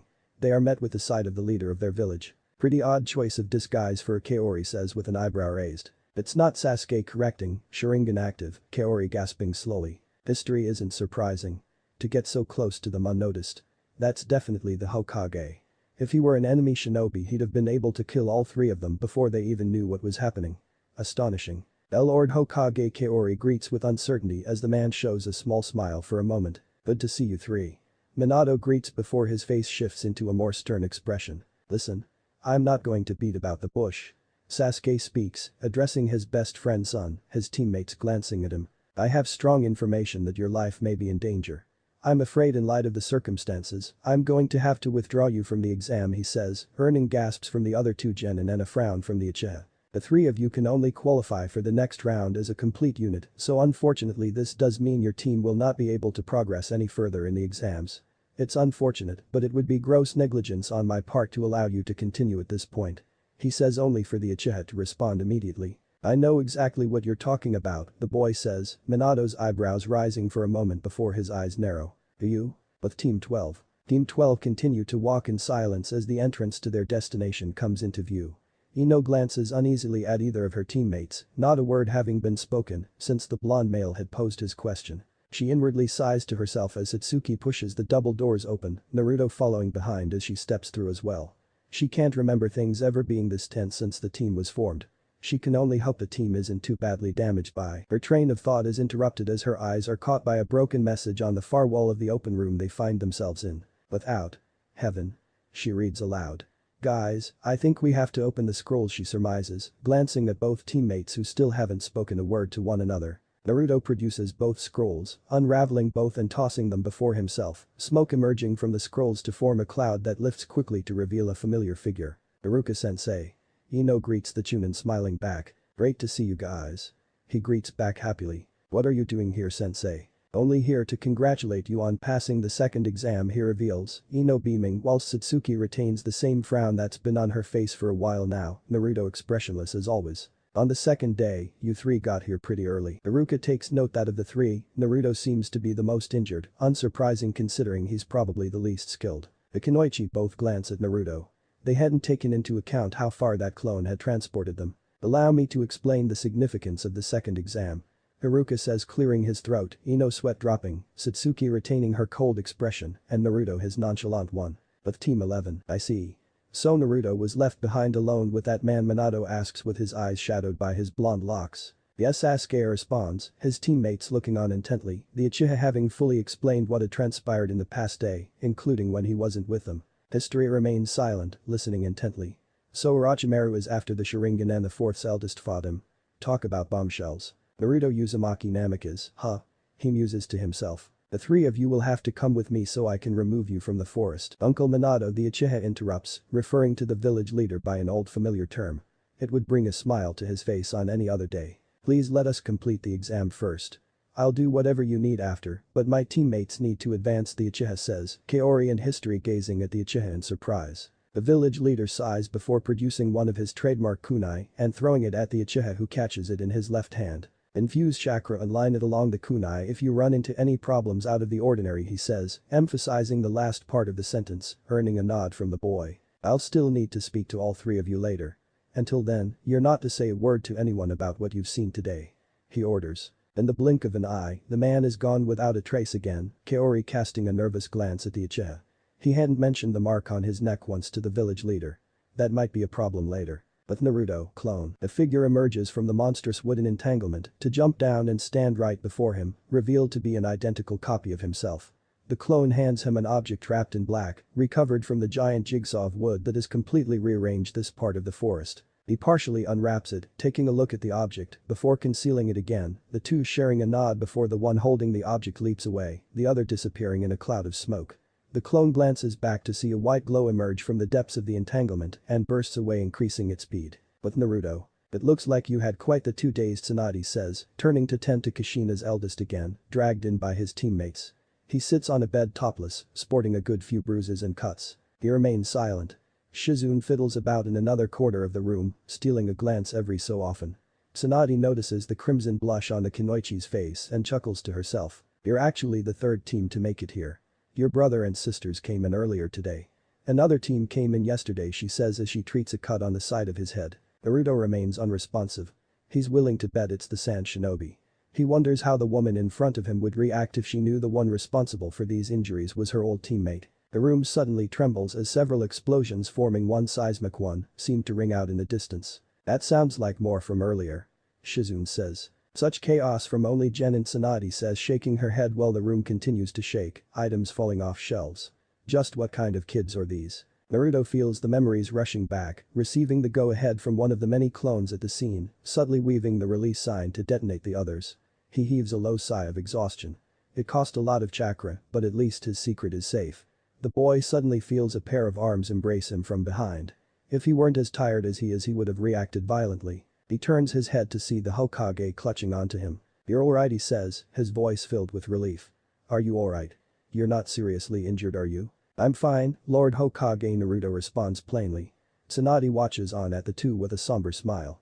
A stranger could tell they're relatives with a single glance. You had to have had more faith in the boy than that, Minato, Tsunade playfully says, rolling her eyes while concluding her treatment of the blonde. It's not that. I knew Naruto would pass. It's something else, he says, the Sannin noting the stern expression on his face. Please allow me a moment alone with him, he asks, Tsunade nodding and making her way toward the exit with Shizune not far behind. As the sound of the door shutting echoes throughout the room lined with beds, Minato comes to occupy the seat Tsunade had only moments ago. A few moments of silence pass before the older of the two speaks up again. I've already spoken with Sasuke. Now I'm going to need your account of everything that's happened today, Naruto. But Satsuki. Ino calls out at the Uchiha, struggling to hear her own voice over the seismic explosion echoing in the distance. As the noise dies down, Satsuki still marching down the corridor, Ino rushes to hurriedly walk alongside the girl. Hey, why are you so angry? Listen, Naruto shouldn't have blindsided us like that, boo. Don't you get it? The Uchiha questions coming to a stop. This proves we know nothing about him. One of the legendary three, Ino. A shinobi we couldn't dream of defeating. He fought someone like that alone and survived. That means everything we've seen up until now has been a facade. The Bell test, the land of waves. Even this exam. They've all been games to him. But he's protected us. He knocked us out because he didn't want us to see his real power, Ino. He said himself he doesn't trust us, she retorts. But he still put his life on the line for us, Satsuki the Yamanaka argues, Satsuki resuming her march in a huff while she follows. Look, Naruto has trust issues, clearly. But so did you. I fancy seeing you guys here. The two Kunoichi turn to see Menma leaning against the wall. Menma Ino greets. So you made it as well. I suppose I shouldn't be surprised. You have got Satsuki on your team after all, he says, smirking at the Uchiha, who simply turns and continues to walk away in a huff. What's up with her? He asks, genuine concern on his face, Ino sighing inwardly at this. Their brother is what's up with her, Ino replies before heading after her teammate. She can talk to Menma later. His face shifts into a frown as the Yamanaka hurries off. The loser is messing with his girl. Not while he has something to say about it. But Minato, you fought him? He questions in disbelief. Yes, Naruto responds, although I do strongly suspect he held back to some extent. Even so, Naruto, he is interrupted as the sound of the door opening turns both their heads. In walks a hooded figure clad in black, an outfit identical to the one Naruto wears, apart from his removed top. It closes the door, approaching the two and handing Naruto an object wrapped in a black cloth. The boy holds the object out towards the village leader, who takes it with a quizzical expression. He unwraps the cloth, gasping lowly at the pale severed human arm in his hands. He recognizes it clearly. He raises his head to look into his son's eyes, who gazes back nonchalantly. Naruto. How? But team guy. Will the two of you stop it? I'll beat both of you senseless. Tenten reprimands as the two boys grip one another's collars, staring each other down. Risking our chances of progression over a crush. You ever do anything stupid like that again and I promise you, I won't show any mercy, the Hyuga vows with narrowed eyes. I look forward to that hour, Niji responds brazenly. The sooner you start using your brain and listening the better for all three of us, the Hyuga replies, shoving the boy in green back. This isn't a game. We still don't know what kind of monsters we're in here with. I was right about the blonde one, he says, glancing at Tenten. He's only a rookie genin by name. He's far more dangerous. And to think you wanted to fight him, he scoffs, looking back at his male teammate who stares back. Enough sideshows. Let's find the other scroll and head for the tower already. But Naruto. He walks down the corridor, his top half clothed once again, heading for his temporary quarters. He had told the Hokage mostly everything, leaving a few things out of course, including how exactly he had taken the Sanin's arm off him or caused the other injury the Uchiha had mentioned. He turns left at an intersection of passageways, a familiarly annoying voice calling out to him. Hey. He turns his head to see the son of the man he had been speaking to only a few moments ago. What's your problem with Satsuki, loser? 'Cause it's a problem with me now. He declares. Are you bored again or something? Get lost, he responds plainly, continuing with his walk, Menma gritting his teeth in anger at the dismissal. He darts towards the blonde, fist cocked back, intent on teaching him a well-deserved lesson. Suddenly the black and red-haired boy finds himself flying through the air as his fist is caught before he's swung by the arm and ragdolled through the air. He loudly grunts as his back meets the ground, jumping to his feet to swing another fist, this one also being caught. The flurry of taijutsu blows cancelling one another out is exchanged before Menma gasps for air as the wind is knocked out of him, Naruto's first meeting his stomach. He heaves a cough, clutching at his midsection as the blonde walks past him to continue on his way. What the hell's going on? This isn't Naruto, such speed and strength. He outstretches his hand to grab the blonde's shoulder, only for his wrist to be grabbed, the boy turning his head to make eye contact. Don't use Satsuki as an excuse to chase your little dream of getting under my skin, he utters calmly. He feels his own wrist suddenly gripped as Menma pulls him toward himself, seething. As Menma reels him in for a fist to the nose, he suddenly finds himself on the ground again, the air missing from his lungs once more, Naruto standing over him. Said blonde looks down at him for a few seconds before walking away without a word. What just happened? With Minato and Tsunade. Minato, if there's even a chance you aren't certain of what you've just said, Tsunade utters in a harsh whisper, not trusting even the walls. Instead of responding, the village leader, seated on one of the beds, simply casts his gaze to an object wrapped in black on one of the examination tables in the infirmary. Tsunade catches his silent gesture and approaches the table, unwrapping the mysterious object. A loud gasp escapes her, hands moving to her mouth. She turns away from the arm, reeling from the shock. But why? Why is he here? And how could a mere child? Minato struggles to form a full sentence, the words escaping her. The younger shinobi sighs to himself. He doesn't consider himself arrogant, but he is by the majority of accounts the most dangerous man in the world right now, so Orochimaru's willingness to set foot back in the leaf, it's quite brazen, he must admit. All Anbu personnel are on high alert. I've already sent for Jiraiya-sensei. Now I have to tell Fugaku everything, he says while heaving a sigh. That should be fun. But Naruto. The blonde lays on his bed in his temporary personal quarters, happy to be away from any and all annoyances. The day's done a good job of reminding him why he prefers to be alone. The warmth of the covers has his eyelids heavy. They lower and rise repeatedly until his ceiling melts and shifts into a darkened passageway. His bed seemingly disappears into thin air as he finds himself ankle deep in water. He glances behind himself, a large steel door there, before stepping forward, down the darkened corridor. The amount of light seems to diminish as he continues before it returns as he finds himself stepping into another room. A humongous pair of steel gates with wooden vines and tendrils wrapping around the bars tower over him as he approaches them. In the pitch black of the apparent cage, a large pair of crimson eyes with slitted pupils snap open, casting a fiery gaze upon the boy. A low growl that echoes throughout the room leaves the cage as Naruto meets the mysterious crimson gaze. Well. It's been a while, boy. How nice of you to come and see me, an ominously deep and thunderous voice says lowly. Naruto remains silent. He didn't come here on purpose. His subconscious seems to have pulled him here for whatever reason. Fatigue perhaps. He can't say. I witnessed your little exchange from earlier with that shinobi. Had you called upon my power, you would have been able to destroy him. Since when have I ever needed your power? The blonde questions, a dark rumble of a chuckle leaving the cage. He'd known for a good few years now the beast had been regenerating its chakra. He isn't certain if the one who made this seal is aware, but if he isn't, he certainly won't be the one to let him know. You seem intent on simply keeping me suppressed here for as long as you can. What do you plan on doing when your father learns I've regained my former strength? If you're talking about the Hokage, frankly I don't care. And as far as I'm concerned, you may as well not even be here, he says plainly. Just cross your fingers and hope someone might manage to kill me. 'Cause until then this is as good as it gets, he adds. How disappointing. I was certain you weren't like the others, but as it turns out you're just as pitiful. Risking your life to save your new little friends. And they don't even care.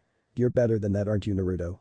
The beast questions in a half-mocking tone, bringing a frown to the boy's face. Before he can retort, however, the boy's head darts to the dark passageway that brought him here. He glances back at the giant creature whose face twists into a grimace. Sand spills underneath the doorway into the room, coating the floor, moving across the room towards the foot of the bed. The sand crawls slowly up the foot of the bed. Naruto crouches on his haunches upside down on the ceiling, watching as the sand encroaches on the clone in his bed.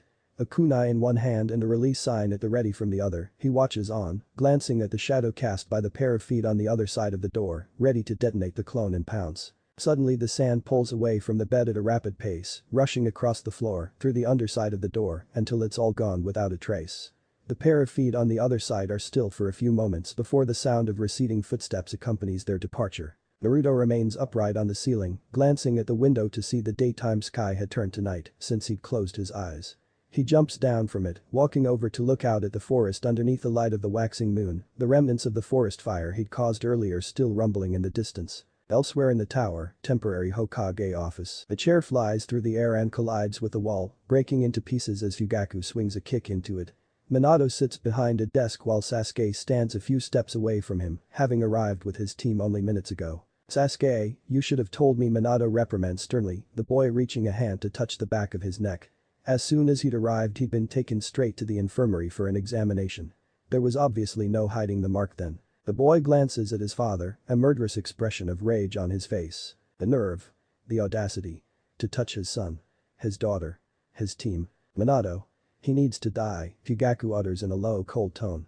The Hokage sighs to himself. It would appear indeed that Orochimaru's goal is the Sharingan. Interestingly, Naruto had made him aware that the man had tried to recruit him as well. The thought had made his blood run cold in his own veins. I'll get to work immediately on a way to try and get rid of that mark. For now the best I can do is apply a seal to restrict it. Personally I don't think it would be wise for Sasuke to continue with the exams, but I'll leave that between you and Kakashi to decide. The blonde says as Fugaku steps forward, unwrapping the black object on the desk and effortlessly slicing a piece of it away with his tanto. Seal it. Right now. And those sound ninja do not leave this village before I've gotten my hands on them. The Uchiha Patriarch firmly says before turning and swiftly exiting the room, slamming the door on his way out. With Menma, his fist swings into the wall of the room he's currently occupying. That bastard. This whole time, he hasn't even been trying. He brings the fist down, a spiderweb of cracks having formed from it, his eyes shadowed by his black and red locks, breathing heavy. His head lifts, set eyes glowing crimson red with slitted pupils. With Kakashi. I'm telling you, Kakashi.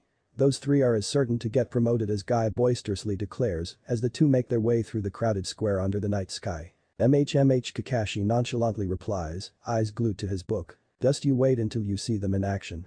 The guy doesn't finish his sentence as he sees Kakashi come to a stop, turning his head. Kakashi feels a hand on his shoulder, turning to see his teacher standing before him. Minato-sensei, Kakashi greets the elder shinobi showing a small smile.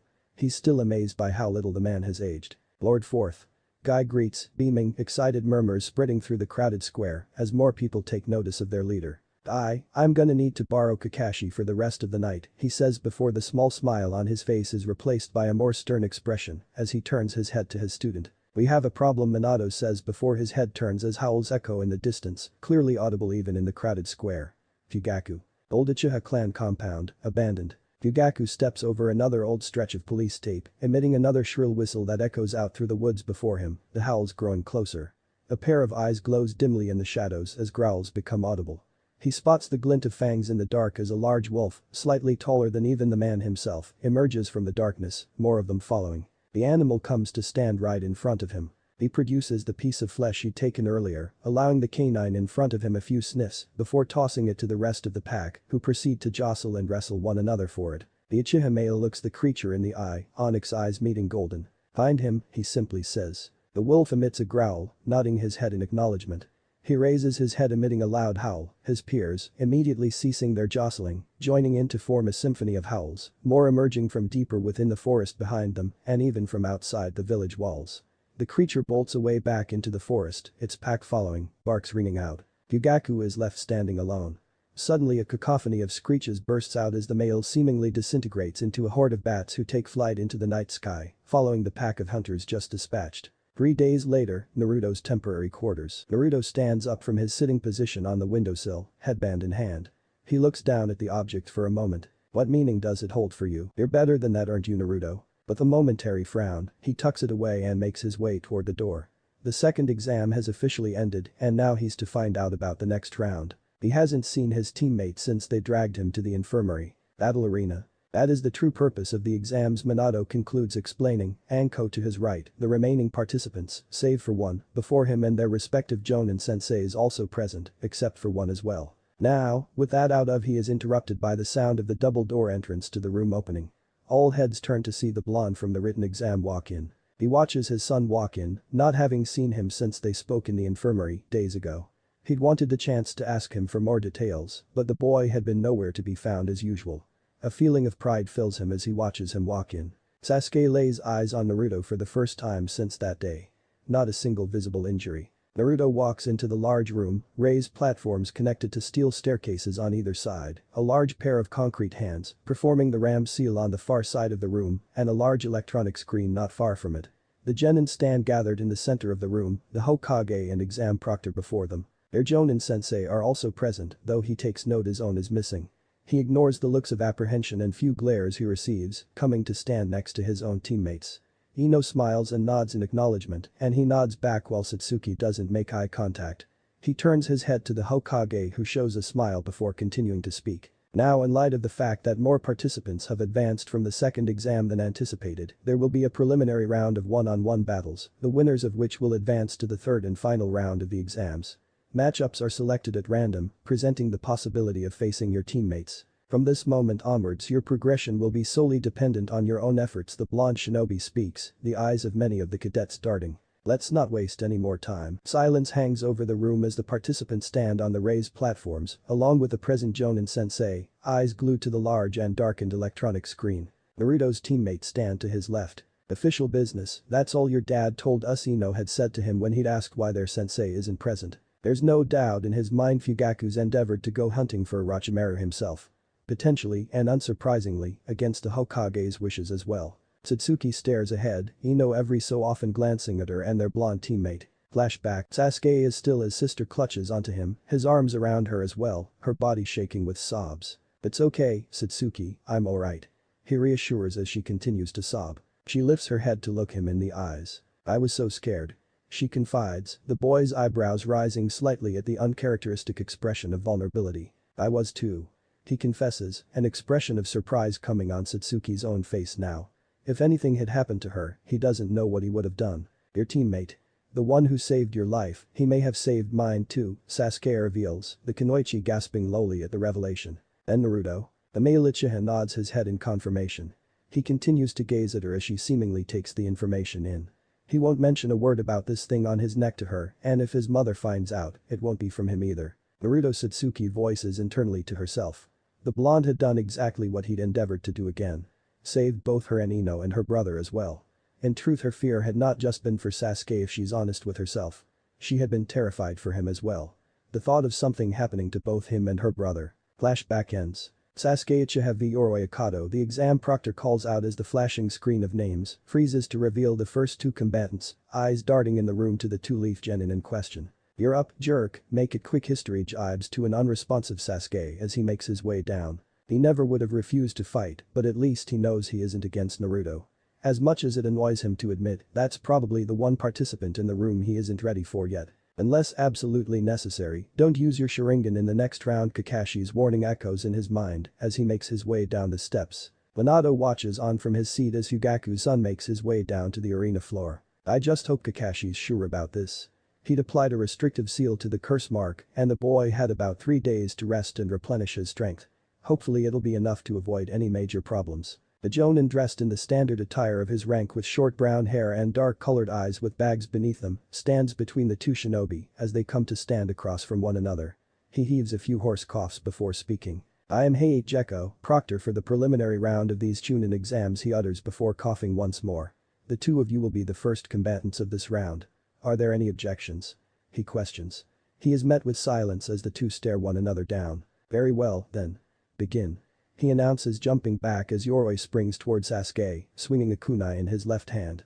He lashes, swinging the ninja tool at the rookie, who evades repeatedly. Naruto watches on at Satsuki's brother, evading the swings from the elder Leaf Ninja. He expects the Uchiha to win. Now to see how long it takes him. He ducks under another chop, swinging a fist into the older Genin's stomach, sending him back, aiming a kick to the chest that sends him onto his back, Sasuke sprinting towards him to finish the job. The older Genin suddenly jumps back up, right hand glowing a blue hue as the Uchiha's face comes within inches. Sasuke's eyes widen, flashing a crimson color as his face comes inches away from the older Genin's hand. "Ugh," Yoroi calls out as the boy sidesteps his hand by inches, swinging a fist into his face. How the hell did he dodge that? A kick meets his chin, sending him flying into the air. As he twists helplessly, he gasps as suddenly the Uchiha is behind him. "Hey, that's it!"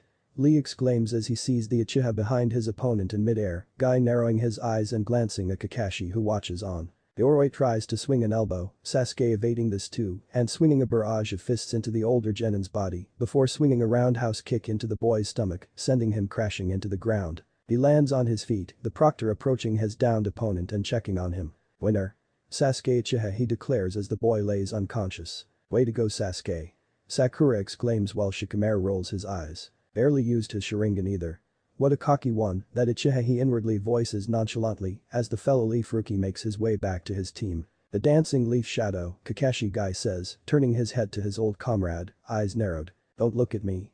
I didn't teach him that," the masked Jonin responds plainly. "He's gotten faster," he observes. "You've advanced to the finals," then Hei congratulates him. "Elsewhere, oh yeah, that's the stuff." Giggles. The white-haired male adjusts his binoculars once more, attempting to get a better view of the sight below him, which he indulges himself with from a tree branch. The screeching sound turns his head to the sight of a bird flying towards him, and as he catches the scroll it releases, he tries to keep hold of his binoculars, but loses his balance as a result, tumbling into the fog and water below, emitting a loud splash. Feminine screams ring out as he lifts his head above the water, a fist meeting him square in the face. "Perfect." Elsewhere, screeches fill the small cave, on the side of a mountain that towers over the forest below, stretching well into the horizon in every direction. The bats, emitting the cacophony, fly about, circling one another as a shadowy figure materializes from seemingly nowhere between them, the sky above having darkened with rumbling clouds that every so often are bathed in white light. Crimson eyes with a tomo pattern overlook the forest as howls emerge from below. "Forest of Death, Central Tower." Hangover Fang, Menma's best friend, calls out again as he and his partner activate their signature in tandem, twin drills twisting in the air, barreling towards him. Menma weaves through three hand signs, ending with Ram. Lightning style. Lightning beast tracking Fang. Lightning forms in the boy's right hand as his opponents close in on him. He releases, pouncing back, as it shapes into the form of a hound, staying connected to his hand in the form of a cord of the lightning nature chakra. One of the two evades the hound, while the other makes direct contact, being struck by it, emitting a howl of pain. "Akamaru!" Kiba yells, stopping in his tracks, seeing his partner fall to the ground in a twitching unconscious heap. His lapse in concentration, however, buys his friend more time as he swings the hound of lightning to the right. Kiba tries to evade but is unsuccessful as the current meets his body as well, earning a yell of pain as it stuns his body before releasing it as it dissipates, allowing him to fall to the ground unconscious as well. Menma is already running towards the Inyazuka as his body hits the ground, sliding onto his knees to examine him while the proctor approaches. "Sorry old pal, looks like this one's mine," he chuckles as medical ninja rush over, following. "Winner cough Menma Uzumaki Namika's Hade announces before coughing once again, Menma's sisters and mother cheering from above. Minato smiles proudly as he watches his son follow behind the medical ninja as they carry Kiba and Akamaru to the infirmary. "Well done Menma, that's Sasuke Uchiha, Shikamaru Nara, Shino Aburam, Niji Hyuga, Tamari, as well as Kankuro of the Desert, and now Menma Uzumaki Namikaze who have advanced. Not a bad showing at all for the Leaf. Let the next contest be decided by Hade orders, like clockwork, the screen flashing the remaining names. The screen freezes. Isateru Hajiwara v Kabuto Yakushi. A small chuckle escapes history, a smirk on his face as he looks across to the other Leaf shinobi, his teammates glancing at his reaction as he places a hand on the railing in front of him. "Proctor, I forfeit."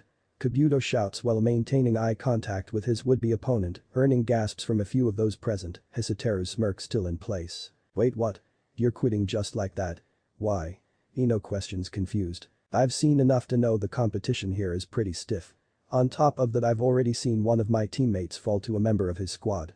I'll be frank. I just don't feel confident going up against him, Kabuto states frankly, Sasuke frowning at the reasoning. This is the same guy who admitted to failing the exam several times and he's quitting just like that. Just what is up here exactly? Very well then. The winner by forfeit is Hisateru Hajiwara, declares, raising his hand and gesturing to the boy who scoffs lightly. Well, that's just boring, he snorts. He looks to his side to see the jerk with an expression of suspicion on his face and Kaori still looking dejected. She'd lost to the shadow-wielding Nara and not because she was weaker either. The screen begins to flash names again before freezing. Toji Akimichi v Satsuki Uchiha. Oh no, Shikamaru groans internally as he turns his head to see his old friend gulp nervously. Sakura has already been eliminated and had lost quite badly at that to the guy with the makeup on. Granted, he'd somewhat expected that, but one of the Uchiha twins. Not good. You've got this, Choji Asuma encourages with a slap on the back as the Akimichi makes his way down. It's all yours, Satsuki Ino says with a smile as Satsuki takes a look at both her teammates this time, giving them a nod before leaping down to the arena floor. Do you think Choji can win this one? Kurenai asks his teacher. Before he can respond, however, Kakashi does so for him. It's a terrible mismatch, frankly. If Satsuki is anything like Sasuke, and she happens to be pretty similar to my knowledge, then Choji doesn't stand a chance, the masked Jonin interjects, earning a frown from the Sarutobi. Why don't we watch the fight and let them decide? He retorts with the slightest bit of venom to his tone. The two Leaf rookies stand across from one another, hey, not far from either. Begin. He orders. Choji outstretches his right arm as Satsuki dashes toward him, eyes turning crimson and revealing two Tomo that circle and come to a stop on either end of the pupil. Her Sharingan's matured to two Tomo as well. Yep, this fight is already square, Kakashi observes. Even if Choji can match the Uchiha Kunoichi's speed, which he can't, her reaction time is another matter altogether. Partial expansion jutsu. Akimichi calls out as his hand, having expanded to be exponentially larger than his own body, swings down to smack the Uchiha against the ground, only for her to easily evade. A flying kick to the chest sends him sailing back, the boy quickly using his hand to regain his balance by digging it into the earth. She's fast. He takes another swing, followed by two more, Satsuki effortlessly avoiding all three while weaving through a set of hand signs. Fire style. Phoenix flower, she exclaims, launching several fist-sized projectiles of flame at the Akimichi, who holds his hand up to block them, grunting at the pain of the burns on the palm of his hand. He lowers his hand to see more projectiles incoming, these being made of steel, however. He swats the shuriken away easily, but grunts as he suddenly feels himself being rooted to the spot, unable to maneuver freely. Only now does he spot the glint of ninja wire all over his arm, the girl pulling. You're gonna tug-o-war with me? Big mistake. He shouts with a smile. With one tremendous pull, he sends the Uchiha flying through the air with a pull of his giant hand as his own body exponentiates in size, ballooning as he seemingly cannonballs toward her. Human boulder. Satsuki weaves the last hand sign of her signature technique, which has worked perfectly. Fire style. Fireball, she says, sending a similarly large if not larger cannonball of fire, careening towards the incoming genin. The two collide, a blood-curdling yell coming from the boy as he goes flying back, parts of his clothing alight. As he hits the ground in a still heap, medical shinobi sprint over, weaving hand signs, quickly dousing the flames with C-rank water and examining the boy. Fate comes to stand over him, glancing over for a few seconds before gesturing to the Uchiha. Winner Satsuki Uchiha, he declares. Shikamaru sighs, pinching the bridge of his nose. He went flying straight into that one. As soon as Choji had made eye contact with the Uchiha, he'd already made a big mistake. He steps off to make his way down to the arena floor to follow his friend to the infirmary. She is impressive. Kurenai notes, trying not to smile and be a little more sympathetic towards Asuma, who has a frown on his face. I could have told you that was gonna happen.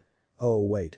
Kakashi says jokingly, the Sarutobi gritting his teeth in frustration and walking off in a huff, following after Shikamaru to check on Choji. All of his students have already fought anyway, so there isn't much else to see. The screen flashes the remaining 6 names once again before freezing on 2. Mito Uzumaki Namikaze v Yaoi Uzumaki Namikaze, the proctor calls, gasps ringing across the room. The two combatants, who happen to be standing side by side, turn their heads to one another, faces etched in disbelief. Naruto watches on nonchalantly. He doesn't like how this is unfolding. He couldn't care less about the two who are about to fight, but the way this is going, either he or Ino could end up against a Ritiid-san shinobi. Frankly, he'd much rather it be him if it comes to it. R watches from the platform on the other side of the room with a small smile on his face, chills running down to Mari's spine when she sees it. With just a bit more luck, he'll get exactly who he wants. Give every drop of yourself down there.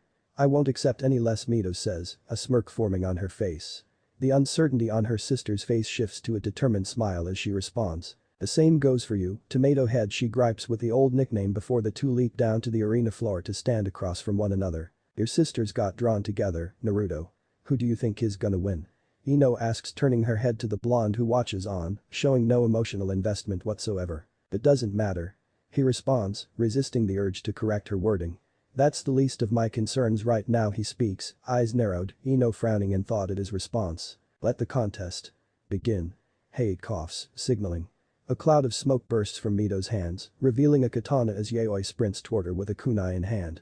Sparks fly as a flurry of blows is exchanged, the two shifting and moving across the arena floor in a dance of combat. Minato watches on from above intently. Infirmary, you got lucky, Chum Kiba snorts with derision at his friend, Akamara now in his lap. Next time, you won't be, I'm telling you, he gripes with his partner barking in agreement, his red and dark-haired comrade smiling at him. I'm looking forward to it, he replies. Lucky you, Menma, you get to fight in the final round, a heavily bandaged Choji laying in the bed next to Kiba's moans, his sensei and teammates with him.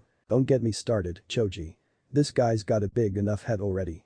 Can you imagine how unbearable he'll be if he makes Chunin? Kiba moans as Menma's smirk grows. So who do you want to fight anyway, Kiba asks, Menma's face shifting grin. You know exactly who I want.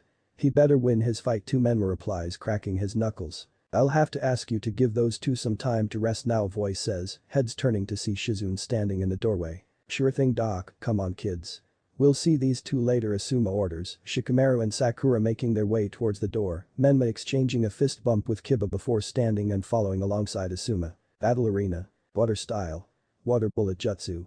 The two call out simultaneously, projectiles colliding and cancelling one another out as the two sprint towards each other, Mito swinging her katana at her opponent who blocks it with a kunai, the two attempting to push and overpower one another. Yaoi takes advantage of the moment, swinging the duel to the side, releasing her kunai, Mito losing grip of her katana, the weapon flying to the side. She attempts to give chase only for her opponent to grab her by the ponytail, tossing her back, following up with an uppercut and stomach shot that sends her into the ground. As she tries to deal the finishing blow from above, however, she reels back in pain, clutching her chest as her opponent swings a set of claws across her chest. She looks down at the marks on her chest to see 4 slashes running across it, looking back up to see her sister's eyes now crimson red with slits for pupils. She knows she can't match my physical strength and base, so she's taken it up a notch. Well, two can play that game. Yaoi's own eye color shifts, a set of claws emerging as the two sprint towards each other, exchanging more blows as a red aura begins to emerge with each blow, the onlookers observing, some anxiously. Is that chakra? Visible to the naked eye. Is it not supposed to be blue? Lee questions, Niji narrowing his eyes. Their chakra. Ino marvels, the only thing I've ever felt that could compare to this is. Glancing at the blonde male by her side. Mito. Is this how strong you really are? Satsuki ponders, clenching her fists. So that's the Nine Tails chakra, huh? Gonna wanna get a good close look at this, as history says to himself. With Menma's eyes are wide as he walks back into the battle arena alongside Asuma-sensei to see his sisters engaged in a brutal taijutsu exchange, air visibly shifting, cracks forming in parts of the floor as red-colored chakra boils to the surface. Mito, Yaoi. You got drawn against each other. Damn it. He curses. He'd known it was possible for one of them to get drawn against the other, but didn't think or hope it would actually happen. With Mito and Yaoi. Mito backflips as Yaoi swings a fist into the spot she stood on that leaves a crater-shaped spiderweb of cracks. She swings again, leaving another one, Mito now on the back foot. The Nine Tails chakra helps me move faster, but it's multiplying that strength of hers too. And she won't let me get to my sword either, Mito notes, glancing to the blade on the far side of the room. She smirks, not being able to help being proud of her sister. Turning this into a fist fight benefits her. I only have one chance of winning this. She bolts towards the sword, Yaoi deducting her intentions quickly. No, you don't. She yells, swinging another almighty fist that Mito jumps back from, right hand out. Decoy successful. A single chain of glowing golden color springs from the Kunoichi's palm to wrap around Yaoi, pinning her arms against her sides, eyes wide in shock. No way. Impossible. This is. With Menma, that's mom's technique. Mito. Menma exclaims in disbelief himself. Lady Kushina's adamantine sealing chains. Well, what did you know? I never would have guessed one of you had them, Asuma adds. What a fight this is. Some genin these are. With Kakashi, Lady Kushina. Mito inherited your Kakashi speaks, turning his head to the older Jonin. I'd suspected it might be the case for a while, but my suspicions were only confirmed much more recently.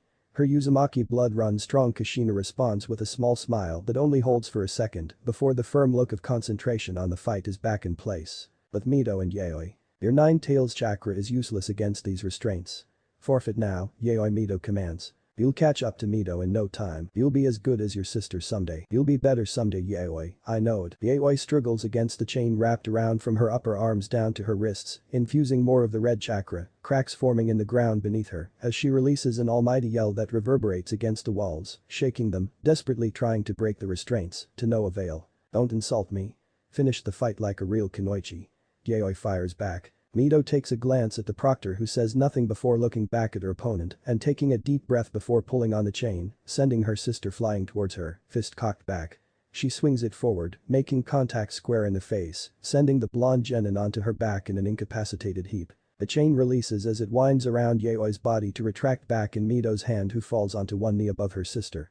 That was intense. Winner.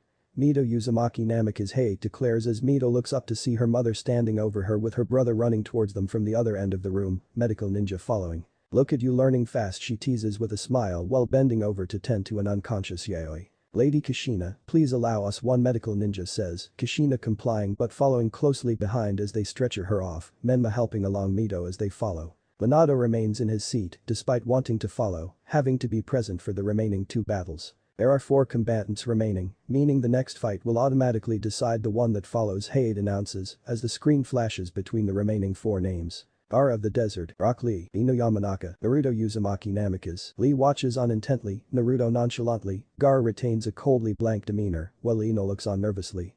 The screen continues to flash. And then freezes. Naruto Uzumaki Namikaze v Rock Lee. Hade calls out. Shit. Naruto curses, not for his opponent but his teammate. This is bad. He'll have to talk to her immediately after his fight. We need to talk after I'm done with this, he says, turning his head to her, earning a quizzical look from her before she nods. Good luck, she assures, smiling, Satsuki giving him a nod as well. Both of them would be shocked if any of the genin in this room could beat Naruto. Fortune may exist after all. Lee shouts, fire burning in his eyes, precisely the battle I've been begging and waiting for. He shouts. Let's rock and roll.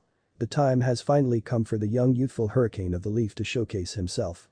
Guy exclaims, chest out as Lee begins stretching and striking to jutsu stances. Alrighty Lee, your moment has come.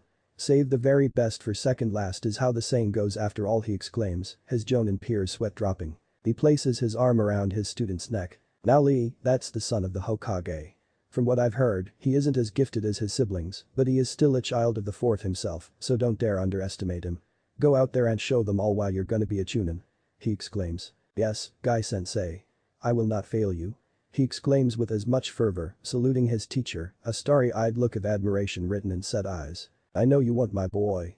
Guy responds, tears leaving his eyes, as they do Lee's, the two clutching on to each other, all present watching, sweat dropping at the scene, including Naruto, who is watching from below, having already jumped off the platform. Lee Niji says sternly, earning the attention of both who turn their heads to him. I already told you, didn't I? The Hyuga speaks, eyes glued to the blonde and black below. He's only a rookie genin by name. He's far more dangerous than that. Don't you dare underestimate him. Even for a second, he orders, earning an expression of intrigue from Guy, while Tenten looks on nervously. Don't worry Niji, I have no intention of doing so, he responds, flashing a big smile and holding a thumb up. I will give it my all. So that you and I can meet in the finals like we are supposed to. He declares, earning no response from the Hyuga. Naruto watches on as his opponent finally jumps down from the opposite platform to stand across from him. Naruto Uzumaki Namikaze. The pleasure is all mine. I've been hoping for this since I first saw you. The boy in green acknowledges with passion burning in his eyes, Naruto nonchalantly staring back. But Team 7, except Yaoi, Kushina, Menma and Mito return to the room just in time to see Lee standing across from Naruto, waiting for the fight to commence. Go Naruto. You've got this, sweetie. Kushina cheers on an unresponsive Naruto, while Menma frowns and Mito watches on intently, eager to see her brother finally in action. Minato sits in anticipation. Finally, he'll get to see Naruto fight in person. Let's see what you've been telling me about Fugaku. Let the battle begin. Hade orders. Lee sprints towards Naruto, swinging a roundhouse kick that he blocks before grabbing him by the ankle and tossing him away like a rag doll. The boy skids and rolls, springing back to his feet and charging again. He swings a flurry of fists and kicks that Naruto parries away before swinging a fist of his own into the boy's stomach that catches him off guard, his eyes wide at the strength and a right hand to the side of the face that sends him stumbling back. But Sasuke watches, through clenched teeth and balled fists, as Naruto effortlessly swats away the same opponent who had ragdolled him earlier. This guy is on a different level entirely. Hiyori watches on with intrigue, history alongside her doing the same. Well, what did you know? I may have found somebody interesting. But Naruto and Lee, your taijutsu is impressive. I've never seen that style before, Lee notes. Of course not. It isn't of the leaf like yours.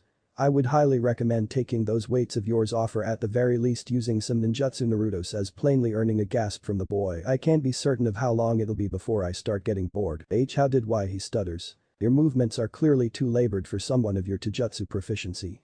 It looks abnormal, Naruto explains. Lee grunts, the boy in green backwards cartwheeling several times before taking a giant leap to stand atop the two hands that form the ram seal at the far end of the room. Lee. His teacher calls him to earn the boy's attention. It's okay. Take him off, the Jonin commands with a thumb up. But Guy-sensei, you said only to take them off if the lives of important people were in danger. It's alright. I'll allow it. Now do it, Guy commands with a smile. The boy complies, tucking his hands beneath his orange leg warmers and pulling an identical set of weights from beneath them, holding them out on either side of himself. He releases his grip, allowing them to fall from the height of the statue to the floor below. How is dropping a couple of pounds supposed to help him match? And Satsuki's train of thought is brought to a grinding halt as the weights hit the ground, shooting twin plumes of debris that tower to the ceiling of the room as they impact the ground to form crater-sized spiderweb cracks, gasps echoing throughout the room. Naruto's eyebrows rise slightly at the display, a small smirk forming on his face as excitement dances in his eyes. Now we're talking. The genin clad in green springs from atop the ram seal locked hands, bolting back down to the ground. He bolts back and forth around his opponent, almost a blur to the naked eye, onlookers watching in disbelief at the display of speed. This is how fast he really is. Insane, Sasuke marvels. Lee swings a fist from behind the blonde, intent on launching him forwards, only for him to spin around, catching it in his right hand. A collective gasp fills the room. I am possible, Lee utters in disbelief. A genin who can react to him with his weights off. What? How, Guy marvels. I said it in a matter-of-fact tone. Lee swings another fist that Naruto parries as the two begin a fierce exchange, Naruto swinging a punch that Lee himself parries, before swinging a kick at Naruto sidesteps. The two move about the room, at moments looking like blurs, cancelling each other's strikes out, one after the other. How is he even with Lee's taijutsu?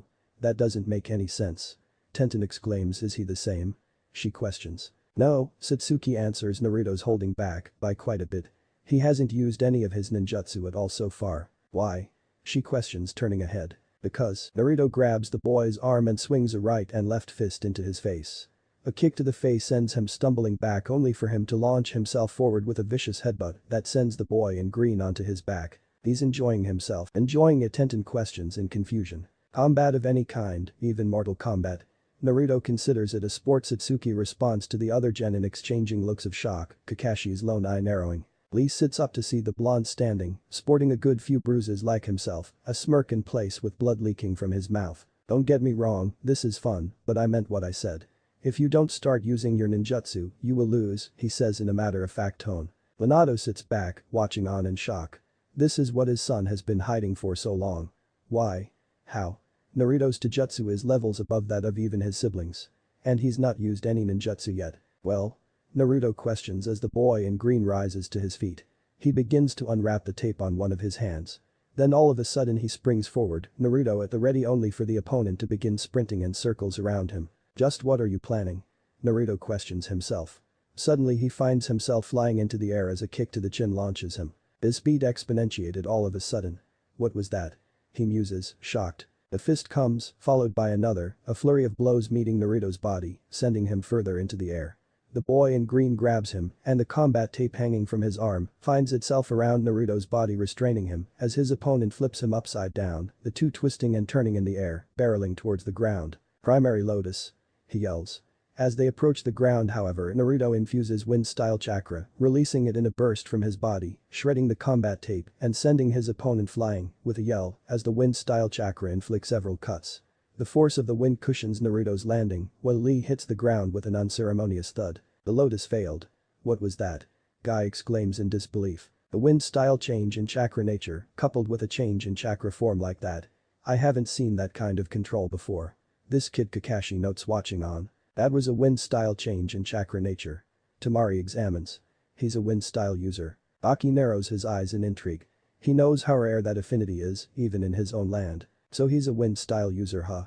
Let's see what else he can do. Lee groans, clutching at his arms, covered in cuts along with his torso. He rolls onto his stomach, getting onto his knees, the pain of the lotus weighing on his body as well. My primary lotus failed. How? Well, Naruto speaks weaving through hand signs. I did warn you, he says as the boy drags himself back on his feet. Wind style. Wind orb barrage.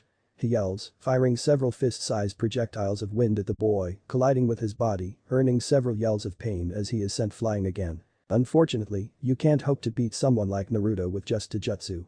Satsuki notes, Guy is simply smirking to himself. And to think, Sasuke says to himself, thinking back to the scene from the forest days ago, that he's still holding back. Lee groans in pain, his clothes now covered in large orb-shaped holes from which he is bleeding, as he attempts once again to drag himself to his feet, his body screaming against him. Naruto takes a few steps forward, watching on. His respect for this guy is growing by the minute. I think I understand now, he says as the boy lifts his head on his knees. You can't use ninjutsu or at all, can you? He surmises as Lee slowly lifts himself off of his knees. Naruto watches as he rises to stare him down defiantly. Well, I've gotta say, you deserve your respect, he says, earning a low gasp and wide eyes from the boy. You're a real shinobi, but if what I've gathered really is the case, then unfortunately you're definitely not winning this, he says with finality, weaving through the same set of hand signs from before. Wind style. Wind orb barrage. He exclaims again, releasing a flurry of projectiles that barrel towards his opponent.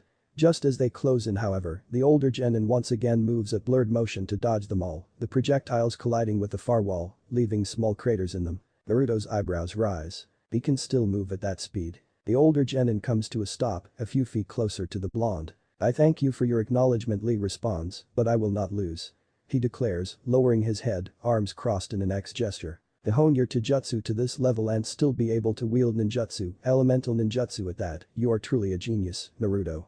And that Lee speaks as the air about him begins to visibly shift. Is precisely why we are not the same.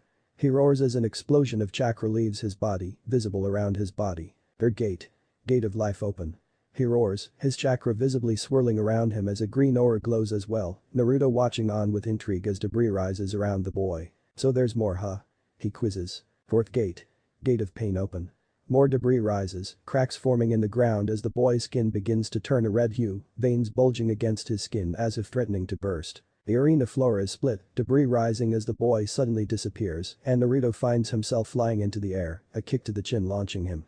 The force generated by the older genin's speed is sufficient enough to generate wind and debris that momentarily blinds all in the room, except those deploying visuals. Naruto finds himself flying back down to the ground, struck by an almighty fist, followed by another and another, as the boy moves about him as a blur, launching him back and forth with fist and kick after fist and kick. I've no time to weave even a single sign. How is he moving this fast? I should have pounced on him when I had the chance, Naruto says to himself, smirking as he is knocked back and forth. Naruto. Satsuki, Ino, Kushina and Mito all cry in unison. Minato looks on in clear concern and fear as well, every fiber of his being screaming at him to jump in and stop the fight, but knowing Naruto could hate his guts for it. He may very well be a skilled ninjutsu user, but that doesn't matter against someone he can't weave signs against, Guy says smiling. Menma watches on in awe and disbelief, fists clenched. This is insane. No way is he even near this level yet. Naruto's body impacts with the ground, a spiderweb-shaped crater of cracks forming from the collision as he stares up to see his opponent descending upon him, a more concentrated blue aura beginning to surround him. Now to end it, fifth gate. Gate of closing open. He exclaims, cocking a last fist back, seeing the smirk on Naruto's face. Inhale, exhale, I said I wouldn't do this, but I guess I lied. Lee swings his fist down on the boy, an explosion ringing throughout the room, dust and debris filling every corner now, coughs audible. Silence hangs as the debris continues to rise and spread, a few moments passing before it begins to dissipate. It's over, it's gotta be, Shikamaru says, from the corners of the arena the dust begins to settle. Niji emits a shocked gasp, Kakashi following suit not long after. Three silhouettes, one clearly belonging to the proctor, become visible, and soon the dust lifts to reveal the two male genin in the center of the room, the floor beneath them decimated. Lee stands with his fist outstretched in Naruto's hand, who stands holding it with a wide aura glowing about him, pieces of debris floating around himself now. His once cerulean blue eyes are now a blinding white, the whites and pupils replaced completely by it. And no. That's not possible, Guy breathes in disbelief, the hidden lotus F failed. Kakashi looks in on similar shock, headband still raised and both eyes wide. There's no way. This chakra. I've never felt anything like it. Fugaku-sensei, this is what you spoke about. This child is. Minato gazes at the scene in disbelief as well. He reacted to the hidden lotus. Naruto. Just what is that chakra? Kushina practically trembles as she watches the scene. When that boy had opened the fifth gate, she needed no confirmation it was over. She had just been waiting for the dust to settle to jump in. This chakra. What is this? She questions herself as Mito shakes beside her as well, her daughter having inherited her sensory as well. Enma's mouth hangs open as he looks on. But at the speed Lee was moving at that isn't possible. No. Naruto, he inwardly utters, clutching his fist so hard his knuckles turn white. This is what you're truly capable of. There it is. That ominous chakra that suppressed all the time. This is what it feels like when allowed to surface, Shino notes to himself as his insects fly around him. He's not human, Shikamaru whispers hoarsely. Lee's body screams at him, muscles torn, as his opponent stands before him, bloodied and bruised, some of his injuries and wounds visibly healing already. It can't be.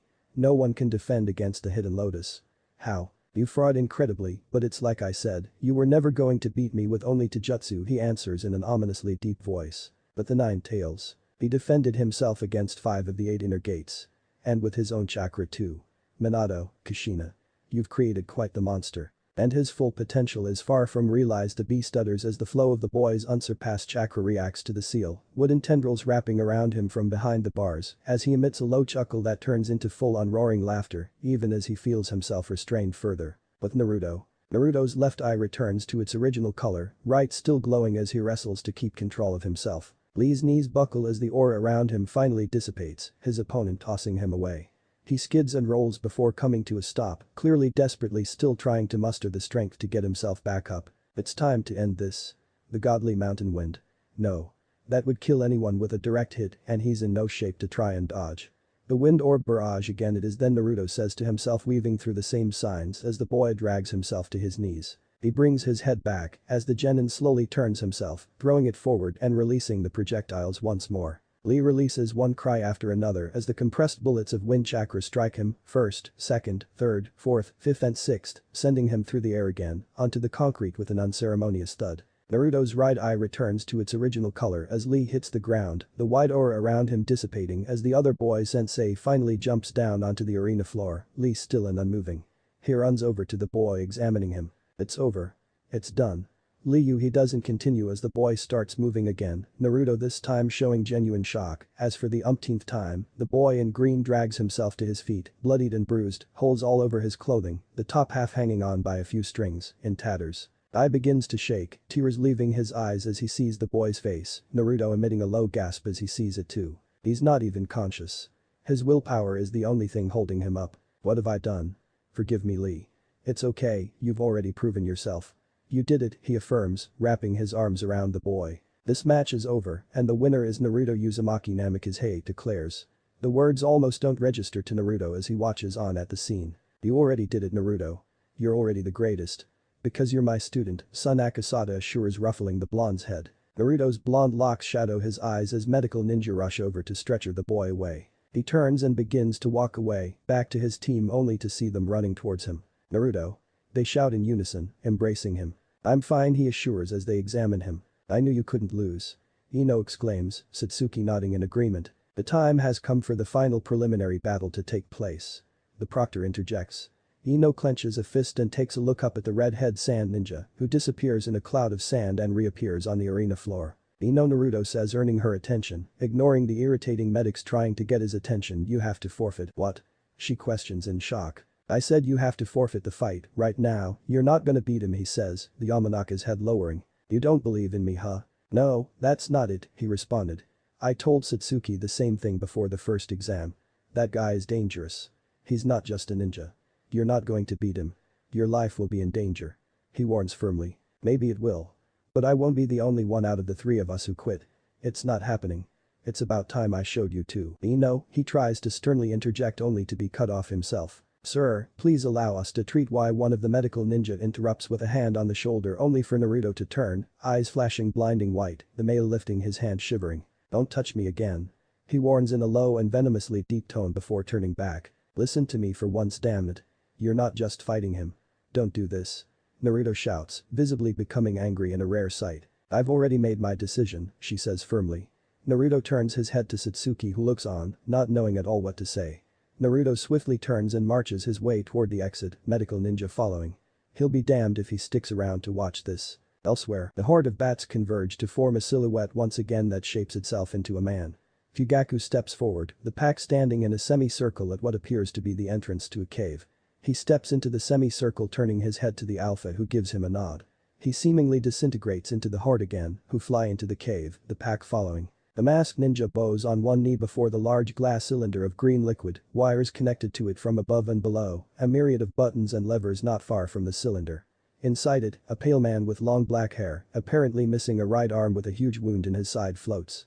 A visor rests over his face, connected to an oxygen tank. Are you certain? He questions. Yes, my lord. The intruder is dressed in standard Leaf Jonin attire with the Uchiha clan crest on his back. He clearly came with no intention of disguising himself, the masked ninja responds. The man emits a dark chuckle at the words. Well. Good old wicked Fugaku. I expected you to come for me but not this soon. Not wasting any time, huh? Send him a welcoming party. Make sure his body gets to me in good condition. He orders. Yes, Lord Orochimaru. The shinobi bows for a final time before standing and leaving. He knows they won't stop him, not a chance. But Ino v. Gaara. Ino stands across from her opponent, awaiting the proctor commencement. Let the final battle of the preliminary rounds begin.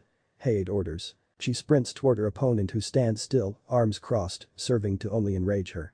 She swings a fist at his face only for something to block her strike. Sand. She observes as it spills from the gourd on his back. She swings more punches and kicks, none making contact. Suddenly a tendril wraps around her wrist, swinging her into the air and ragdolling her away. She skids and rolls across the ground, jumping to her feet while producing kunai riddled with explosives. She tosses them all simultaneously, the projectiles embedding themselves in the sand before shaking the room as they detonate. She stands back awaiting the dust to settle, and as it does, it lifts to reveal the sand shield still intact, its owner standing still, unscathed. So it's that durable. She runs a few steps closer before weaving through a set of hand signs. Water style. Water bullet jutsu. She launches the projectiles, sending them crashing into the shield. Her opponent still hasn't moved. What a shame. You're just hopeless, aren't you? They should have given me the other one, Gaara says nonchalantly, arms still crossed. Ino grits her teeth at the dig. She produces a scroll, unwrapping it, a cloud of smoke bursting as large amounts of water spill from the scroll, covering the floor. Water style. Wild water wave, she calls as the water rises and collides with the sand shield. She repeats the technique 2 times more. What is she doing? Tamari laughs to herself. That's not gonna work. Ino, having used them about 5 times now, is breathing heavily, but she resists the urge to smirk as she sees the sand shield now a brown color. She sprints forward, weaving through hand signs before a cloud of smoke produces a Fuma shuriken. She tosses it towards the opponent, the shield blocking it and forcing it aside again as she swings a punch of her own. Enough of this nonsense, Gaara says with finality as the sand grabs the girl and smacks her against the water-submerged ground with a thud, only for her to explode into water. A burst of smoke comes from the shuriken, the blonde emerging from it and smacking both hands down onto the ground before her. Too bad you didn't get to see this one yourself, Fugaku-sensei. Earth style. Stone javelin, she shouts. A spear of rock explodes out the ground at odd angles, shooting towards the redhead. The sand rises up to block, but the moisture that has robbed it of its compactness allows the stone projectile to burst through, penetrating the opponent's shoulder as he turns. Ino watches as the boy's top turns red, pieces of sand seemingly crumbling from the point of entry. Is that some kind of armor? She sees the look of horror on his face before he emits a blood-curdling scream. With Naruto stands in front of a conscious and heavily bandaged Lee with Guy, Niji and Tenten on the other side of the bed. He stares at him, clearly still having a hard time processing the outcome of their battle. Tears are visible in the boy's eyes. I cannot claim to be happy with the outcome of our battle, but I am happy to have had the chance to face you. You are a truly splendid shinobi, a genius. I would love the opportunity to face you again, Lee says, extending his hand. Naruto looks at the hand for a moment before accepting and shaking to Lee's surprise. Sure, why not? I don't know many people who can get me sweating the way you did. Naruto responds, Lee smiling at him while Guy chuckles a bit. See you around then, Naruto says plainly, not sparing the other 3 a glance as he attempts to leave the room. Wait, Naruto, he calls, bringing the boy to a standstill. I have a question. He turns his head waiting to hear what the older genin has to say. What makes you strong? By that I mean, what is it that drives you to fight? To become stronger? Why do you do it? Silence hangs over the room for a moment. I fight to become stronger because it's the only sense of self I have left. Everything and everyone I ever knew forsook me. Strength is the only identity I have, he responds, earning surprised looks from Lee and Tenten, while Niji and Guy narrow their eyes in thought. But is that truly ever enough? I was taught one can only truly become strong when he fights for those important to him. So is that enough? It's enough for me, he responds plainly. Back in the forest. Sasuke told us how you fought a perilous enemy to protect Satsuki with your life. So is it really enough? Lee questions further, Naruto's eyebrows rising slightly as he's left speechless for a few moments. I don't know, he concedes. She's still down there against that. See you around, he says, marching out of the room without another word. Unbeknownst to all in the room, Yaoi lays awake a few beds away, having overheard the entire conversation, tears stinging her eyes from Naruto's words. Big brother, elsewhere, cries out Ring as the dozens of shinobi flail desperately and helplessly, hordes of bats filling the passageways, assaulting their ears with a cacophony of screeches. Yugaku walks through the passageways, his companions follow him as the sound ninjas stumble about screaming, rendering them helpless as he walks right past them as though invisible. But Gaara v Ino. Ino yells in pain as a tendril of sand smacks her into the ground repeatedly, while the opponent still screams, the javelin still jutting through his shoulder. She thought his sand, now wet, could be evaded, only to find he could turn his gourd into the substance as well. Up, slam, up, slam, up, slam. She lays against the ground, now bleeding heavily as the boy's screams still ring out. Gaara clutches at the object embedded in his shoulder as some of the sand that compassed his gourd crushes it, though a sizable portion remains in him. He clutches at his head as one of his eyes flashes a golden color. Damn it. She made him angry, this is bad. Kankuro fearfully speaks, Tenten bearing a similar expression, Baki now also visibly concerned. The sand genin roars as the tendrils of sand creep onto Ino's left leg and arm. He extends his right arm, hand open before balling it in a swift motion. Sand coffin. A blood-curdling scream fills the room with horror as Ino's right arm and leg are crushed. Satsuki swings a fist against the metal railing in front of her, Sharingan eyes tearing up as she watches on. The sand withdraws to reveal the Yamanaka's mangled leg and arm. Call it off for fuck's sake. Shikamaru curses furiously. Gaara continues to clutch at his head as the voice commands him. No. More. More blood. Yes, mother, he grumbles as the sand moves to submerge Ino completely. Shino says to himself, thinking back to what his insects showed him in the forest. Satsuki steps over the railing to jump down to the arena floor, having seen enough. Before she hits the ground, however, the sand is blown away. As her feet hit the ground, Naruto stands in front of Ino, eyes flashing white for a moment as he walks forward to stand a few meters closer to the sand genin. Satsuki tends to their teammate meanwhile. But why? She failed her questions with confusion. Naruto simply spits a mouthful of blood, left over from his fight, on the ground, the sight sending tingles down Gaara's spine, the voice screaming at him, but some unknown force pinning and rooting him to his spot. Just say the word. I'll put you out of your misery in front of all these people, Naruto states, eyes cold as ice. Gaara looks on at him, confusion mixed with fear in his expression before he begins to chuckle. You can fool the ones behind you. You can fool all these people. But there's no fooling me. I see it in your eyes. You're just like me. Baki, Tamari and Kankuro gasping at his words. You and I are the same. You're the only one here who knows. You're all alone just like I am. Gaara chuckles, his chuckle shifting to deranged laughter. Enough. The proctor interjects, stepping between the two. The match is over as a result of disqualification, and the winner is Gaara of the Desert. The preliminary round is concluded, he announces. Naruto simply gazes at the boy before turning his back and walking towards his teammate, already being lifted onto a stretcher by a medical ninja. Elsewhere, the double steel doors go flying as fire crashes into them, smoke filling the room as canine-like figures trudge in, a man-like silhouette with glowing red eyes, following. Yugaku marches in to be met with the sight of a setup akin to laboratory, machinery and equipment strewn about, with a large empty glass cylinder at the end of the room, large enough to fit a grown man, connected to an oxygen tank. 3 large electronic screens line the far wall. The wolves go about searching the room as Yugaku allows himself a good look around.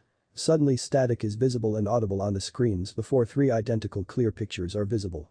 A pale man in a cylinder identical to the one a few feet away, wearing an oxygen mask, eyes closed. Orochimaru, Yugaku, it is a pleasure to hear your voice again after so many years. How long has it been? Don't know and don't care, he responds pointedly. Would you leave before we got to speak in person? Are you afraid?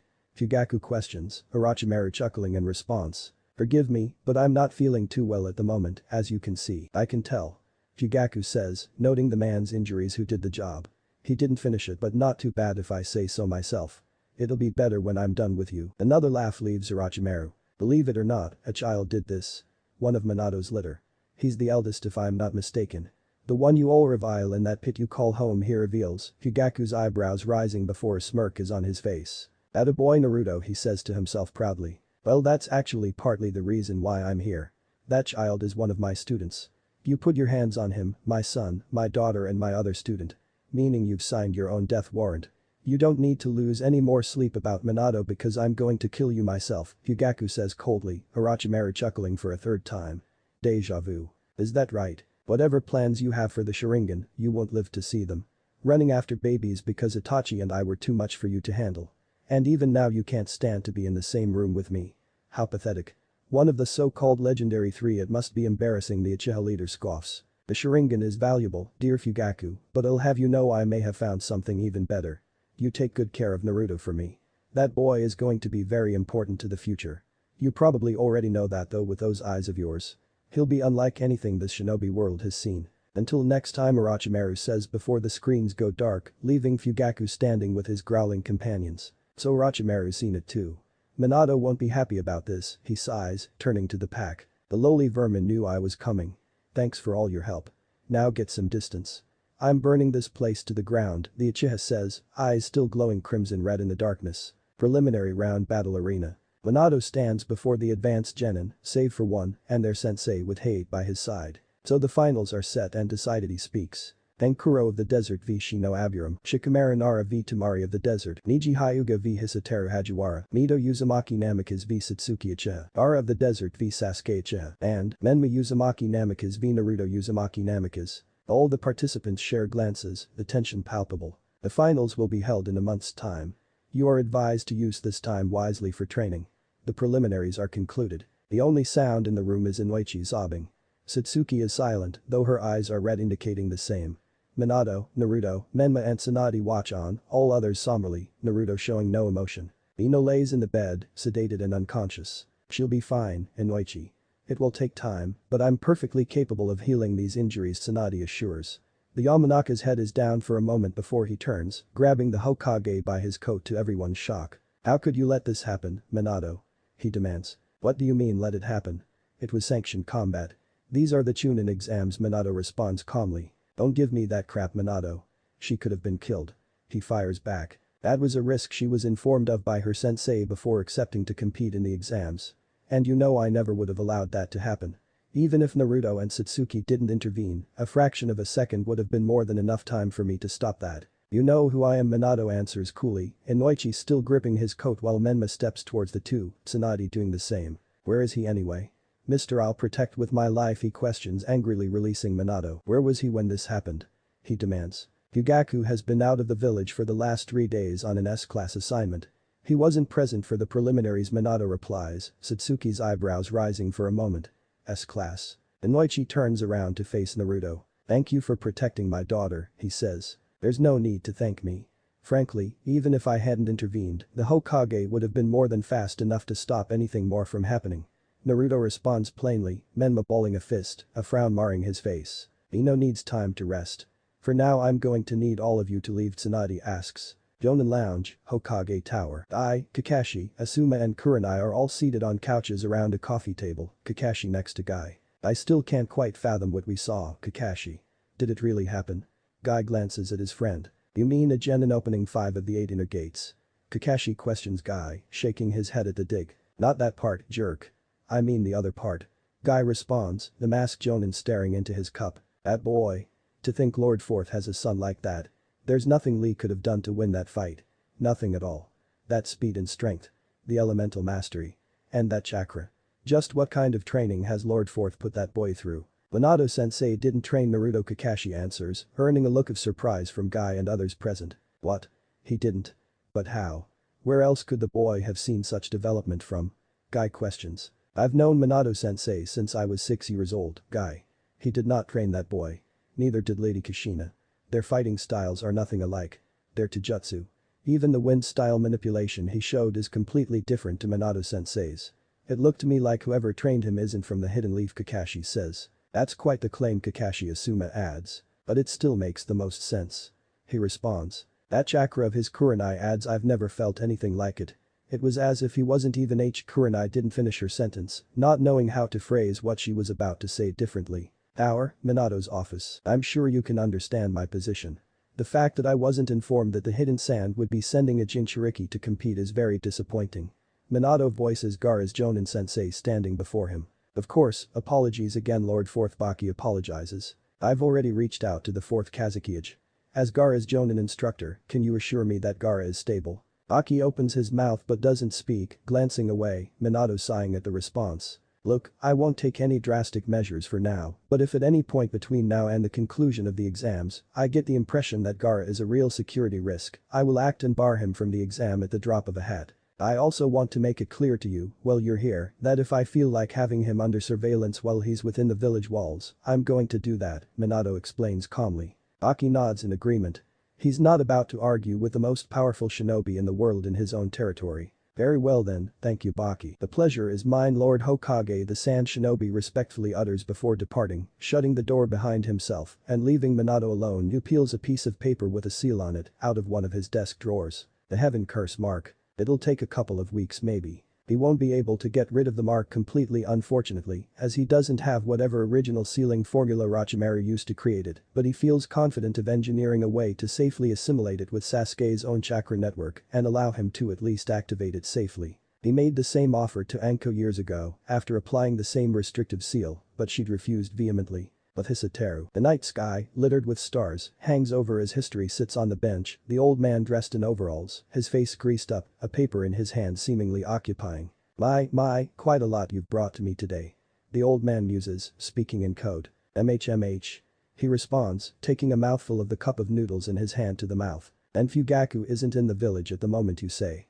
That loose cannon's probably gone on a self-assigned assassination mission, the old man says. Snake's boy got drawn against me in the exam and forfeited. Do you think he knew who I was? Hisateru chuckles. No, I doubt that. He was likely planted by Orochimaru to keep tabs on Sasuke and his reaction to the curse mark. The outcome of the exam was inconsequential, the old man surmises. We should snatch him, the boy suggests. Oh no, I know that one from a long time ago. He's cut from the same cloth we deal in. He'd very likely take measures to delete himself and any useful information completely before we could retrieve anything the old man responds to. Hisateru inwardly grumbles. He might know something about Kaori's sister. You've brought me very good intel, but perhaps what sticks out to me most are the details you've given me concerning Minato's eldest. To counter the Hidden Lotus successfully by simply infusing his own chakra along with the other information. He sounds like quite the prodigy. There's someone else we need to keep an eye on. Danzo knows very well that the boy is despised by most in the village and isn't too close to his family either. That combination could make him a prime candidate for recruiting. Fugaku being his Jonin instructor just happens to be a big problem and perhaps not worth the headache. Too bad I can't go all out against him if we face each other in the finals. What a rumble that would be. Hisateru smiles to himself, Danzo shaking his head. You getting promoted can benefit our goals in the long term of course. But remember, never show your hand. History finishes in unison with the old man while rolling his eyes. With Menma. He sits on the edge of his bed staring at a picture of himself and flashback 6 years prior. Bro. He calls, seeing the blonde walk away. Big bro, I'm going to play ball with Kiba and his friends. Come on. He shouts, gesturing to his brother to come along. Naruto looks on at the boy. Every time Menma has him around his friends, he feels invisible. The others make it a point to not acknowledge him in any way. He'd rather actually be alone. He knows it isn't Menma's fault, but it's not like he's going to do anything about it either. It's bigger than him. Some other time Menma, I'm not feeling well he says turning and walking away leaving a dejected Menma. Flashback end. He tucks the now ancient picture back in his drawer, shutting it. He'll let his mother focus on Mito for the next month. His father has his own responsibilities, so he doesn't plan on bothering him either. This next month he's going to punish himself, he's going to go to hell and come back. He saw what happened to Lee, but that won't faze him. There isn't a conceivable reality where he loses this fight. He can't, he muses to himself, lifting his hand, blue lightning nature chakra dancing around it in the darkness of his room for a moment. It sparks up again, this time a dark red colored hue. He won't lose. He'll stop breathing before he loses. New Uchiha clan compound. Show me your neck, Mikoto orders Sasuke, having already spoken to Minato days ago. The boy gazes back at her reluctantly to her ire. Sasuke, do not make me angry. I said show me your neck.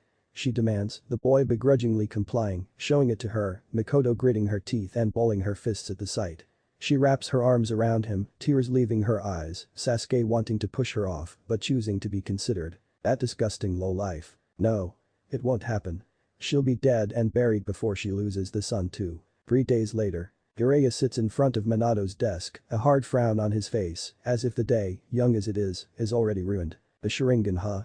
So his goal is still that silly aspiration of acquiring all he muses. Clearly Minato responds. And going after Fugaku's youngest son because he knows the man himself and Itachi are out of the question.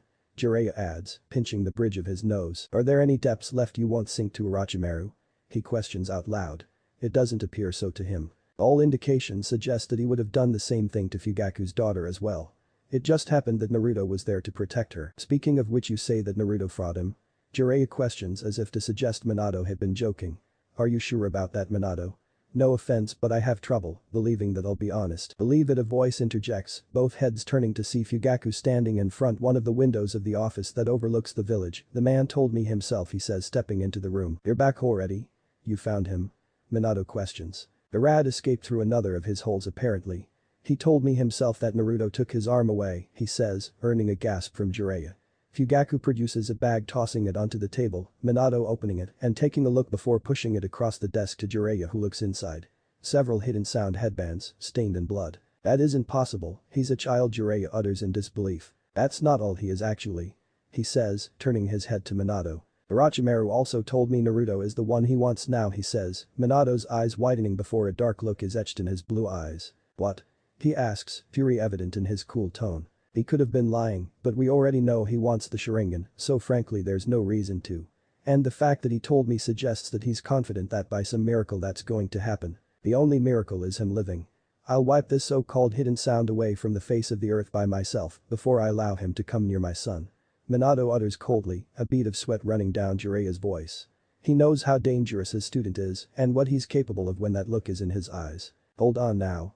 Minato, we agreed you would allow me to deal with Orochimaru, the sage interjects. Agreed. Fugaku questions, he's still alive. What have you been doing in the meantime? Where were you 3 days ago while he was in here running around, preying on kids? Probably off somewhere being a pervert, Fugaku scoffs, Jiraiya standing up and the two coming face to face, inches from one another. It disappoints me to hear you address your sensei this way, Fugaku. After all these years, you still don't have a shred of respect to show me? Jiraiya questions, smirking. Nope.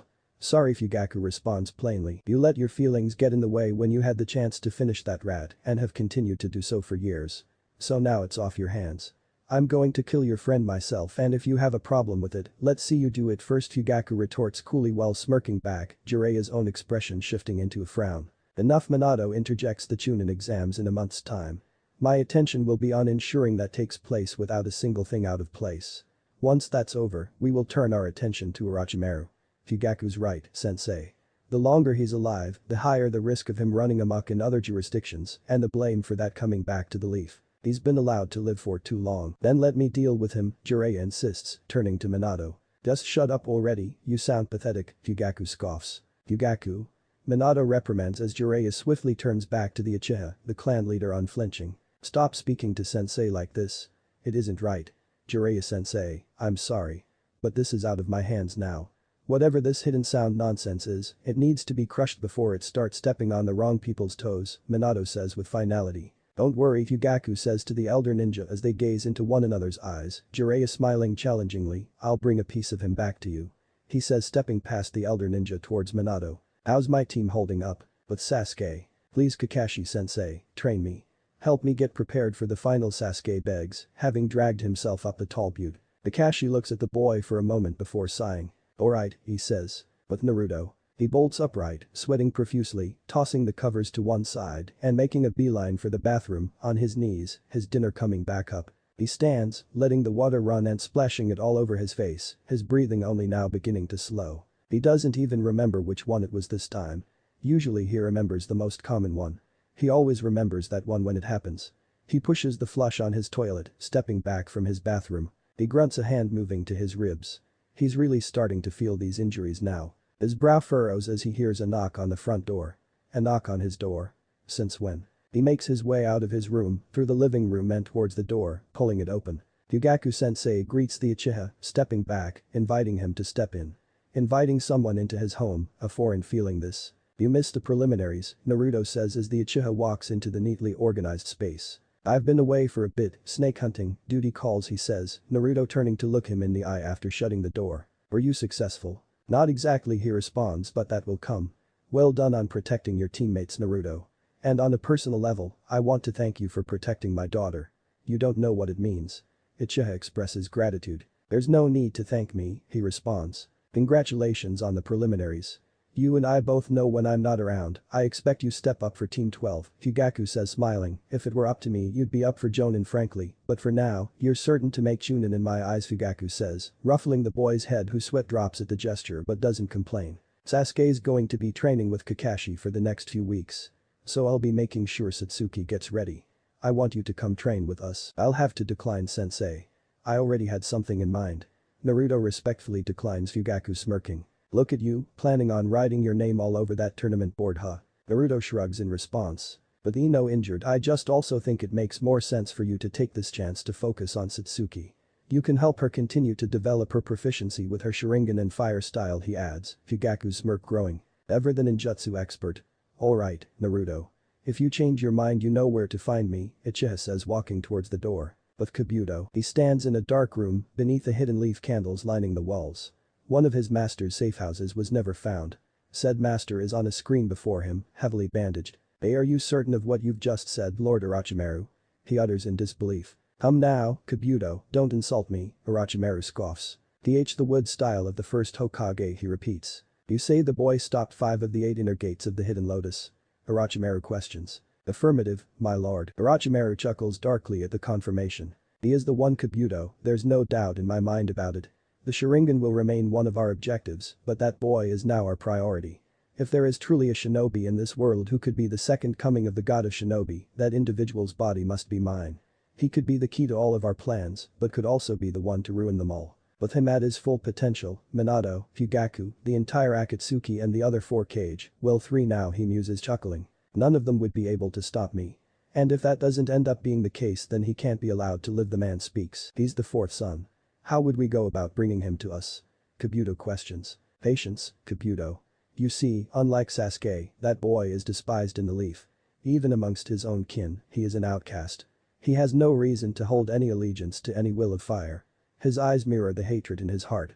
If we can take advantage of that hate, he will turn his back to the leaf, the Sannin surmises. Remain in the leaf for the time being until the exams are concluded and await further instructions. Uzumaki Namika's training ground. So you want me to train you, huh? Jiraiya muses, Menma standing across from him. It's best if mom focuses all her attention on Mito. Dad is Hokage, I can't expect him to give up a month before the Chunin exams to train me, he explains. Jiraiya chuckles at his sneaky reasoning. Minato can just use his shadow clones. The boy really wants to prove himself to his father without his direct help. MH. Alright then.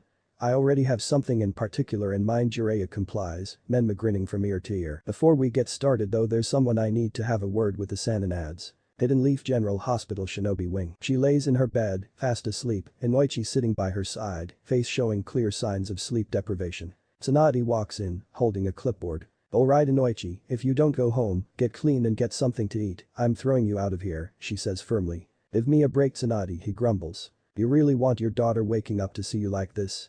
Well, I won't allow it, she says firmly, holding a fist up, the Yamanaka grumbling once more to himself before lifting himself from the seat, planting a kiss on his daughter's forehead before exiting the room, Tsunade following.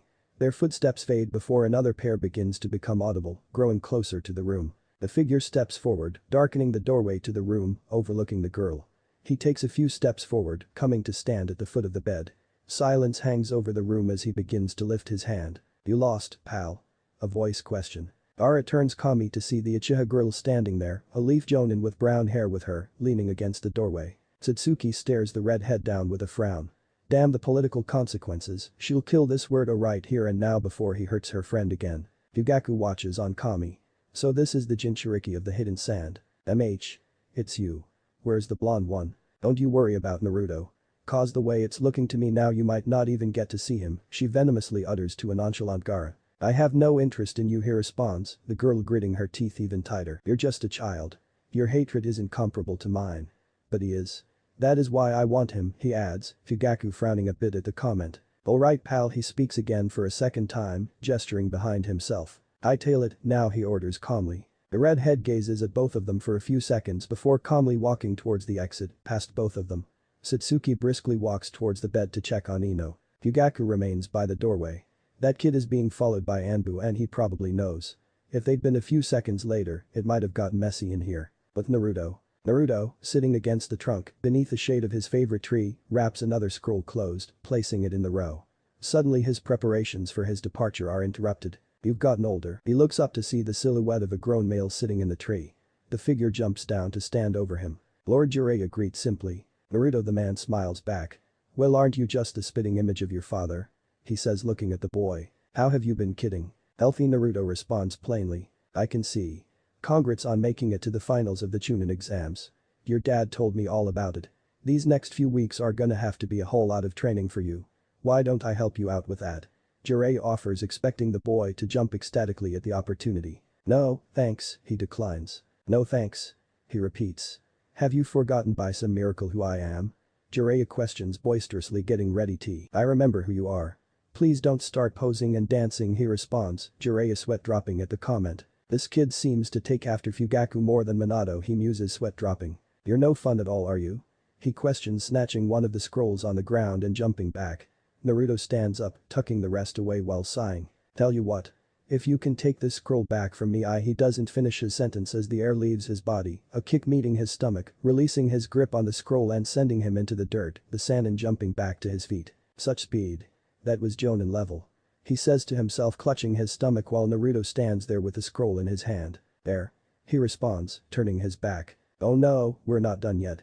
You're gonna show me what you're made of, Jiraiya shouts, sprinting towards the blonde, who whips around, blocking a chop to the side of the neck, swinging a kick that Jiraiya parries. The two exchange a flurry of blows, cancelling each other out, Jiraiya stepping back and Naruto scoffing. I don't have time for this, he sneers.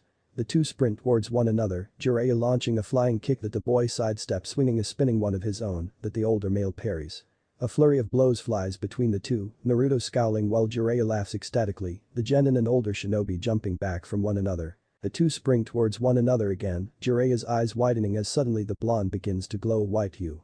He tries to dig his heels into the earth as they approach one another. Too late. Of Temari, Kankuro and Baki. Just what good is moaning supposed to do? Temari asks, visibly frustrated. I'm not moaning, I'm just being honest, Temari, I'm really worried. He's clearly become more unstable as the exams have progressed, Kankuro responds. The exams have provided ideal conditions for him to act more violently, Baki speaks, the two genin turning their heads, but it's only provoked the bloodlust of the beast. He seems to react particularly differently to that kid. The blonde one's teammate, Kankuro adds. Naruto, Temari says. The Hokage already had a word with me about him. The two of you just keep an eye on him. With Ino, he was here? Ino questions. That freak.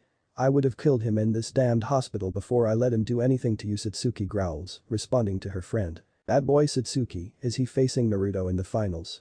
Fugaku asks. No, he's gonna fight Sasuke, she responds, looking down, Fugaku frowning in thought. He'll have to check in on Kakashi and Sasuke later.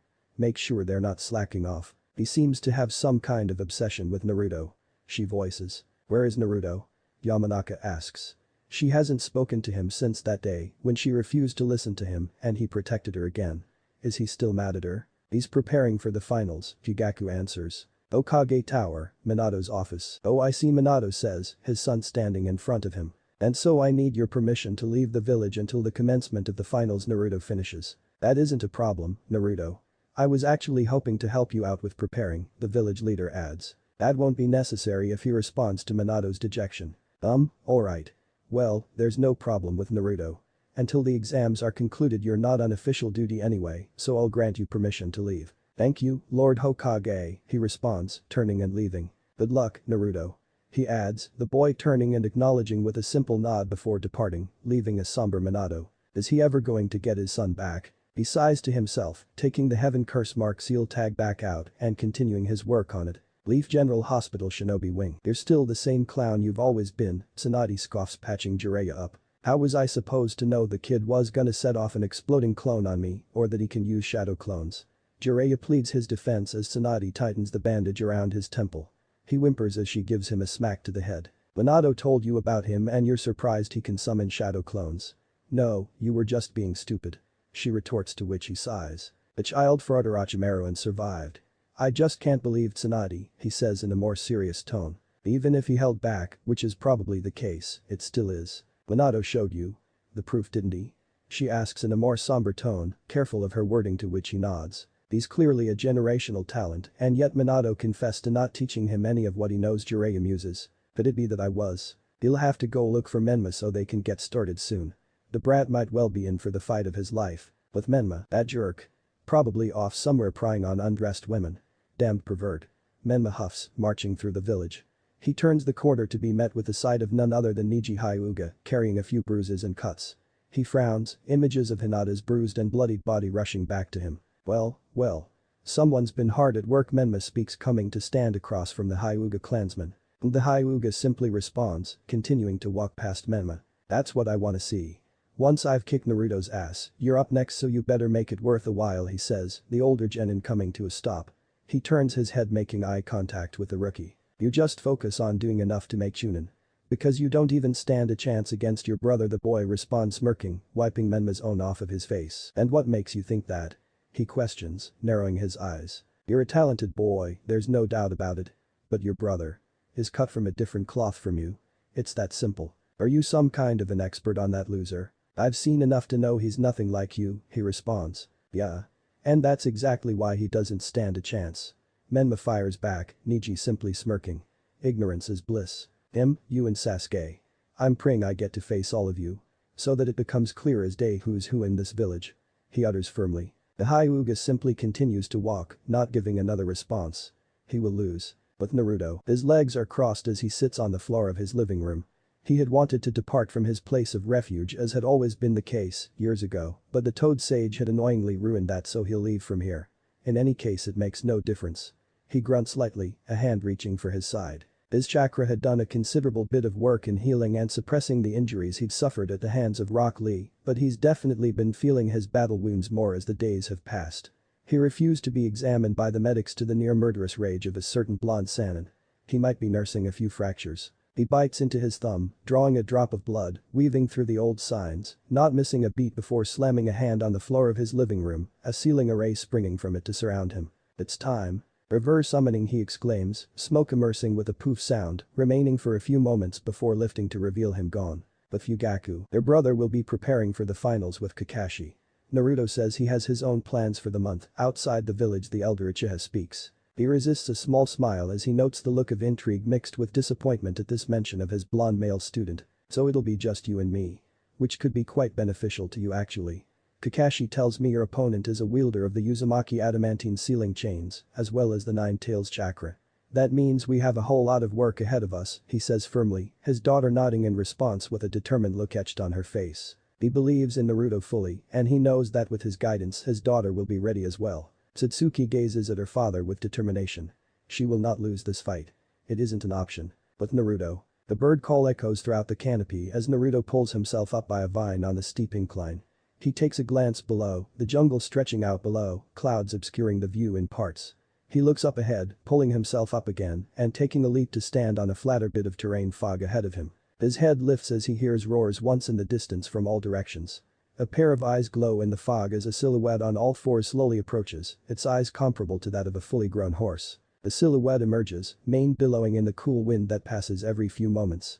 Naruto can't help the smirk that comes onto his face as the lion walks closer. I knew that scent the moment it hit my nose. The great intruder himself, the beast greets and speaks in a low voice, Naruto visibly trying to catch his breath.